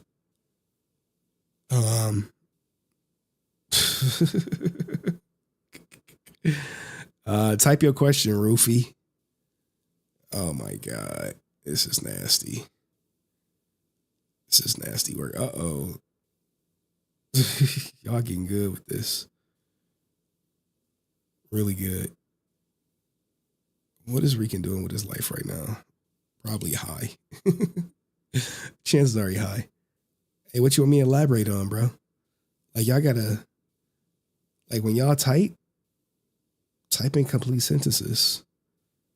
Don't think I just know what the hell y'all men doing. You know what I'm saying?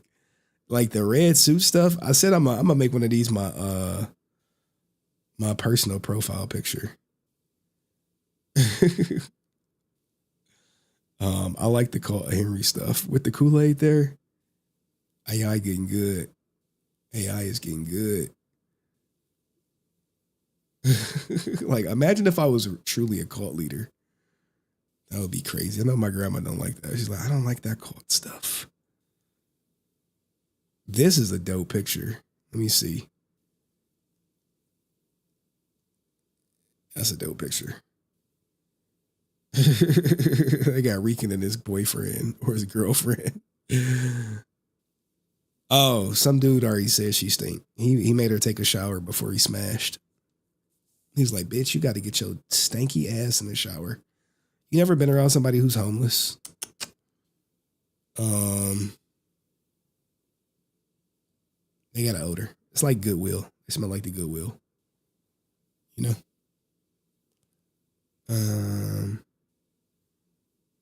I'm almost finished opening these up.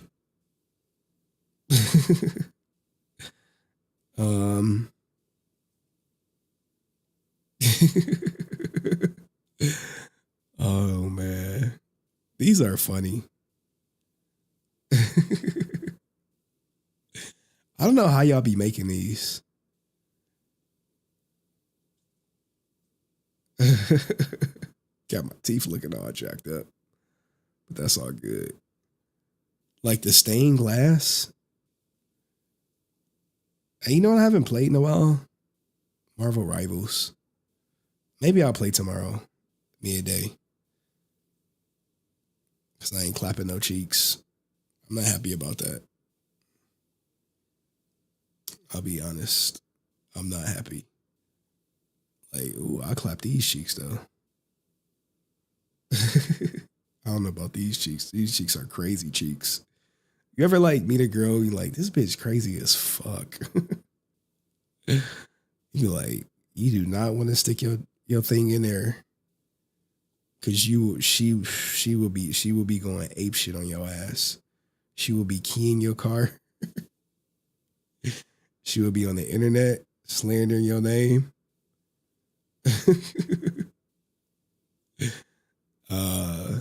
She'll be calling your mama. She'll be leaving notes on your kid, on your car. You know, crazy thing is, right? I'm with a woman, and she watched the stream, and she like, tell me about the woman who left notes on your car. Out of nowhere. I'm like, the fuck? What you mean? This is really gonna piss him off. Oh, snap. Oh shit. All right. I think we got enough. I think. What the hell is this? Like face swapping me with Austin St. John is wild. Oh man, the Brent Kylo Ren shit is crazy. All right, you know, we might have to do different series. All right, we might have to save the Star Wars for another day. All right. All right, give me a second. Sources.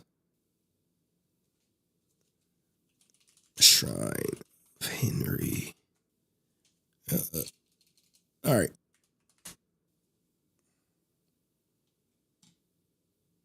Let's go to the beginning. This is the journey into the shrine. You can gain access to the shrine by being on Discord. Okay. And when you're on Discord, you'll see it and you can post it and you can look at all these funny pictures that people make. Obviously this is Rican getting arrested. probably getting evicted. Him smoking not crack, as he would say. It wasn't crack. Like, Ninja, what was it? It's not crack. It's weed. Like, stop the cap. This is, oh man, the Shelbo story is so entertaining and sad at the same time. I guess packing up all his shit. Bro, like, yo, you still living in a motel, dog? Or you got a house? Or an apartment? Look at y'all boy. I'm shocked I didn't see his ass in the chat. Not Bank the Moss. Oh, man. What is this? The moment you realize you're sitting on the couch. Oh, gosh. Oh, gosh. Oh, the humanity. Ugh. I've never been with a. Oh, man. This is just disgusting. I know we got the body positivity movement. Well, body positivity is over. Lizzo says she done with that shit. She got y'all asses. Shout out to all the women who gained weight for Lizzo, only for her to do a heel turn on y'all asses. Like John Cena did. Shout out to the Oreo cookie formula, you know what I'm saying? Maybe this might be the thumbnail. There's so many good thumbnails to choose from. You know, like this is really high quality, other than my head looking like crazy. What else we got? Oh no. Marv, where you been at, man? Discord ran that ninja off, man. He was like, I'm gonna get everybody. Now look who you got back here. You see Brent? You see Brent? Oh no. Oh no. You like the what? Oh man. I don't even know where the goddamn sound by that. Oh man. I'm over here. I'm going through it. I can't find it. I can't find it, man. I know he's like, I like to suck, you know what? Okay, so what? I'm like, what? I like to suck, you know what? Okay, so what? That's a wild soundbite. That's a wild one. I don't even know how you explain that one. I don't even know how you explain that one. You are. I like to suck, you know what? Okay, so what? Holy shit. Ranger Dreams, deferred.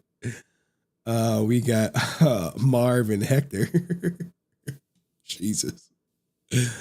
Marv and Hector again. Oh God. My low cows, like I can't even farm these guys. They don't get no views. like you see how like I can make a video like that Nick Polom stuff? Like, yeah, when he go live, it's like 14,000 people watching. So naturally, people gonna be on that shit. But like farming these guys, it do more for them than for me. You know what I'm saying? It do more for them than for me. It don't do shit for me. Austin St. John's filling out his loan application. Making that good old wire transfer. Now this one is wild. This one is wild. That's the type of ninja that's hitting Sky. Never be me. It's never like some upstanding guy. It's always gonna be a ninja like that. Straight like that. Straight like that. Marvin Skyrican. Oh gosh. Ugh. I'm telling you, man. Is that fucking ASJ in the background? Oh. Ugh. Yuck.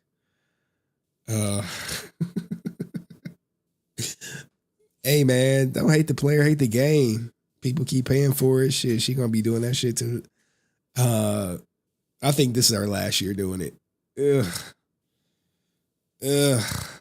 Oh. Ugh. I just saw who was in that shit. Why do y'all do that? I just saw who was in there. I literally just saw who was in there. Oh my goodness. I gotta start. I gotta start checking these again, man. I'm getting lax. I'm getting lax. Shout out to this one. I like this one. This one cool. This one good. This one good. Ryan.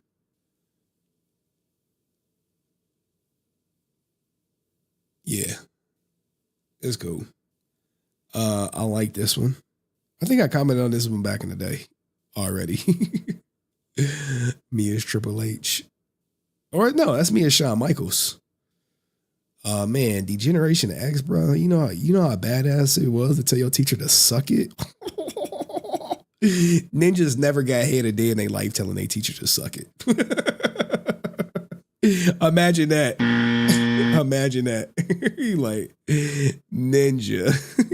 You never got hit a day in your life. What you know about suck it? Nothing. I saw Shawn Michaels doing it. And then they was banning the shirts. They was banning the shirts from school. I was like, what the fuck is this? I mean, I didn't have one. Like, I'm happy I got the Austin 316 one because, oh, someone said I'm Triple H. Bro, I can't tell. I'm Triple H. Giving ninjas the pedigree. Hey, you know I pedigreed my sister? True story. On the bed, though. Like, oh, man. If you have like a little sister, bro, it's like, shit, you know I'm about to try all these wrestling moves on your ass. Whether you're a willing participant or not. Whether you're a willing participant or not. You about to get this rock bottom. Oh, man. All right. I'm Triple H. I'm Triple H, goddammit. Goddamn, Triple H. All right, cool. Damn, what happened to X-Pac? What was this? The Nation of Domination? That's what The Rock came up with, huh? Damn. That's when wrestling was real, man. Oh, man. I swear that documentary came out that wrestling was fake. I was like, it like ruined me. I was like, what the fuck is this?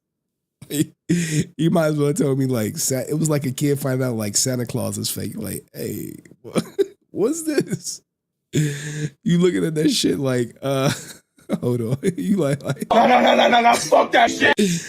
You like, hey man, what's going on, man? Breaking news. I need to create something. How could I not know? Dog, I thought wrestling was real until that documentary came out. It's like, no, he gives him the razor, he cuts himself. I'm like, what? I was like, what? I was like, what? No way. Oh man, shout out to the women in the Resilient Army. We need more, y'all. Need to recruit some.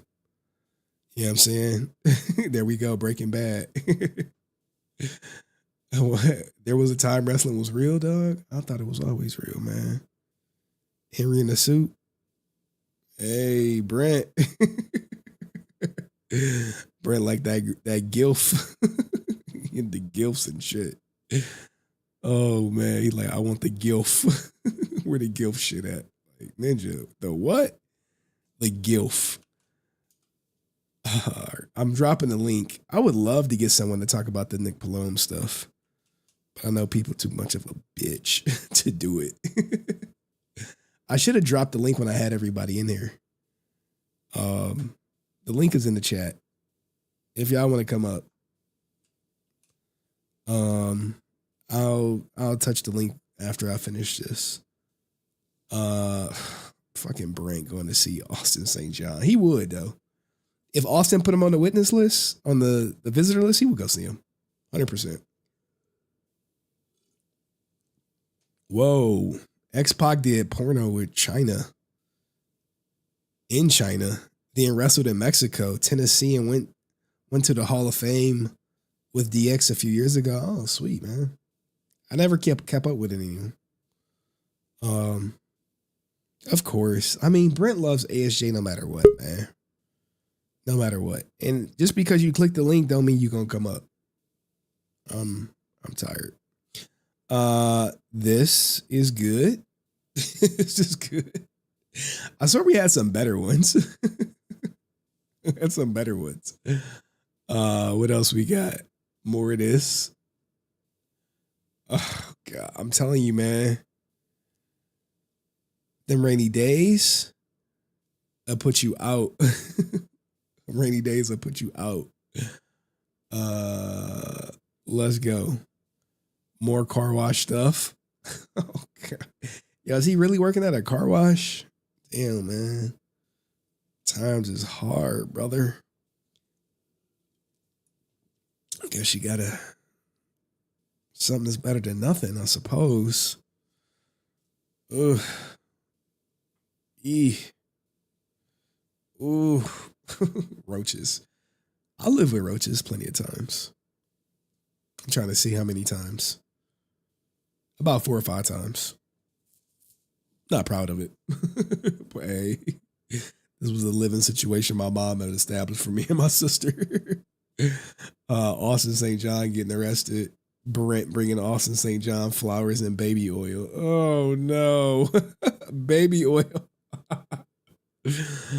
Oh no. Not Marv, ASJ, and Hector in the clink. Passed around chung chung. Look at this. 3 in the cell, only 2 beds. What that mean? There you go. You got Nerd Talk in his altar boy. Oh man. He got 2 hands on it. Boss.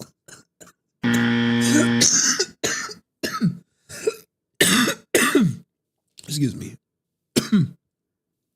We have an updated version of the meme.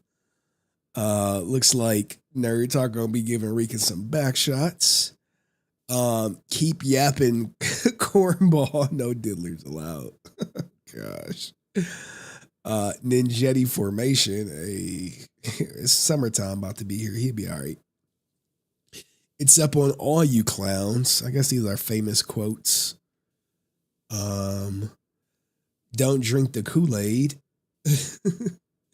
No weirdo formed against me shall prosper. Gosh. You know the crazy thing is? He's destroying his own life. His own life. That's what's happening. He's destroying his own life. And he don't got no one around him to tell him that. I've been hacked. You got Moses going up in there. Now these are the ones where we start cooking with gasoline. You know what I'm saying? You start cooking with some gasoline. I was like, look at these. Look at this. We got Moses up in here. Everybody looking at me. Oh man. The cult of Henry. Oh man. I would be a monster if I really had a cult. More cult of Henry's, man. These are so good. You would think they're real. You'll think they're real. Like, look at this. Look at this. You'll think they're real. Now, here we go. I've fed the homeless before. I wasn't homeless at the time, but I've been on both sides of that. I've fed the homeless for like volunteer work. And I've been one of these people that go to these places for food. Kid you not, me and my mom and my sister. Boom. And one place I drive past almost a lot. The red suit. I'm like, which one should I use for my personal Facebook page? You got Rican in his they friend. Oh, hey, Salvation Army, man. You know, I'll always donate to the Salvation Army because I've gotten clothes there before. Obviously, me and my daughter coming out of Baskin Robbins, some homeless ninja asking for change. And I'm like telling my daughter, don't wave, because she thinking everybody her friend and shit. Like, don't wave. I'm like, that's a stranger. It's a stranger. Obviously, these ninjas coming from my social club. Hard times at the car wash, man. Hard times. Like, you notice when he make his stories or whatever, right? when like at 3 o'clock in the morning when he go on his Instagram and start making his goddamn stories. Would he ever hold on. Would he ever make a story saying he does not work at a car wash? Would he ever make a story saying he's not living at a motel? All right. Pen, and that's in there. Cool. Would he ever do that? Probably not. Look, man, working at them car washes. I told you my cousin did that shit. The rainy days, bruh. Bro, I'm going to kick y'all ass for putting that girl in here. As soon as the book drops in the trailer, next we spinning the block for justice. Oh, man. It's like shooting fish in a barrel at this point, man. It is. Bro, is it true he has to move out the hotel or motel every 7 days? Bro, he probably like, if he go from like Motel 6 to like maybe like I don't know, like a Econo Lodge or some one of them extended stay hotels from a motel, he would feel like an upgrade, I bet. Obviously, the two places where we are at in life, like, there go that book bag. Anytime you see a ninja with a book bag looking homely, chances are he got all his important shit in there. Obviously, me. Like, Oh man. Oh, look, man, me taking a picture with a homeless guy. I honestly hate people who do that shit. They be like, I helped the homeless person look. I be like, I remember this was like years ago. I was like on my way to work and somebody was like quitting and they were throwing like they work coat away. I was like, no, give me that shit. Give me that shit. And I was on my way to work in the morning and I knew this dude was homeless at this bus stop. I literally rolled down my window, gave him the coat. He said, thank you so much. And I just drove off. I never like, this was like years ago, guys. I never like posted it or anything like that. But shout out to him. He had a nice coat because the company was giving us like fucking triple goose downs. And they had their company logo on it, but I'm sure that ninja just wanted to be warm. Homeless guy taking a picture with me. He got fucking, what is that in his hand? Bread? Oh man. Like, bro. You know the crazy thing, right? This guy's gonna hate me for life.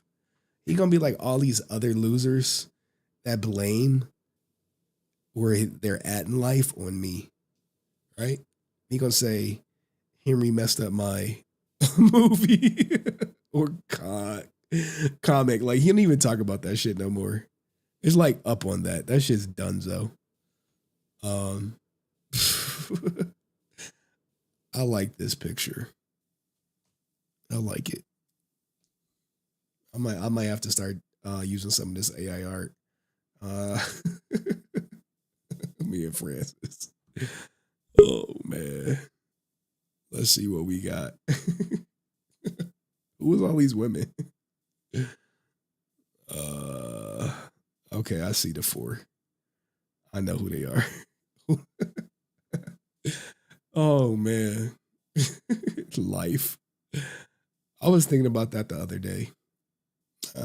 I'll tell y'all later. Shout out to me and my homie Strife. Oh man, Chris Cowan.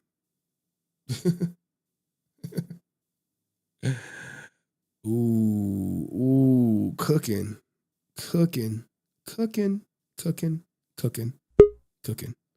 Love to see it. But me and Strife right here, man. The Book of Henry.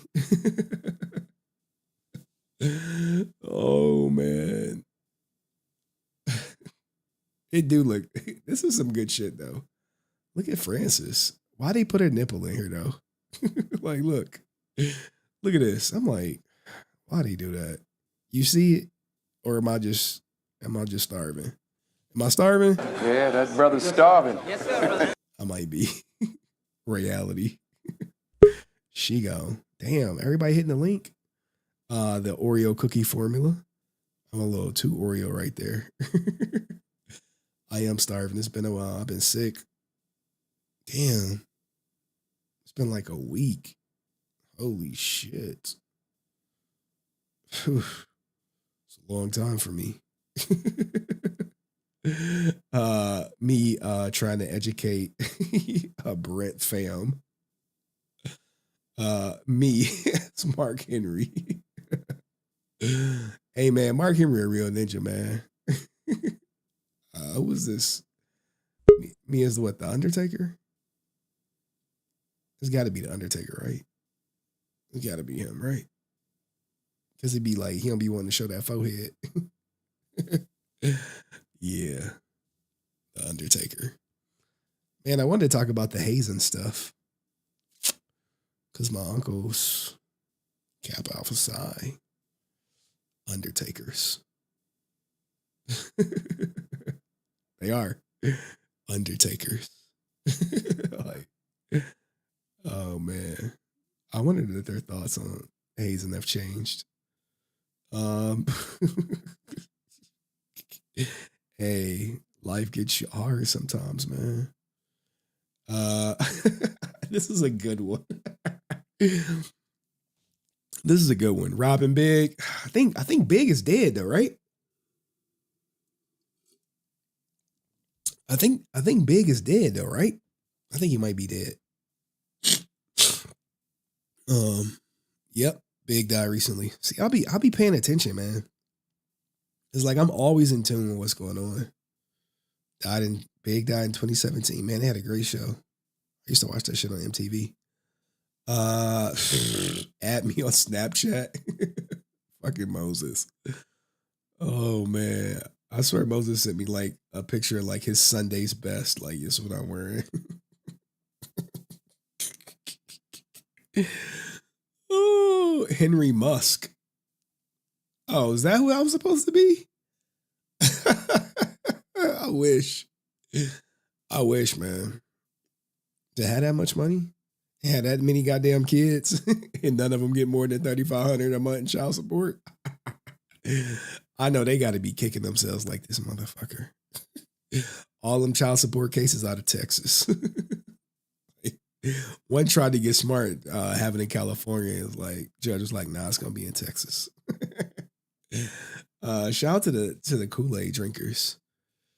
You know what I'm saying? And then we'll probably do the Star Wars in the next one. In the next saga. What up? Now let's see who clicked the goddamn link. Damn, we got like a full house.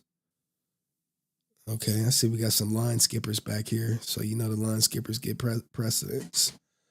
Give me a second while I set everything up. That was the shrine, guys. Join Henry Court so you can be a part of it. All right, that's gonna get clipped for the shrine. I haven't uploaded a video in a minute. Now, what the hell is Brent back there doing? He gonna say ASJ is fucking innocent, even though like it's more evidence that just came out saying he colluded to do this shit. Ooh. No. All right, you see, you talking about Nick Polom, you hear.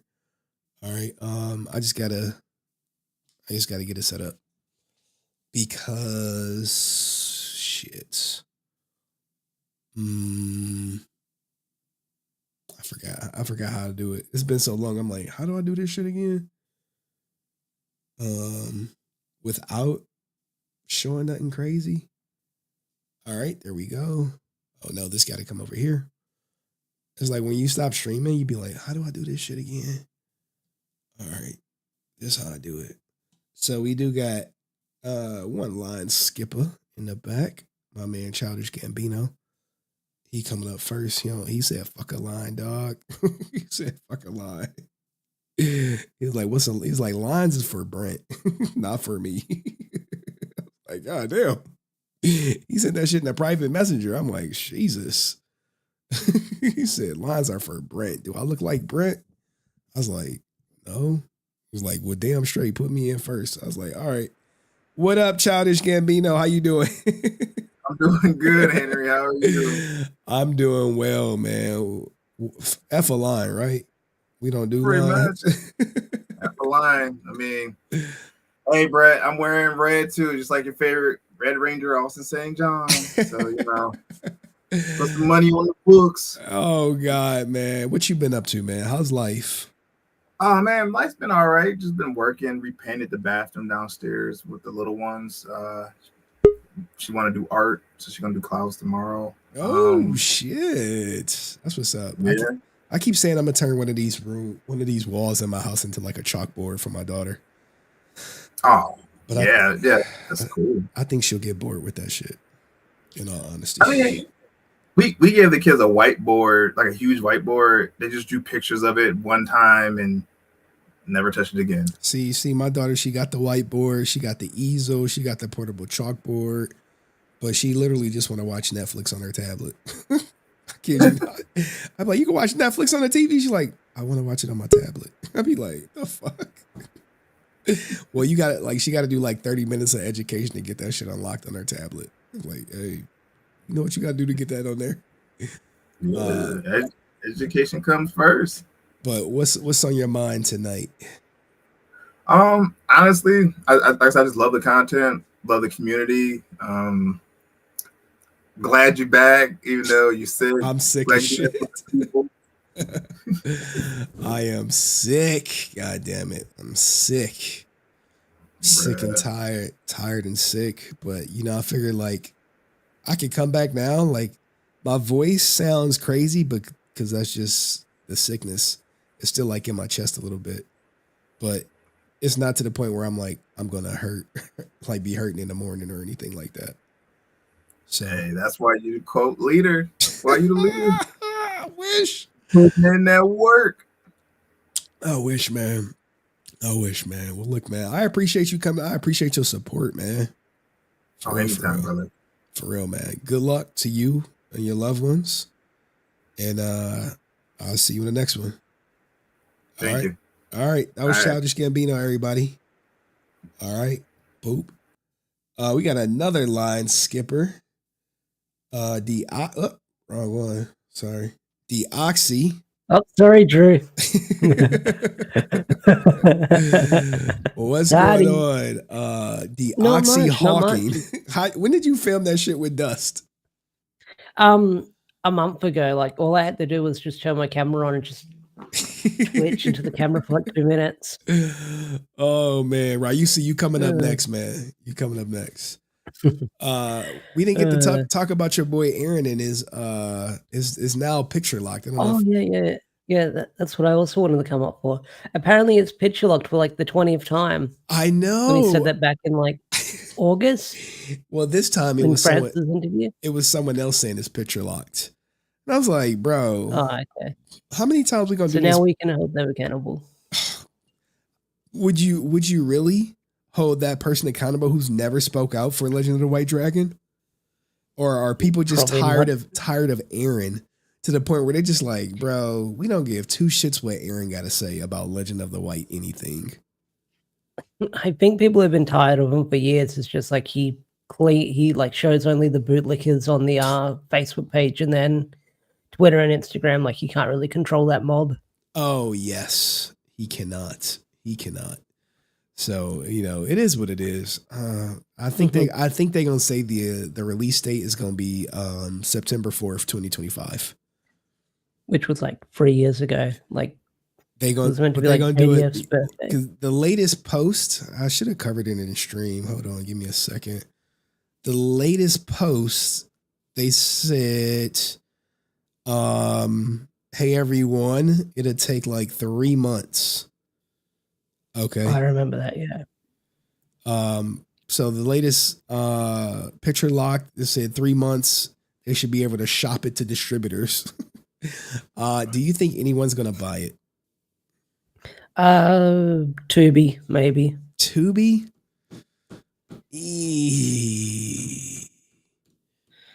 I mean, you'd be surprised what you find on Amazon that's under like the low tier, like C grade movie. That's like low budgeted and stuff like that. Okay, that's fair enough. Yeah, that's fair enough. I don't know. I'm just obviously I'm going to watch it. I think I will too. is. We'll watch it, and then it will be like all things that drop on streaming. We'll talk about it for a month, and then we'll just move on for with our lives. Which, not to be rude, but that's probably what's going to happen. No disrespect to JDF or anyone who worked on it. That's probably what's going to happen. Yeah. Yeah, I can definitely see that. We'll talk about it for a month, and then that's it. It sucks though, right? I want to see how they made it, or it could be a sequel. It was like, should the sequel be apparently this? it's like the middle. It's the middle of the film. He said, like in the last interview, and then there's like meant to be like a prequel and then a sequel or something like that. Yeah, we'll see what happens. I don't know. I just have no faith in him. I don't think. Same here. And I think the reason why Chris came out, or like for one, Chris posted in the Bat and the Sun group. Oh shit! It did it on the wrong one. Hold on. Wait, Toku Chris or no? Give me a second. Different Chris. I'm about to show you. And all right, here we go. Right here. So now you can see it. Where it says, great news. Legend of the White Dragon is officially picture locked, which, he said that shit a million times. This means that we have a final and complete version of the film that will not receive any further adjustments, additions, or changes. The remaining touches for color correction and sound mixing, like 7.1 sound, now lie with third parties we are working with. In short, we are at the final stages of preparation for release, whether that's theatrical or a home theater. So it's definitely going to be a home theater. Hold on, let me continue. The final process should take around 3 months, during which we will continue to bring you updates. Having discussed it with our professional contacts, we need the color correction and sound mixing to be complete prior to talking to potential distributors. We will ask Kickstarters to update their addresses for the physical release when we are closer to the release date. Physical release? I don't know about that. I think that's if like, because I think one of the perks was like a Blu-ray and posters and pins and signatures and stuff like that. Okay. All right. Thanks again for all the positive comments recently. Oh my goodness. As always, your patience is greatly appreciated. Chris J, executive producer, Legend of the White Dragon. Now here's the thing, right? This is Bat in the Sun. It's Facebook page. It's signed by Chris J. Could Aaron have wrote this and just put Chris J as the signature? Like I wouldn't, without a second doubt, I wouldn't be surprised if that's the case. Oh shit. Oh man, hey, it'd be a pro move. Pro move. Put it on someone else, man. Oh my goodness. Well, so we're in March right now. So come July, if we don't hear anything, I guess we start knocking on doors. Oh no, come July, they'll have I would say come August, they'll announce it for September 4th somewhere. That's what they'll say. September 4th, Jason's birthday. Come out, support it. We're going to have a theatrical release in California somewhere around the corner from Aaron's house. We're renting out a theater, red carpet event, and no one's going to show up. That's what I'm guessing. That's what I'm guessing, man. I'm only being honest. And he only has himself to blame for it. No, absolutely. But anything else you want to add, Deoxy? What's this shit I hear about Hector was like a no-show for like a paid interview? It is true. Hold on, let me get a picture of Hector David Rivera up there. Hector David Rivera. Okay. So, Hector was paid for an interview by with this like PD guy, whatever his name is. Yeah. And he did a no-show. But in doing the no-show, he returned everyone's money. So there's no harm there, I suppose. But I would still be pissed off he did a no-show on a paid interview. So he's obviously probably scared about going live or doing an interview with anyone and how it's going to come off, because he know I'm going to cover it no matter what. Oh yeah. So, and I'm sure like Henry called will be like, is it a live stream interview they were doing, or? It was supposed to be live. We would have like hovered around the chat, just ask the questions. For sure. And to their credit, they planned on asking him the tough questions, whatever that means. But he no-showed him. So now you have to be buyer beware when booking with this guy. But would you pay him $250 for an interview? Fuck no, that's like 400 Australian dollars. Yeah, and since you do YouTube, you know how much money, you know how many views it would have to do in order to recoup your money. And I don't think people are going to be lining up for like a Hector David Jr. interview on my channel. What are you talking about? Kyle interview? Kyle Higgins interview? Like, oh, yeah. No doubt about it. People want to see that. Like, me and Kyle have been chatting in the DMs a little bit about Radiant Black and stuff like that. Yo, I might reach out to him for an interview. I will. I'll try to get a Kyle Higgins interview. Then maybe you can ask him about the Legend of the White Dragon stuff and the JDF stuff. I don't know if I'll ask him that, but I'll look into it. Yeah, see if he's willing to talk about that, because I messaged him too, but I never got a response. Mm. But you know me, I want the juice, I want the dirt. And, No, absolutely. So, but yeah, are you surprised? Not really, but because I forgot that interview was even a thing until it was being brought up. Oh, yeah. I was looking forward because it was supposed to happen this week. I think it was supposed to happen yesterday. And I was like, oh. But also, go ahead. I was going to say also the David Yost clip that was posted in the Discord.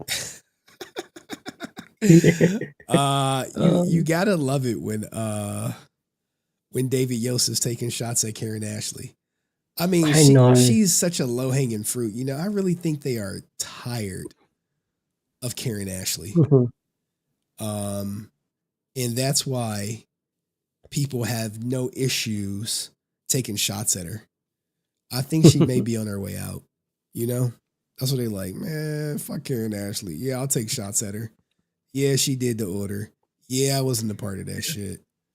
Yep. Like, go talk to Karen Ashley. Don't talk to me about none of that shit. So shout out to him though. But he still did Brent wrong though. You know what I'm saying? He still fucked up for Brent. Yeah, no, I'll agree with that. But it's bold these days. It's bold. Well, anything else, Deoxy, you want to touch on? I think we've covered everything, and there's nothing else I can think of. All right. Well, look, man, appreciate you coming up. Appreciate you being a real one from day one. You're welcome, dude. All right. You have a good one, Deoxy. Peace. All right. We got Francis. Oh, shit. Hey, I didn't know you were going to put me up. Why? What do you mean? You're a line skipper. Then we got Ryusi. Hi, because you said Ryusi, you're next. Yeah, but you kind of take precedent over Ryusi. Hi, Daddy. What's up, Francis? How are you? You're sick and shit. I'm okay. I am sick. My voice is messed up. You know what I'm saying? I see you got your... Give me some of that vagina. I see you got your setup. How's that going? It's good. It's been good. I have a few videos coming out soon. Oh, really? Yes. HenryResilient. Okay. Well, we got to get your lighting set up where it's not casting in your eyes. Oh, I know. No. It's everything's off. I still sleep. Well, trying to go sleep. So I have to have, anyway, what's on your mind tonight, Francis? I have a lot on my mind. I saw Brent in the background. Does he still think Austin is innocent? Brent was on. It was me, Meme Guy, Brent, and Rudy last night on the stream. Oh, really? Did he admit finally that Austin is guilty? No, he never did. He still hasn't admitted it? Brent, get it together. He won't. Get it together. He won't. Even with Yeah, but now he's just looking stupid because you just showed more stuff. Right here. You're basically saying if you spend $440, $450 or whatever a month, you get the transcript. $440, you get the transcripts. Yes. Like, people are already offering, like, yo, we'll pay that shit. Like, I think it's at this point, I think it's a waste of money because we have them. We have everything. Like, indeed, Geiger even testified that Newman discussed the loan program with him, introduced Geiger to Hill, and met with both Hill and Geiger to discuss logistics of applying. So how is he not guilty? There's no intent. No, PPP was obviously there's no intent. What do you mean there's no intent? There was an intent to keep it, to pocket the money and make more money off of it.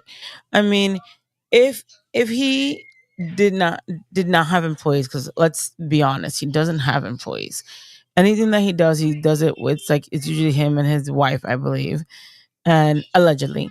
And he don't pay his social media assistants anything, allegedly. So, I mean, what employees could he have possibly put to get PPP other than, like, fake people? So, like, even the beginning of the application is a lie. So he was lying from the beginning. So there's no way that someone can say there was no intent. Because if I go and I apply for a loan for a business that I don't have or for employees that don't exist, then I'm already scamming. It's like a scam from the beginning. Yeah, he knew it was a government loan, and everyone knew about the government. Everyone used the funds to invest in foreign exchange currencies. Everyone. And you know what's crazy?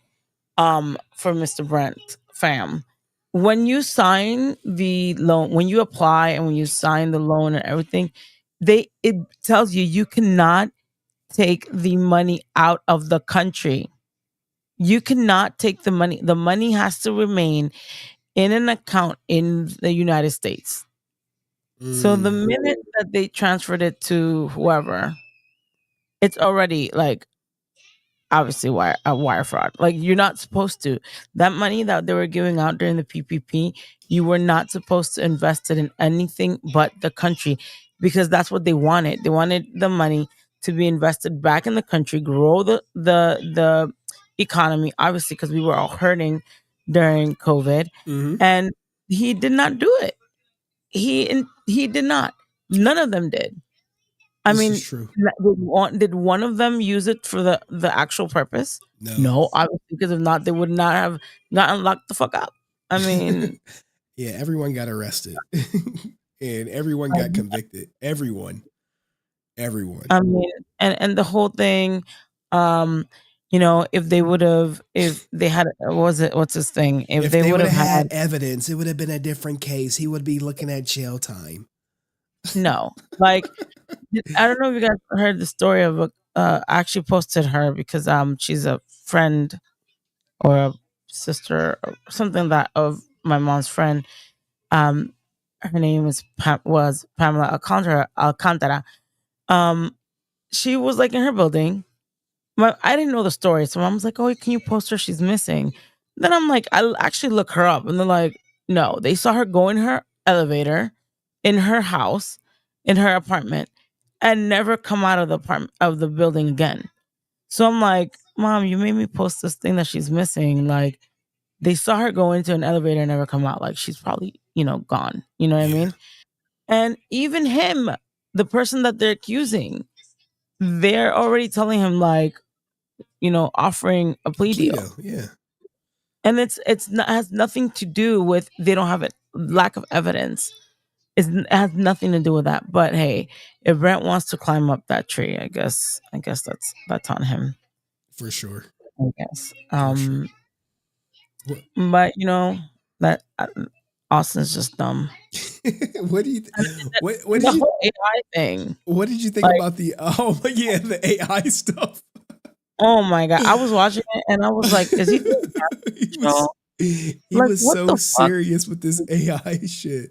But my thing is like, why now? Why all of a sudden is he doing that video? Is he trying to get into like the new Power Ranger toy people's I have graces? no idea. Why is he admitting? First of all, you would admit that you said you were talking shit about the movie, but you won't admit that you were talking shit about other shit, or the whole PPP or the Hitler thing, or you wouldn't admit that. You don't want to address that. He won't talk about. You don't that. want to address it. I bet you if but you want to address. You interview him, you can't even ask him about that. Like, well, I can't interview him. He'll see me coming and he'll be like, "Run away!" Like, I mean, I would, but I mean, I'm persona non grata. But I'm just saying, like, so you want to come up and admit that you fucked up on fudge numbers or talking shit about a movie that because you're dumb weren't part of. But you don't want to talk about your mistake with the Hitler. Yeah, no. When he started going to the AI, like according to AI, I was like, I mean, I don't know if he just doesn't know what to post, and just posted that to make himself like, oh look, he admitted he was wrong. You ain't tricking me. Like I'm still waiting for the ulterior motive. I'm still waiting for it. Someone said Austin Saint dumb. He's just dumb. I don't know. Like it was funny. I think Angel was writing to me something. He's like, "You attract crazy." I don't know if if Henry, you attract stupid, or we attract stupid, or what's going on with all these stupids? Because like, there's just a lot of stupid going on. I haven't Fucking streamed in Regan. like a week or I know. more. I mean, listen, and if we missed you, you know, Regan definitely missed you more. I saw he just like dropped the link, like Ninja. Why would let's you know, because I was told I should stay out of it, love, right? But nobody tells me what the fuck to do. That's one. You know, the only man that could tell me something to do, he's 3, and my daddy, my real dad, and he dead. Not you, daddy, my real dad. You know, it's kind of sus, right? If you didn't affect me, if someone didn't affect me, if I didn't feel threatened, or if I just didn't give a fuck about what you said or anybody said, right? Do you think I'm going to be posting about you at 3 o'clock, 4 o'clock, 5 o'clock in the morning? Like, I'll be asleep. I'm asleep at that time. And if I'm awake, Axel woke me up, or I am playing a game. Like, I'm not worried about nobody at 3, 4, 5 o'clock in the morning, but my son. And to do it constantly, like every day, he's obsessed. And like, why are you a man thinking about another man in the middle of the night? Unless that's your boo, that's perfectly fine. But I mean, if you're talking about how you hate and what was it? I mean, I've seen so much stuff. People posted so much stuff like that he said, and I'm just like, but we're obsessed. Well, not me. But he won't mention me. But I mean, Henry's obsessed and Dust but he doesn't let it go. And like, we're over here laughing at it because it's so damn dumb. But he's literally taking it serious. It's kind of it's become his identity. And that's sad. He's a sad little man. It is sad. Sad man. With his book back on. It's like, bro, like, move on, Ninja. Where's his girlfriends? Where's his family? Where's the people that love him? Like, take his phone away. They can't. They all turn their back on him. You know, no, he said he has goons. Remember, he still says it. No way. You know, my people, my goons. What was it that he said? You know, and he did some fucked up shit. And I'm gonna say it. Excuse everyone. Excuse me. And I will say it. And I know he's watching. It's one thing that you talk crap about all of us, you know, and he talk like not you, Henry, that he talks crap. You could call me fat. You could say that, oh, what was it that he said, that I took the easy way out by doing the surgery and all this shit about me. And he wanted his goons to say that, oh, say that she likes me. That'll really get her mad. No, because I don't like you. Because I'm a grown woman. So you could say whatever you want. I mean, don't lie on my coochie. But like, if you want to say, like, that's not gonna affect me because I'm not dumb like you, right, Rican? But leave kids out of it. Leave kids out of it. Because anyone, if we were like you, Rican, we all have images of your children. Holy shit! Why would you say that? No, because it's the fucking truth. And y'all know, and people should really, really watch their fucking mouth. You know what I mean? Because he said, oh, keep my name out your mouth, keep kids out of it. Because let me tell you something. If people posted my child, it'll be done. I will find you. I will go knock on your motherfucking hotel room and find you. So keep people's kids out of this. This is online shit. This is not thank you, baby. This is not like serious. I mean, he takes it serious. But like, don't be putting people's kids in things that have nothing to do with it. And if you're a parent and you're his goon or his friend or his minion, or you know, you want to break hell with him, keep kids out of it. And and if you're gonna talk, make sure who you're talking about, because you know, you putting people's faces and saying that they're me when they're not me and all this shit. Like, you know, luckily, I would never stoop so low, and I don't think any of us would, by posting his kids. But like, chill, because that's just like a line that is too much. What happened, baby? I'm not commenting on Turn on this. the light on. No, you don't have to, because that's me. So I was warned to stay out of it. So if people want me to stay out of it, then keep kids out of it. Keep kids out of it. Fuck. Anyways, next topic. What else you got? What else is on your mind, Francis? What else is on my mind? I won't talk about Legend of the White Dragon. But I won't talk about it. But I hope that it is released. 1 second. She says she hope it gets released. Well, according to Aaron, it is getting released this year.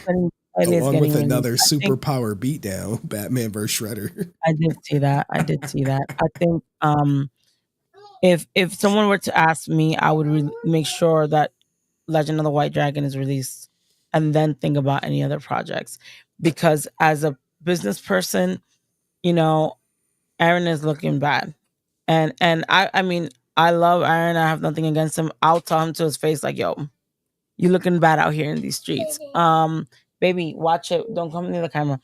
But I think he really needs to.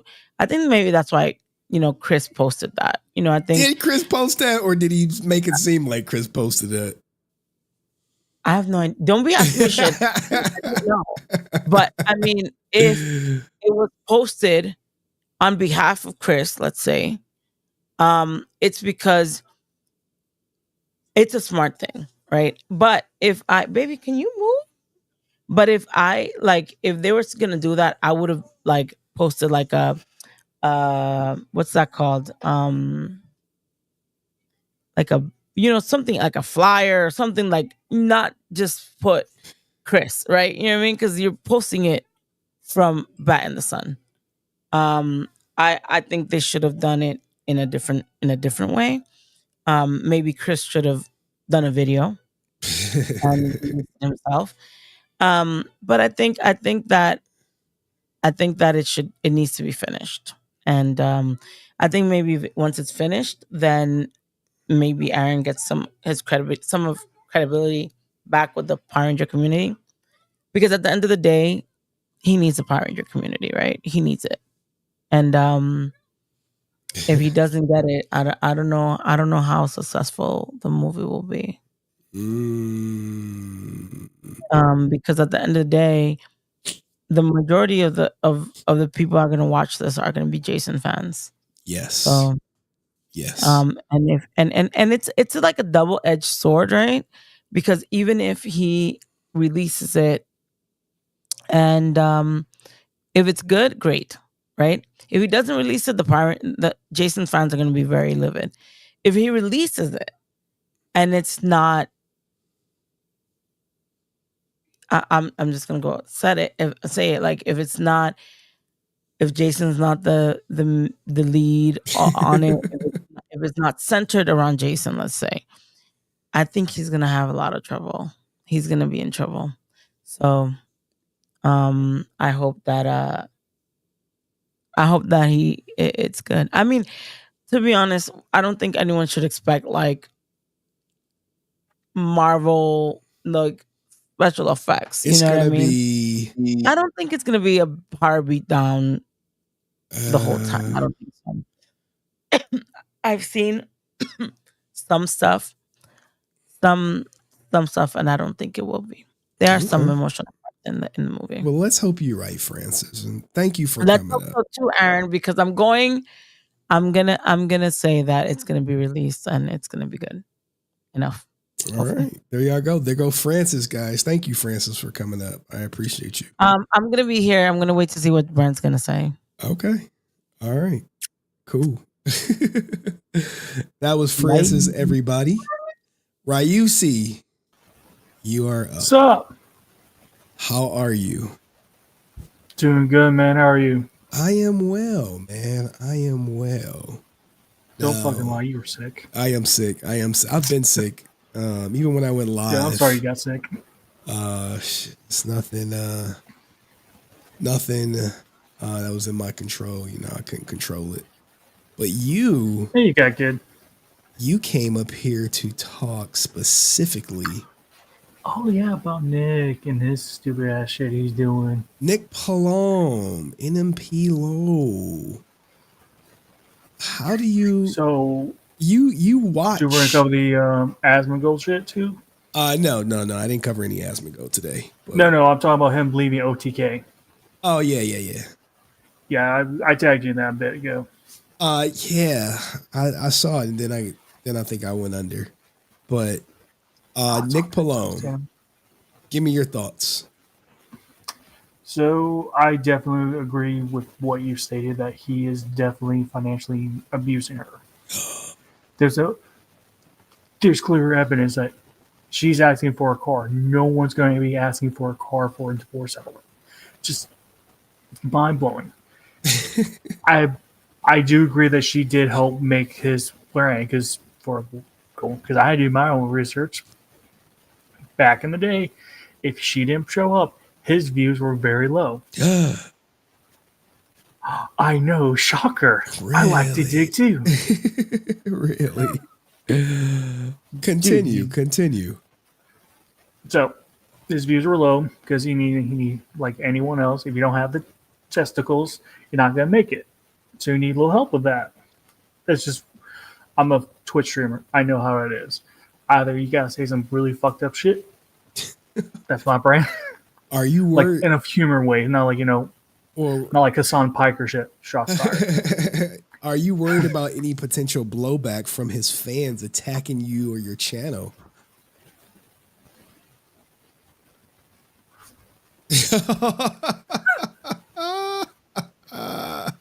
Because they could be pretty vigilant. There's also a thing called a banhammer. Oh, okay. All right. So Ryushi standing on business. Yeah, always stand on business. Okay. Don't stand on business. You're a pussy. Oh. And what he's doing around saying like, "Oh, the divorce is going clean." Like, look at the documents, like, bitch, this ain't going clean. It is not going smooth. She's being civil about online, but we know behind closed doors, your ass is fucking sweating. She's talking shit about you. You gave your current girlfriend a fucking $11,000 fucking bag. The fuck, and you can't afford a goddamn car, even though you make more money than someone's paycheck in a week. Yes. You don't want to just say you don't want to buy the fucking car because you don't want to have that be considered half of the divorce settlement. Ooh, I don't know. It's just plain and simple. You don't want to buy property. If you're going through a divorce, do not buy property whatsoever. Anyone's going to tell you that. Yes. Because that's going to be fair. Even though you have separation, you had like court separation and all that, saying like, hey, whatever I buy after this is my own. Well, in Texas, there is no separation date. I know. That's what things like they're in Texas. He fucked up. He can't buy any cars. My aunt got divorced in Texas. Yeah. So if he buy a car, it's half hers. That's why he's not buying anything. Even the podcast. And that's why she's asking like, hey, if you buy me this car, you keep the other two. I don't want those two. Even like he posted like some podcast coming out. I don't think that podcast is coming out until the divorce is It's going to be months. Yeah. It's going to be like, I think the divorce is probably going to be a year. Ooh. Kind of being like the average what the divorces are, knowing you're going through it right now. Well, yeah, I'm finished. I'm done with it. But yeah, it took us like 2 years or something to finalize. And then she reopened it, and then it was finalized again. Yeah. So, yeah. I mean, I don't know. We'll see what happened. I think there's also this going on. That's why Asmo going to want to get out of OTK, because he probably saw the writing on the wall. That's a little tinfoil hat. Tinfoil hat. No, I think Asmongold still owns. He has ownership in OTK. But no, he said he's out. He sold out. He sold out. Really? He left. He sold his ownership stake in OTK. Yep. Oh, who bought it? Probably Nick. No way. It won't fucking surprise me. No way. You know why? If Nick bought Asmongold's ownership, then that's half Melena's. I know. I don't. No way. I think Asmongold's like, I don't want to be part of this because not only they have to go through OTK, they have to go everyone part of OTK through all their shit. He's like, I don't want that shit. Like I said, little tinfoil hat. Okay. He's being smart. He's like, so he said like, I don't want damage OTK's brand and all that, so he left. We'll see. I mean, I don't know. There's no, OTK. Their shit is like a mystery for the most part. Mystery. Yeah, it is. Hello, private companies. Anything else you want to add, Ryusi? Want to talk about the Umar incident real quick? Sure, let's go for it. How that shit got fucking crazy. What so about? You watched the full clip before? I have not watched. Jesus, my eye is twitching. I have not. This will talk about Twitch. I'm fucking twitching right now. Hold on, man. I have not watched the full clip. I got to try to find it so I can pull it up. I have not watched the full clip. I know it's out there. I didn't even plan on covering it. Because I'm like, didn't this guy he approached him, she turned him down or something? What's the backstory of this? So, quick to the LAR, they met her on the boardwalk, I think, like on the pier side, right before they go in this main one. I'm not very familiar with Santa over here, but essentially he asked him for a picture, an autograph, He's kind of around them. He was in a different outfit. And like minutes later, he was falling. He went to like a bathroom while they're walking away. He was started falling, but he was in a different outfit. And he thought, oh, they're not going to recognize me. But when they walk away, like, hey, this guy, because he got their names, like, he seems nice. Then all that shit you showed. I mean, this is some weirdo shit, though, man. But some weirdo shit. A lot of people that watch these people are like socially underdeveloped. It's probably the nicest way nicest way to put it. And every YouTuber and streamer who covers like, why didn't you have security? You're part of the biggest OTK brand, people. You should have protection. Yes. 100%. It's not like what's his fuck name? Little man child that wrecked his fucking car recently. Jack Doherty? Yeah. Yeah. I understand they don't want to have that perspective. Like, I'm going to fuck around and have someone find out because I got security and all that. Okay. All right. I don't think they're going to do. I think they need to do that. I think they just need to have security protect them. Okay. Or just carry tasers. Tasers. I don't know, man. You have to taser him quickly before he attacks you, and hopefully he don't got like a weapon on him himself. So No, you're right. You're right. I'm just saying like something like you can reach something quick. Look, those girls need security. They definitely need fucking security. Jesus Christ. Or at least a boyfriend with them. Like, where was Hassan at? Oh, his ass is fucking California. They're in Texas. There's a big fucking difference. Let me stop because people be like, he did it. Wasn't there like rumors he was dating Valkyrie or whatever? There was rumors. So that's why Nick showed up on his show. Oh, that's where all that originated from. Okay, I know my Twitch drama. I love stirring the pot. I don't be following it all like that. I'd be like, man, we're in I know. I just get here and there. So it's like, okay, cool.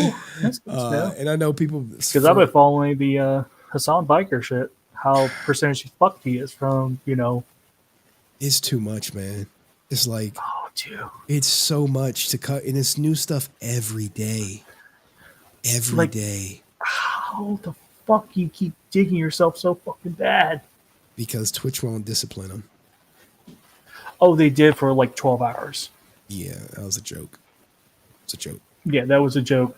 And now Asmongold is starting to pull back because he used to be like very soft on his own, like giving the benefit of doubt. And I was like, I got banned for 7 days. Ethan Klein got a 30-day suspension. Well, it got overturned. It got overturned because Musk got in. Yeah. Like here's the thing, Musk tweeted 2 times, and after that, they overturned on the second tweet. Yeah, they said it was like some accident. Accident. So about that. So when it comes to Twitch stuff, it is not a bot. It is by people when they ban you and all that. So if they review you personally, then they ban you. Oh, yeah. Well, I thought it was ironic that he got banned for what was it like? Inciting showing violence, footage, violence, and all that. And I'm You know, like- he's reacting to Hassan Piker stuff. Like it was his content, and that's what Asmongold's thing. Yeah. Like he's reacting to someone else's content that's showing that, but he got banned for reacting to it, but not the original. Yes. Yeah. Yes. Well, look, Ryusi. Granted, also most of HR stuff in Twitch is in Egypt. Yes. We'll leave it at that. Thank you, Ryusi, for coming up and talking some Twitch drama. I'm definitely clipping this, so you're gonna get clipped. And prepare, fuck yeah, man. Prepare to get harassed and brigaded by NMP simps. All right. Dude, I'm a Nerdtalk fan. I get this shit every day. All right, bro. I didn't even want to open the Nerdtalk stuff. All right, who do we have next? I got limited time left. Go ahead, Moses. You've been here first. Hey, how you doing, Henry? Good, man. Make it quick. Oh, you noticed the title that I put on my name? $25. No, before my first name. Uncle Moses. Yeah, so I want to thank you, the Henry Cord, the entire live stream for congratulating me on being a first-time uncle. Congrats. Yeah, like my sister-in-law's due date is gonna be around JDF's birthday. I think around JDF's birthday on September 4th, most likely. Yep. So Okay. it's 6 months. Second of all, with the whole entire shrine, I put a picture of myself with the red suit, so I'm way ahead of you on the Cult of Henry thing. So I have that was a Christmas present from my mom a couple of years ago and stuff. Third of all, it's confirmed I will be in the Big Apple in 3 weeks. Okay. Well, maybe you and Francis could link up. And if you know what I mean, right? Yeah, you know what I mean, right? Get your money up, not your funny up. So yeah. Yeah, if you know, you know. If you know, you know. Make sure you clap some American cheeks. It's gonna cost more than $25 unless you banging Sky. Oh, I don't fuck with Sky. Not even with her own face up her punani. You know, I don't even do it. Not even, you know, I don't basically want to put my sausage party in someone's freaking scamming, coochie. No. I am not gonna put my sausage party in someone scamming coochie. No. It is gonna be a no. You can clip my segment. You can clip it on. I'm giving you the authorization to do it, but I am not gonna put my sausages in some freaking scamming and like the equivalent of freaking wire fraud and some shit. I am not gonna do that shit. I am not gonna do that. I would basically, fuck and basically fuck until there's nothing, until like there's no tomorrow, Okay. All right. Yeah. So yeah. That's how it's gonna go down. So yeah, like I will be in the Big Apple on and so like I sent you the pictures of my flight and everything else, and I redacted the game ticket for the game and stuff. Okay. So no one can basically use that as a to basically to basically get into it fraudulently use and stuff. So I basically redacted and stuff. So yeah. Anything else, So, yeah, Moses, you want to add? Yeah, if anybody else wants to, to see me in the Big Apple, I'll be there from the 26th all the way till April Fools. Okay. All right, there y'all have it. Moses in the Big Apple, and he's an uncle. All right, Moses, thank you for coming up, man. Yeah. So thank you and stuff. All God right, bless. Stay resilient. Stay resilient. All right, guys. Here come Brent. Brace yourselves. Lord Jesus, give me the strength to patience to go through what Brent is about to put me through. Amen.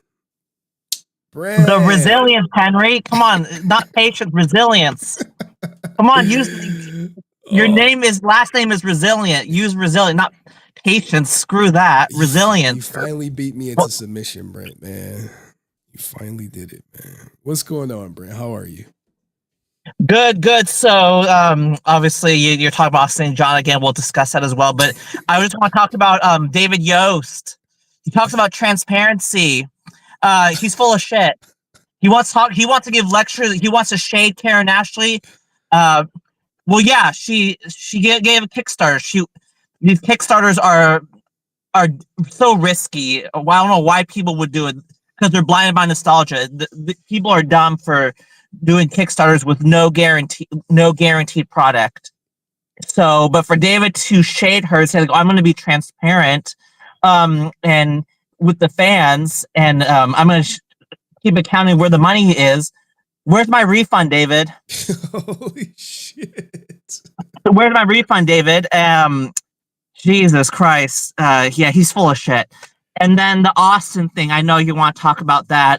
It's going to be the same answer. We're going to have to agree or disagree on this. I personally feel that if the prosecutors had the quote unquote concrete evidence, they should put his ass in jail. That's my opinion. It's not gonna. I've said this multiple times. My opinion is not going to change unless there's actual concrete evidence. And then his AI excuse. I speculate. I've seen his videos on Instagram where he's signing Green Ranger merchandise. He signed a Dragon Zord picture, just the Dragon Zord. And it was a 1-of-1. He showed it on his Instagram. He's signing pictures of him and JDF and Zio. His fan base is JDF. I think Laura approached him and asked him why he hates Jason. These Green Ranger fans, they bring the money. They are passionate, and they're approaching him at cons, and he's getting the heat for his comments on fan words. So I speculate that he's getting a lot of heat for saying that the movie tanked. Now, do I believe the movie tanked? No, I think it was a success, in my opinion. Now, Haim Saban might feel differently because he doesn't view the TV show or the movie as the end all be all. He values the toy sales. The movie, I consider it a success.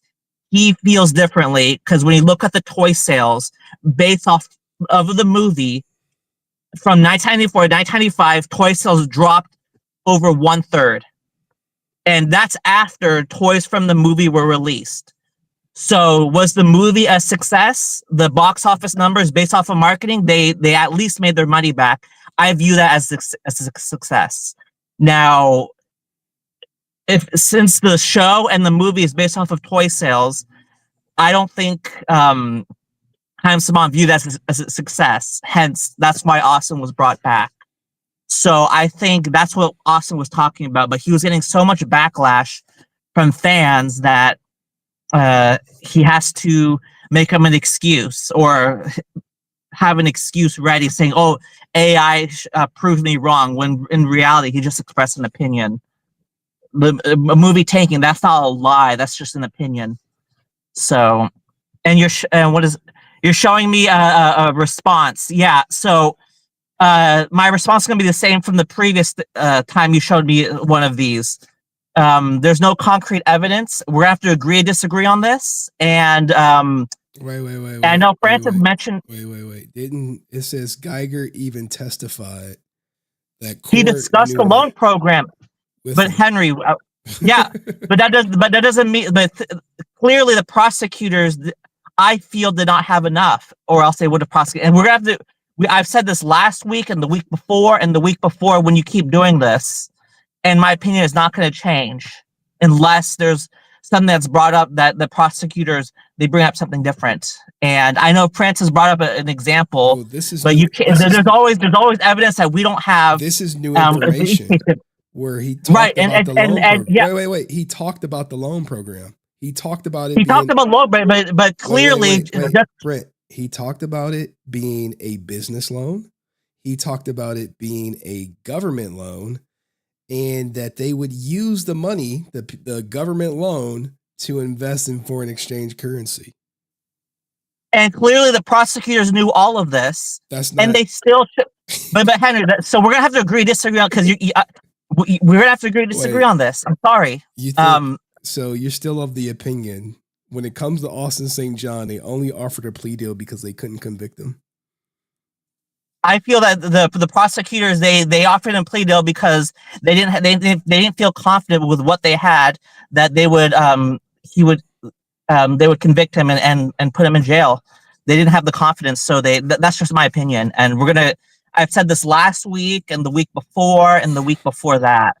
So I don't know. Well, you keep doing this. You know the prosecutors don't convict. You know it's a jury. The jury is who convicts, right? Right.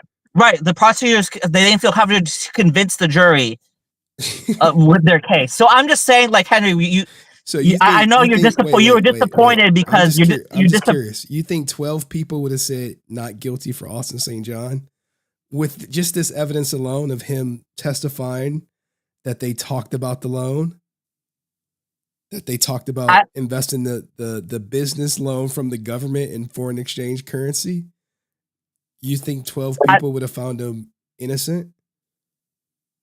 I mean, it's really tough to say, but at the end of the day, I don't know. I mean, it seemed like the prosecutors chose not to do that, and it seemed like they didn't have the confidence that they would be able to convince the jury. I think the choice was Austin St. John's, right? Because a plea deal requires somebody has to offer it, and they both have to agree to it.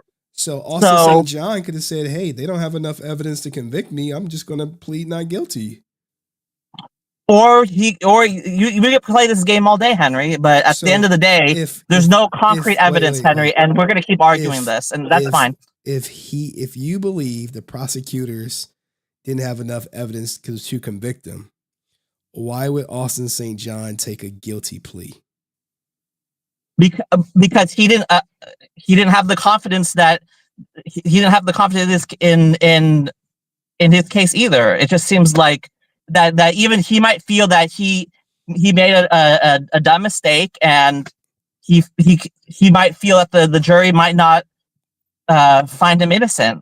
He didn't have the confidence either. I mean, it takes two to make a plea deal, and but it seems that this channel was all about Jailosaurus. He's going to jail. And clearly the prosecutors, they didn't want to push for that for whatever reason. And I personally feel that if he intentionally defrauded the government, jail time should be pushed. But clearly the prosecutors felt differently. And we're just going to have to keep arguing this. We've discussed this 4 or 5 times already. But that's just part of social media. Each time we get new information, we got the text messages. We got the text messages with him corroborating the loan. Then you have his sworn testimony that yes, we did talk about the loan program. We did talk about where the money was coming from. We did talk about that it was a business loan, and we were going to invest the money in foreign exchange currency. And yes, they also had the wire transfers that back up all of this. And you still think Austin St. John did not intentionally set out to defraud the government? Henry, this information is new to us. Let me finish. Let me finish. Do you think? I'll get to answering your question. I'll get to answering your question, Henry. My God. First, do you think Austin St. John intentionally set out to defraud the government? It's just a yes or no. No. With what has been presented, no. And let me finish then. I'll answer your question. Let me finish. This information may be new to us because based on how you present it, but this information was not new to the prosecutors and to the defendants, to the legal counsel for both parties. This information, they've known this for months, probably years. And the prosecutors came to the conclusion that they did not want to pursue jail time for whatever reason. And in my opinion, I'm going to hold this opinion. I've said this multiple times on multiple streams. There's no concrete evidence that is being presented. And so my answer is going to be the same. No, I don't believe it. Now, unless something new is presented, I might change my mind. But from what's being presented, no. And this is new information to us, but it's not new information to the prosecutors and to the defendant. And you can bring up whoever you want. There's probably people in the background waiting to want to roast me, but my opinion is going to stay the same. And I've addressed this numerous times, and maybe it's kind of like, how are you going to do this again next week? Like you have something prepared for next week as well? You're going to keep doing this, or? People want me to pay for the court transcripts. Okay, then I'll give the same answer again, unless there's concrete evidence. But at the end of the day, but that doesn't mean that. Let's just be clear. Just because he's not found, there's no concrete evidence. You can have opinions about Austin St. John, whatever opinion you want. But yeah, that's just my opinion. And yeah, I don't know. I've discussed this many times. I mean, there's other topics that you discuss on this tonight's stream that I'm sure there's people waiting, but I'd like to discuss as well. But yeah, I've said the same thing the past 4 or 5 weeks. So if that's what you want to talk about, that's fine. But yeah, you can bring. I've seen this picture numerous times. I think that's Corey Newman, right? Yeah, I've seen you show these pictures. This is the day after they got the money. How about that? How about that? Well, sure. I mean, the prosecutors have these pictures too. So, I mean,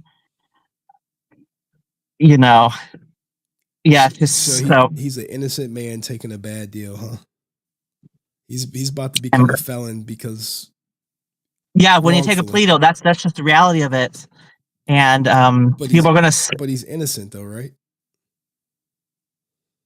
Completely innocent, like he had no involvement. I wouldn't say that. You're either guilty or innocent. You're not like halfway guilty or halfway innocent. You're either innocent. No, or guilty. I mean this innocent of like no involvement of no responsibility. He didn't sign the loan.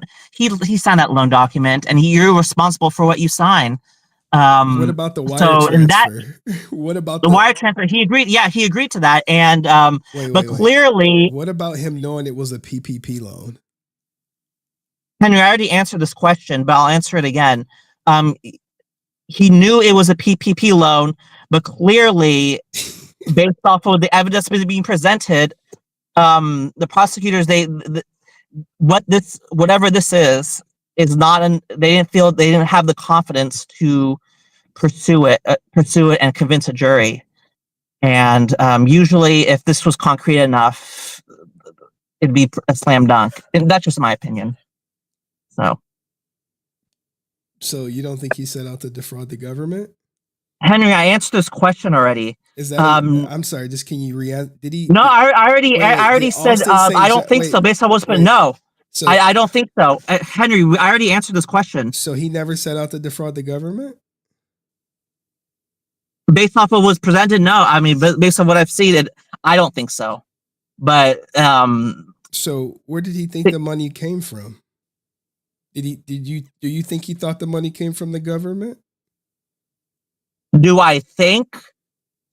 I mean, what I think really is irrelevant. But I mean, do you think Austin St. John knew he was getting a government loan? That's probably what he thought. Yes, and do you think Austin St. John was getting a government loan for his business? I don't have but clearly he thought that he was getting. Do you think he was getting a government loan for his business? Is yes or no? I think he was.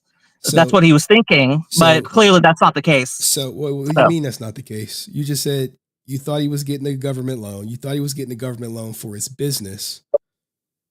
Do you think he knew it was a PPP loan? Yeah, I mean, if he probably thought it was a PP, that's why he signed it. But he probably trusted the wrong people. Henry, I already discussed this. So, do you think many times, Henry? And I know. Wait. Do you think he was sending Andrew Moran a kickback? A kickback. I mean, if that's a yes or no, man. Do you think he was sending it? Do you think he knew he was sending intentionally? Andrew No, Moran intentionally no. Wait. You don't think he knew he was sending Andrew Moran a 10% kickback? A kickback? I mean, I don't know if he knew. Why would he send Andrew Moran approximately 10% of the loan? Why would he do that? I can't answer that question, Henry. I'm sorry. Is that not a kickback? Do you know, Henry? I can't. Henry, I can't answer. What a kickback is? Jesus Christ, Henry! Oh my God! Do you know what a kickback is? Yes, I do know what a kickback is, but you're asking me these questions, and it's really tough for me to answer these questions without knowing the entire case. I can't answer that. I'm sorry, but I already answered that. I do not think that he intentionally defrauded the government. And kickback is an illegal payment or benefit given in exchange for improper influence or preferential treatment. Kickbacks are kickback. There's different definitions of a kickback can be cash, gifts, trips, promises of future employment. So he sent Andrew Moran a kickback of $22,000, which is coincidentally the same person who filled out the application. And you're saying that's not a kickback, or that is a kickback? I don't think he intentionally did send a quote unquote kickback. I've answered this. Wait, did he? Henry, I've answered this question. Did he accidentally send the kickback? Clearly, based on what was been presented, there's no evidence that definitively proves that he intentionally did that. Like that he sent. And the I've wire answered transfer? this question. Wait. That he sent the Henry. Just follow the line of questioning. Henry, I know you're trying to grow your, but I've answered this question. Did he? I've answered this question 4 or 5 times already. Who made the wire transfer to Andrew Moran? I'm assuming it was Austin. He signed the document. But that's not Henry, I've answered this. Henry, I've answered this question many times. If the definition you pulled that came out is the illegal gift or whatever, based on what's been presented, and you can only there's no evidence that he intentionally did that. I don't think so. Wait, so the money he sent Moran was an accident? Text messages discussing it? I don't think Austin knew that it was. He didn't intentionally say that. He didn't intentionally defraud the government. If that's what you're asking, and I've answered this question multiple times already. We've already discussed this topic numerous times, and so we can keep going, but we're gonna keep repeating. It wasn't or wasn't a kickback. We're gonna keep repeating. It wasn't or was a kickback. It was not or was. Basically, I don't think it was a kickback. Based on what the evidence has been presented, I don't think it was a kickback. Now, if there's new evidence, why did he get the PPP money and then send some to Moran if it wasn't a kickback? Because he probably thought that the money was for the intended purpose of what intended purpose? It was a business loan from the government, which you said he knew it was. So why would he send the guy who filled out the application $22,000 if it was not a kickback? Because he felt that it was for the intended purpose of whatever the PPP loan was. That's probably why he did that. But at the end of the day, that's wait. He sent them $22,000 because it was required by the PPP loan.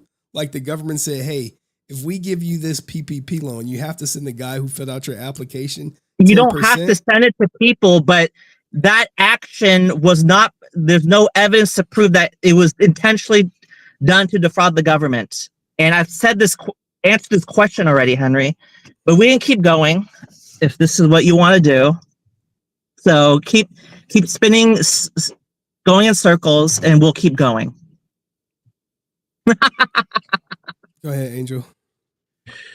Brent, this is actually my field of expertise because Okay. I was a supervisor at a bank. Right. I have fever dreams about PPP because I had to do many a PPP loan for my customer. I had to also do their forgiveness, Brent. I have a question for you. So you want concrete evidence. What kind of concrete evidence do you want?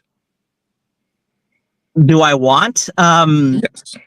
Obviously, Do I a want? kickback is not enough. Him knowing it wasn't a government, him knowing it was a government loan is not enough. Him wiring money to invest his government business loan in the foreign exchange currency is not enough. It wasn't enough for the prosecutor. Look, Brent. No. Right now, my question to you: what would be concrete evidence enough for you? So you wait. You think if the prosecutors would have took him to trial, that would have been him being guilty? if they would have not offered him a plea process, deal, yeah. If they would have not offered him a plea deal or trial, then he would be guilty. Hello, Henry? Oh, he froze. If he went through the trial process, discovery, all that kind of stuff, and why would he? Okay, do you know what was on the PPP loan documents? The exact wordage that Austin St. John would have read and would have signed. it was something. I don't know the exact wording. You want concrete evidence? I'm giving you concrete evidence. Do you know the verbiage on the PPP loan documents? If that was concrete enough evidence, I know what you're talking. Brent, you want this? Answer my question. What is the verbiage on the PPP? I know what the verbiage. It's like something like false representation. Then say it. What is it for? What did Austin say that he was going to use the PPP funds for? It's in black and white. Right, but if no, just say it, Brent. Answer the question. Answer the question. What is in black and white? Go ahead, Angel. Let him talk. Angel, go ahead. I can answer the question, Brent. If I know. Wait, let me answer. Okay, so it's not the exact word, but I knowingly. What is the exact Angel word? Pest, I don't remember this. Let him Jesus, talk, Angel, let him get it off, and then you can correct him. Go ahead, Brent. So I don't know the exact wording, but it's something like knowingly sign. I knowingly false. Knowingly, something like knowing or false representation. Something can result in. Yeah, I don't know the exact wording, but it's basically he signed it knowing, agreeing that it's for a certain purpose. What was that certain purpose?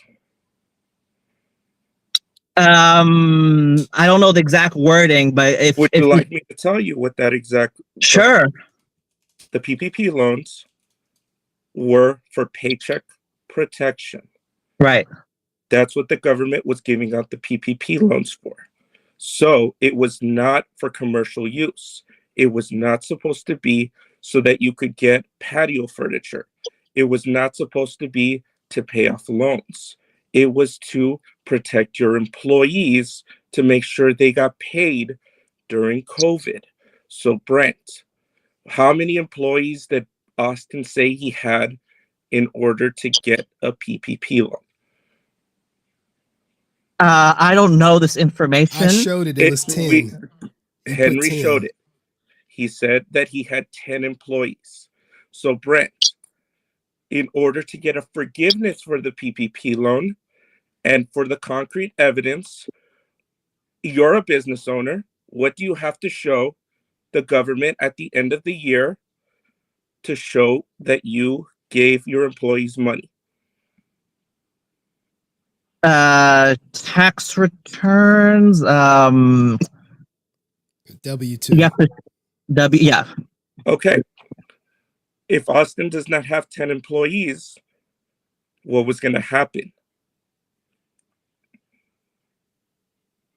If he was not going to be able to provide those W-2s. Right, but So again, what was gonna happen? No. Okay, so what was gonna happen once Austin does not have the W-2s and the money is gone? That's the proof that you paid your paychecks. Right, but as well, we'll go back to what we discussed previously. This is not new information to the prosecution. To you. This is obviously this is we don't know. I don't know the whole case, like the prosecution, and we're gonna keep going in circles. So Brent on this. We're not wait, because this is information to you. Brent is literally hanging his hat on the fact that the prosecution didn't take Austin to trial as him being innocent. That's Brent's whole argument. It's not that Austin St. John is innocent. It's the fact that he didn't go to trial. That Brent, do you know how much a trial costs taxpayers? But the thing is, if whatever so would you rather... wait, let me answer. If that was concrete enough evidence, then the discovery process, it wouldn't require extensive research.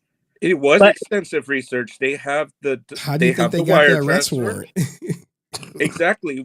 No, but what I'm saying that if they went to try, if that's whatever he signed, if that was enough to put him in jail, then they would have taken. I believe they would have taken him to trial, and he would go to jail. This is just my opinion.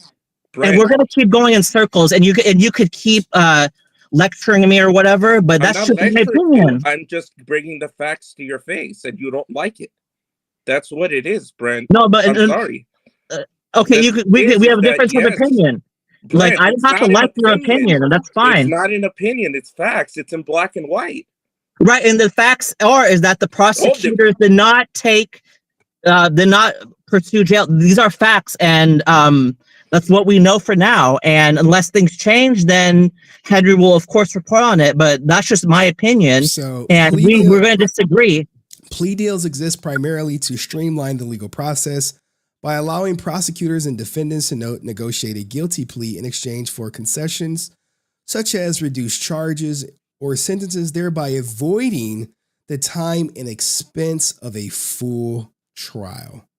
And it requires both the prosecutors and the defendant. Benefiting both the court system and the parties involved by ensuring a conviction with less resource expenditure. Essentially, it's a way to manage court backlogs and to minimize stress on victims by reaching a quicker resolution. Not that, hey, we offer plea deals because we can't convict. Hey, we're trying to ease the legal process and get rid of backlog. Nothing about this says, hey, he's innocent, so we're going to offer a plea deal. Because everyone got offered a plea deal, even dumbass Cord Newman. He was also offered a plea deal of 3 years, no jail time, and he decided to say, fuck that, and try his luck in trial. But plea deals can include jail time. They could, we're going to argue with that. It's a white-collar crime. This is not like Brent. They don't want Austin's dumbass. He did not convince 12 people or how many people it was to sign the PPP. They want the bigger guy. It's like Diddy. They don't care about the guys that Diddy invited to the party. They want Diddy. Answer. Thank you.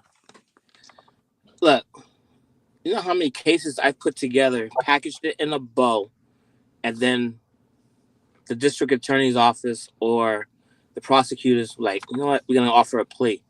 Had them dead to rights, packaged in a bow, and then they just like, I got too many other stuff on my docket, and this one's at the lower priority. The bigger fish was that other gentleman that's going to go to jail, that's asking for another retrial. Like, he's at the lowest of the totem pole. The most important thing that's going to happen for him was when you run his background, still going to say convicted felon. He's done. Like, they had all the facts, they had everything, and they just decided they didn't want to go through the process. It is what it is. You may say that they didn't have enough, but they had enough. But they wanted to go after the bigger person, the mastermind, and Geiger was just a rat. Even the mastermind took a plea deal. Yeah. So they went after another person. You think the top guy, they didn't have enough to convict him either? Or they didn't have enough to convict only applies to Geiger out of the 20 people who were arrested? Yeah. I mean, some of them got jail. I think a few of them got jail time. One person got jail time. With the plea deal. Okay, so maybe because this channel was all about Austin going to jail. Do you think all of the other people who got offered plea deals, they didn't have enough to convict, or is it just Geiger that applies to? I think that if they got plea deals and they didn't offer jail time, I would think the same, and that's just my opinion. I'm sorry. And then you also got to look at the totality of the circumstances, right? So when the prosecutor's looking at every individual person, they run their background. He'd never done anything before like that. He held a firefighter's license. He held a paramedic license. He may have drove without on an expired DL or a suspended DL. He paid that fine, but he hasn't done nothing as harmful as that. This is his first offense. Yeah, it's no escalators. We're gonna go ahead and say, hey, we'll give you this plea to keep you out of the system, and you don't have to bear that hardship because you was a good person. We'll give you this one solid, and you take the plea. We'll give you the charge, and then kick you out of the system altogether, and then you just got felon attached to your name.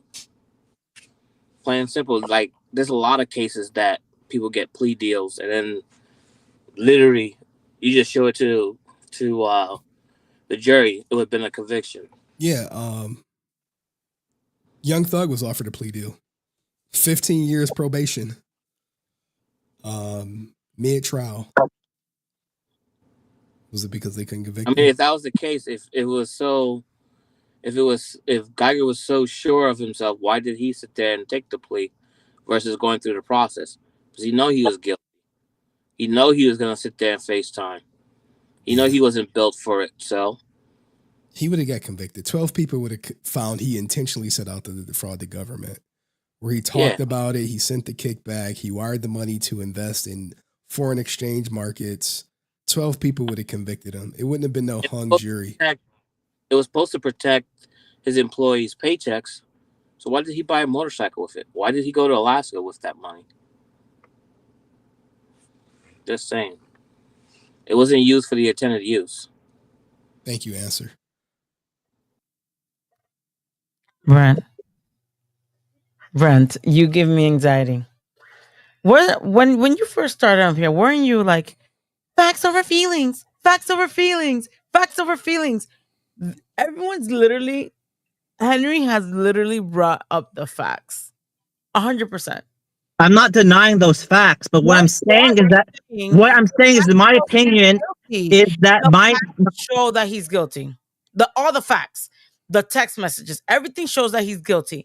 And you are here saying that you do not think that he purposely did this, but he signed a loan agreement. He signed a loan application. He signed a loan agreement. He went physically to the bank to do a wire transfer because for that amount that he transferred, he had to physically go into the bank and do the wire transfer. He knew that it was going to someone's account that was not even his employee. The application, which he saw, said he had 10 employees, which he did not have. He knew he was lying from the beginning to the end of the process. He knew he was lying. So he was committing fraud from the beginning of the process. If I say I have 10 employees and I don't, that's a lie. I'm doing fraud. If I'm doing a loan for paycheck protection, in other words, I'm using this money that the government's giving me so that I can pay my employees that I don't have. How could you say that you don't think he intentionally did it if from the beginning of time it was a lie after lie after lie after lie?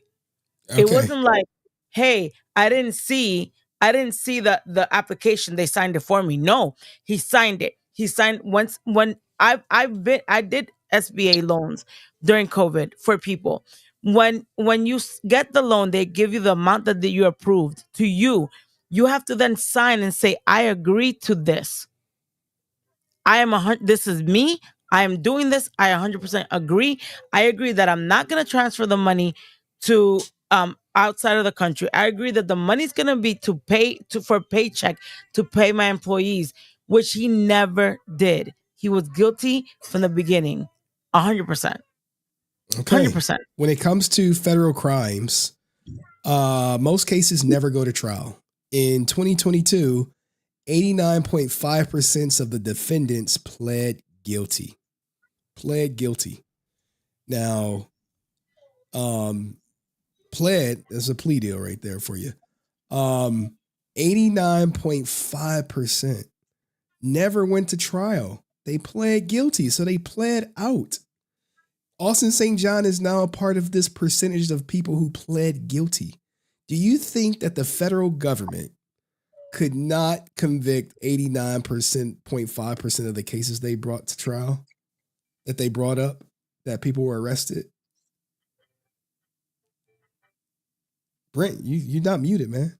I'm not muted. Okay, so this is all the cases, not just specific to white collar. This is murder or sexual assault. This is all the criminal cases. 89% are resolved with this plea deal. So each case is different, and I'm just of the opinion. I've never said that what was said in that response was a lie. What I'm saying is that the prosecutor, I've said this multiple times, the prosecutors who are much more knowledgeable on this subject than any of us looked at the facts of the case and determined that a trial case or bringing this to trial is not worth it for whatever reason. That's not why they do plea deals. Henry just read why they do plea deals. To it's eliminate not backlog. And eliminate backlog. But the thing is, if it was so concrete, what was presented proved his guilt. If they had all the evidence, they wouldn't have to go through trial. They wouldn't have to do the discovery. What are you talking about? You're innocent until proven guilty. What are you talking about? Right. But you're innocent until proven guilty when you go to trial. So that means they have to do the discovery. They have to go through that process. Discovery was already done, Brent. What are you talking about? It's already been done. So they have all the evidence, and they still chose not. They still chose not to pursue. They offered everyone jail a plea time. deal. Even the people who were found guilty were offered. We had Court Newman's wife in the chat. Because they offered them plea deal doesn't mean that they don't have enough evidence to pursue. They are telling you, hey, listen. Let's say I'm the federal government. I have a 95% conviction rate. I have your text messages. I have your wire transfer.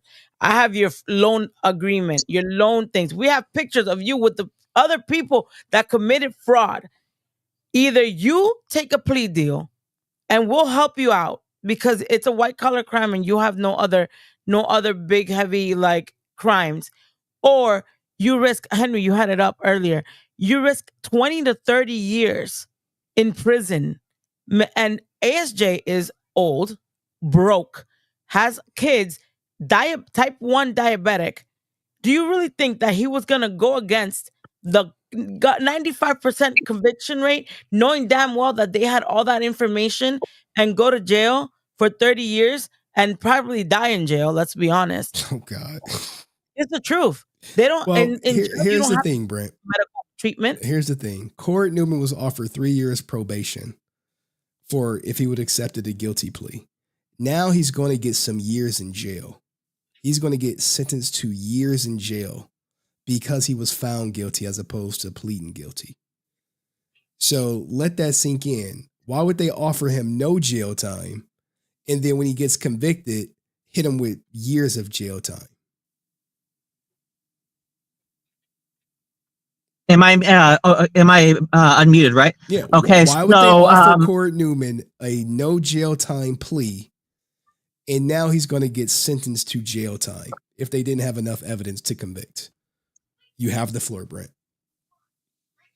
So they offered him a plea deal, he rejected it, and then they decided to pursue jail time. Wait. No. He was found guilty. by a Found jury guilty. of his peers. And he's going to get So sentenced to jail. His case might be different than Austin's. What are you talking about? He was offered no jail time. He was offered no jail time, same as Austin. He was offered no jail time, and then he rejected the plea deal. Yes. Court Newman and then he went to discovery, and then he was found guilty. Discovery was already done. Discovery happens before you offer the plea deal. They say, "Hey, here's all the evidence we have against you." Do you want to go to trial, or are you going to take a plea deal and not die in jail? That's basically what it is. So Court Newman and Austin were both offered plea deals that involved no jail time. Austin took his, Court rejected his, and now he's about to get sentenced to real jail time. Are the facts of their cases exactly the same? Exactly the same. False. Exactly the same. Exactly the same. Exactly. There's no differences. Are you sure about this? That there's no difference between Corey Newman and Austin Payton? They both submitted false PPP loans. They both sent Aaron Moran a kickback. They both sent money to get invested in foreign currencies. All identical. Is there any other difference? And they use professional stuff. Is there any other difference that separates Austin or any other person? Court was about to double up on his. He was about to go to a round 2. Okay, so there is a difference, and at the end of the day, we're going to keep arguing about this. Going into and people, the chat's 55 people, which is crazy. People are going to think I'm stupid. That's fine, and that's why I'm still here. Most people would have left by now. The core factors remain the same. The core factors, what you determine to be core factors, but at the end of the day, there's differences and there's nuances that make differences in the sentencing. And as of now, what do you mean the sentencing? The plea deals were no jail time. Both were offered no jail time pleas. But the facts of their circumstances aren't exactly the same. There's differences between Austin. Both of them both sent Andrew. Both of them. But what did Andrew Moran do differently that Austin didn't do? They all did the same shit. They all sent Newman. They all sent Moran his kickback. They all sent them his kickback. They all sent. There has to be a difference. Okay. That you said something about round 2, right? Moran was going to do something about round 2. All right. So, all right, guys. All right, come on, Drew. What's up, man? How are you? Hey, man. How you doing, man? Sorry, man. Sorry. I just wanted. No, it's okay. I just wanted to check on you, see how you're doing, man. And I'm good. My grandma gonna be happy to see you. She literally came over to my house and was asking about you. Oh, hey, Grandma, how's it going? We almost got killed by carbon monoxide poison. That's why I had to leave Francis's stream. So I was still dealing with that, and then Rebecca and I had a meeting about it, and yeah, we were lucky, man. It almost went bad, and it was the same day that Gene Hackman. I know. I was just about to think. Well, Gene Hackman died of heart disease a week after his wife. He just stayed in the house until he died. Sounds like it. Right. And she had. I think I saw the press conference like the Henty virus. Hold on, let me shout out to my man Dust. He dropped a super chat. Brent, you're too blind to see the facts over your feelings. That's true. That's true. I don't think any of us are surprised by that, knowing how he is. And that apology that Austin St. John gave was the weakest, wackest apology I've ever heard. It wasn't even an apology. It was just him just saying things, trying to save face because his time has come.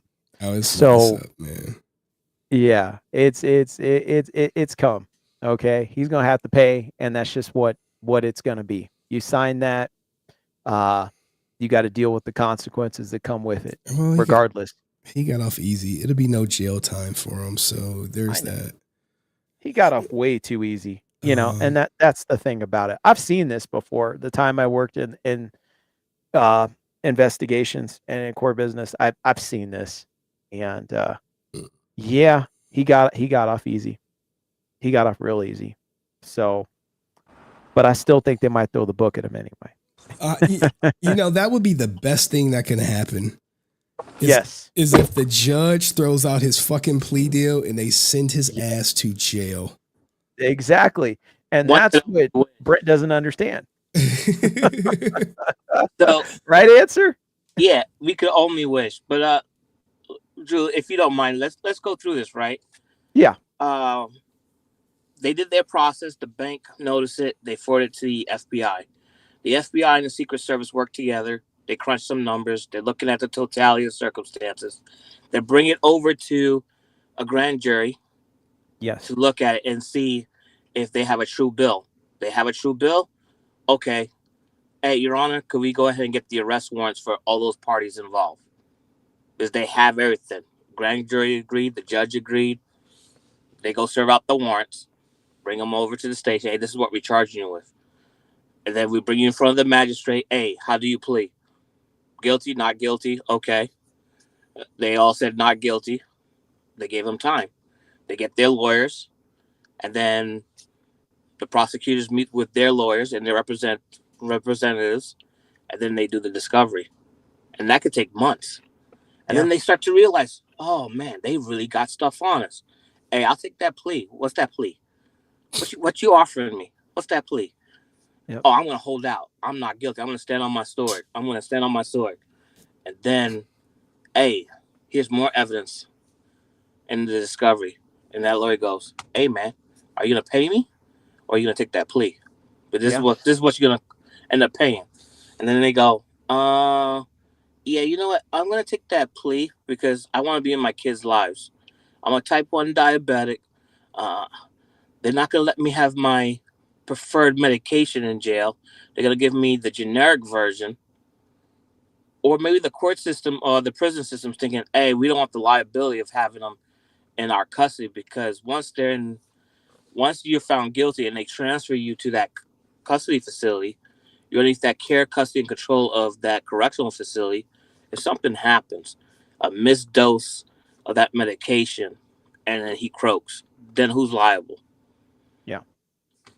There's too many risk factors. But my assumption is, and I'm saying this I believe with facts, that he saw that he was in a bind really bad, that they had enough to go ahead and convict him and he served jail time. Hey, I'm going to try to escape out of this one.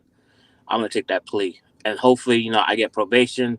Half of my salary goes back to the government until whatever dollar amount's paid back. And then I go about my merry life. Yeah, I'm going to have to give up some rights and be a felon. May have to pee in a cup while I'm on probation, do some community service, whatever the case may be. But as someone who worked the court side of the law enforcement system, do you not agree? I agree 100%. That's what would happen. And may I add this? If he does community service, I hope he has to help Tammy and Jenna build the JDF station as his community service. Oh, man. No, nothing with money. Oh, that's right. We can't. We don't want him going like this and put it in his pocket.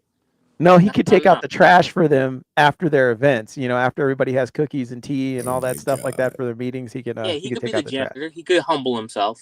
And get a Red Ranger janitor suit and a matching mask and helmet, and then do it. For people to be delusional and say just because they didn't go to jail, that person's not guilty. Well, I First look off, at it. Jail, if it's a felony, is prison, not jail. Jail's for misdemeanors. First off, and then I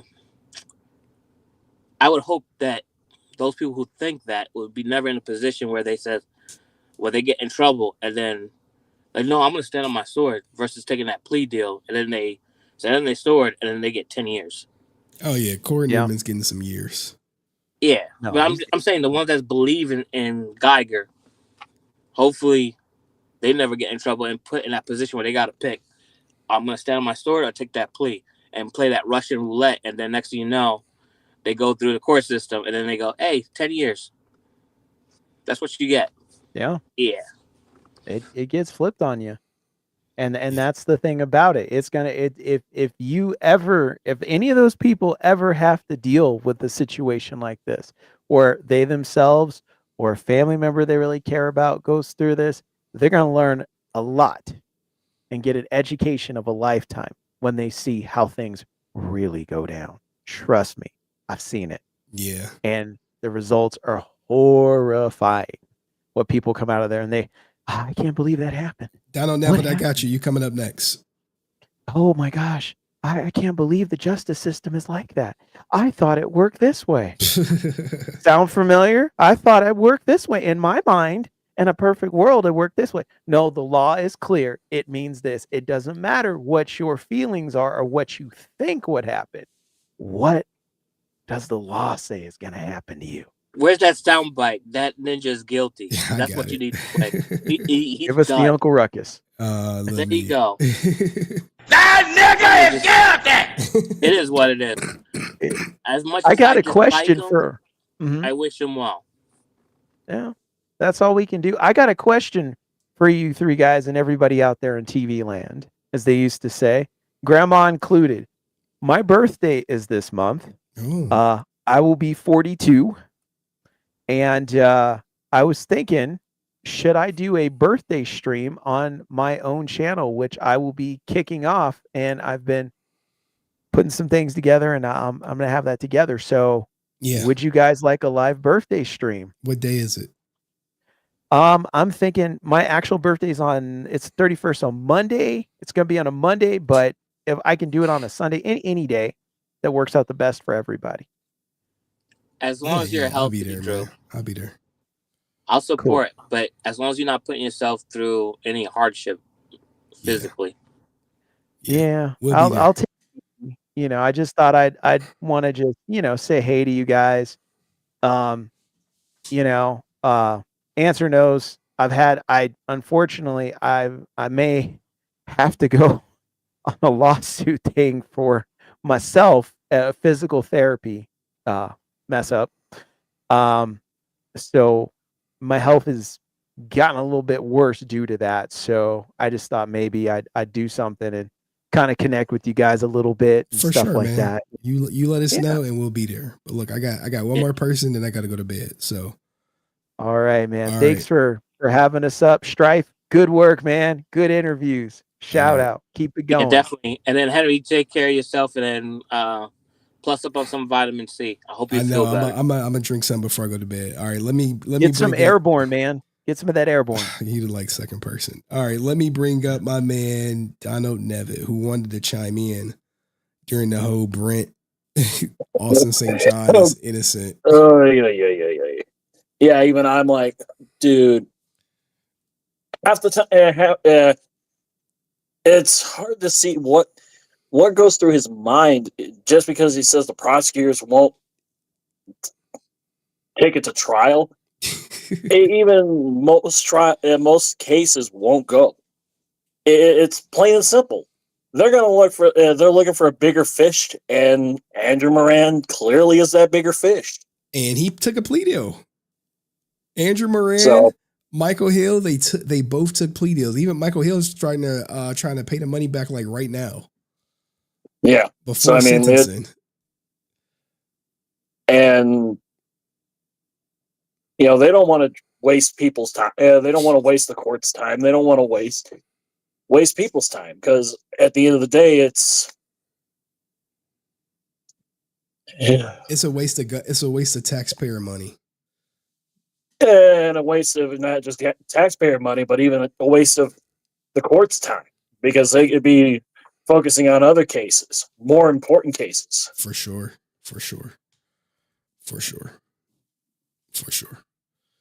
Whew.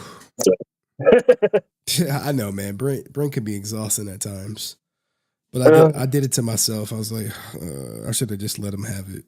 But I'm like, each time we get more and more evidence, and he like, no, the prosecutors offered a plea deal, so they didn't have enough to convict. I'm like, the fuck? Yeah. Even when you started presenting all the evidence, I was like, oop. Yeah, there's no hiding. There's no way he's going to come out of this scot-free. Yeah, none of them was going to come out of it. 12 people would have convicted him. And this is I have some. I never went into law enforcement, but I do have background in. I have my degree as far as almost my degree, but I also have my dad who worked both my dad and my father-in-law, who worked over 20 years in law enforcement, whether it's in the prison system or is as a police officer. So they would probably even say the same thing. Yeah, guilty as sin.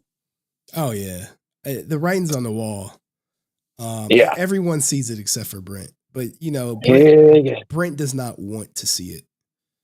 That's the thing. No, I don't think he does. that's what you got to come to understand. Brent does not want to see Austin as intentionally setting out to defraud the government, even though it's clear as day.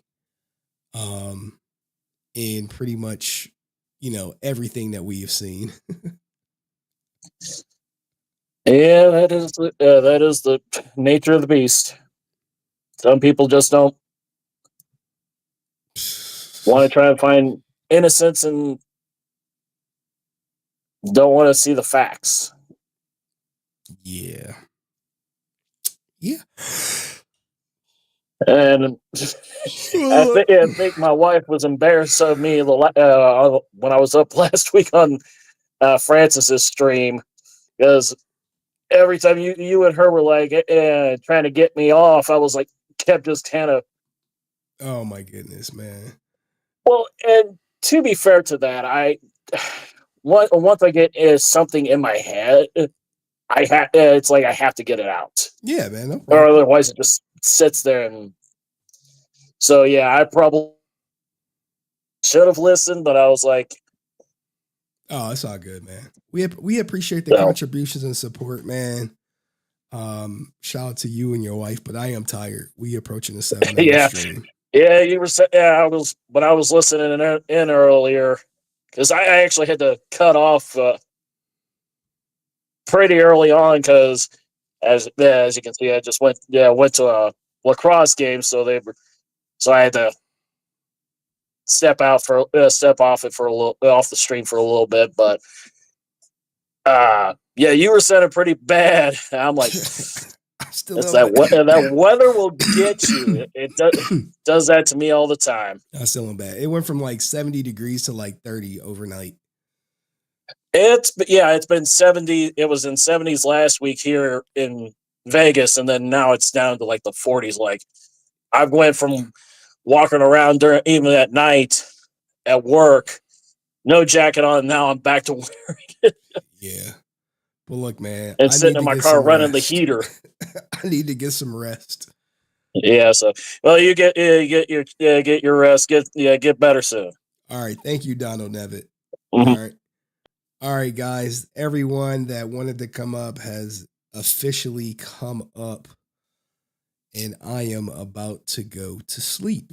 I'm not even gonna upload. I'm like, all right, catch me in Discord while I upload some stuff. I'm like, bro, I might upload like 3 videos real quick. The Nick stuff and some other stuff. I don't know what I'll do. All right, maybe. All right, look, man. I'll be in Discord for like 10 minutes because I gotta upload this stuff because it's a long clip and I wanted to get it out whenever I wake up. I just gotta drop the thumbnail. So if you want to hang out in Discord for like 10 minutes, catch me over there. If not, I'll see you in the next live stream. Peace.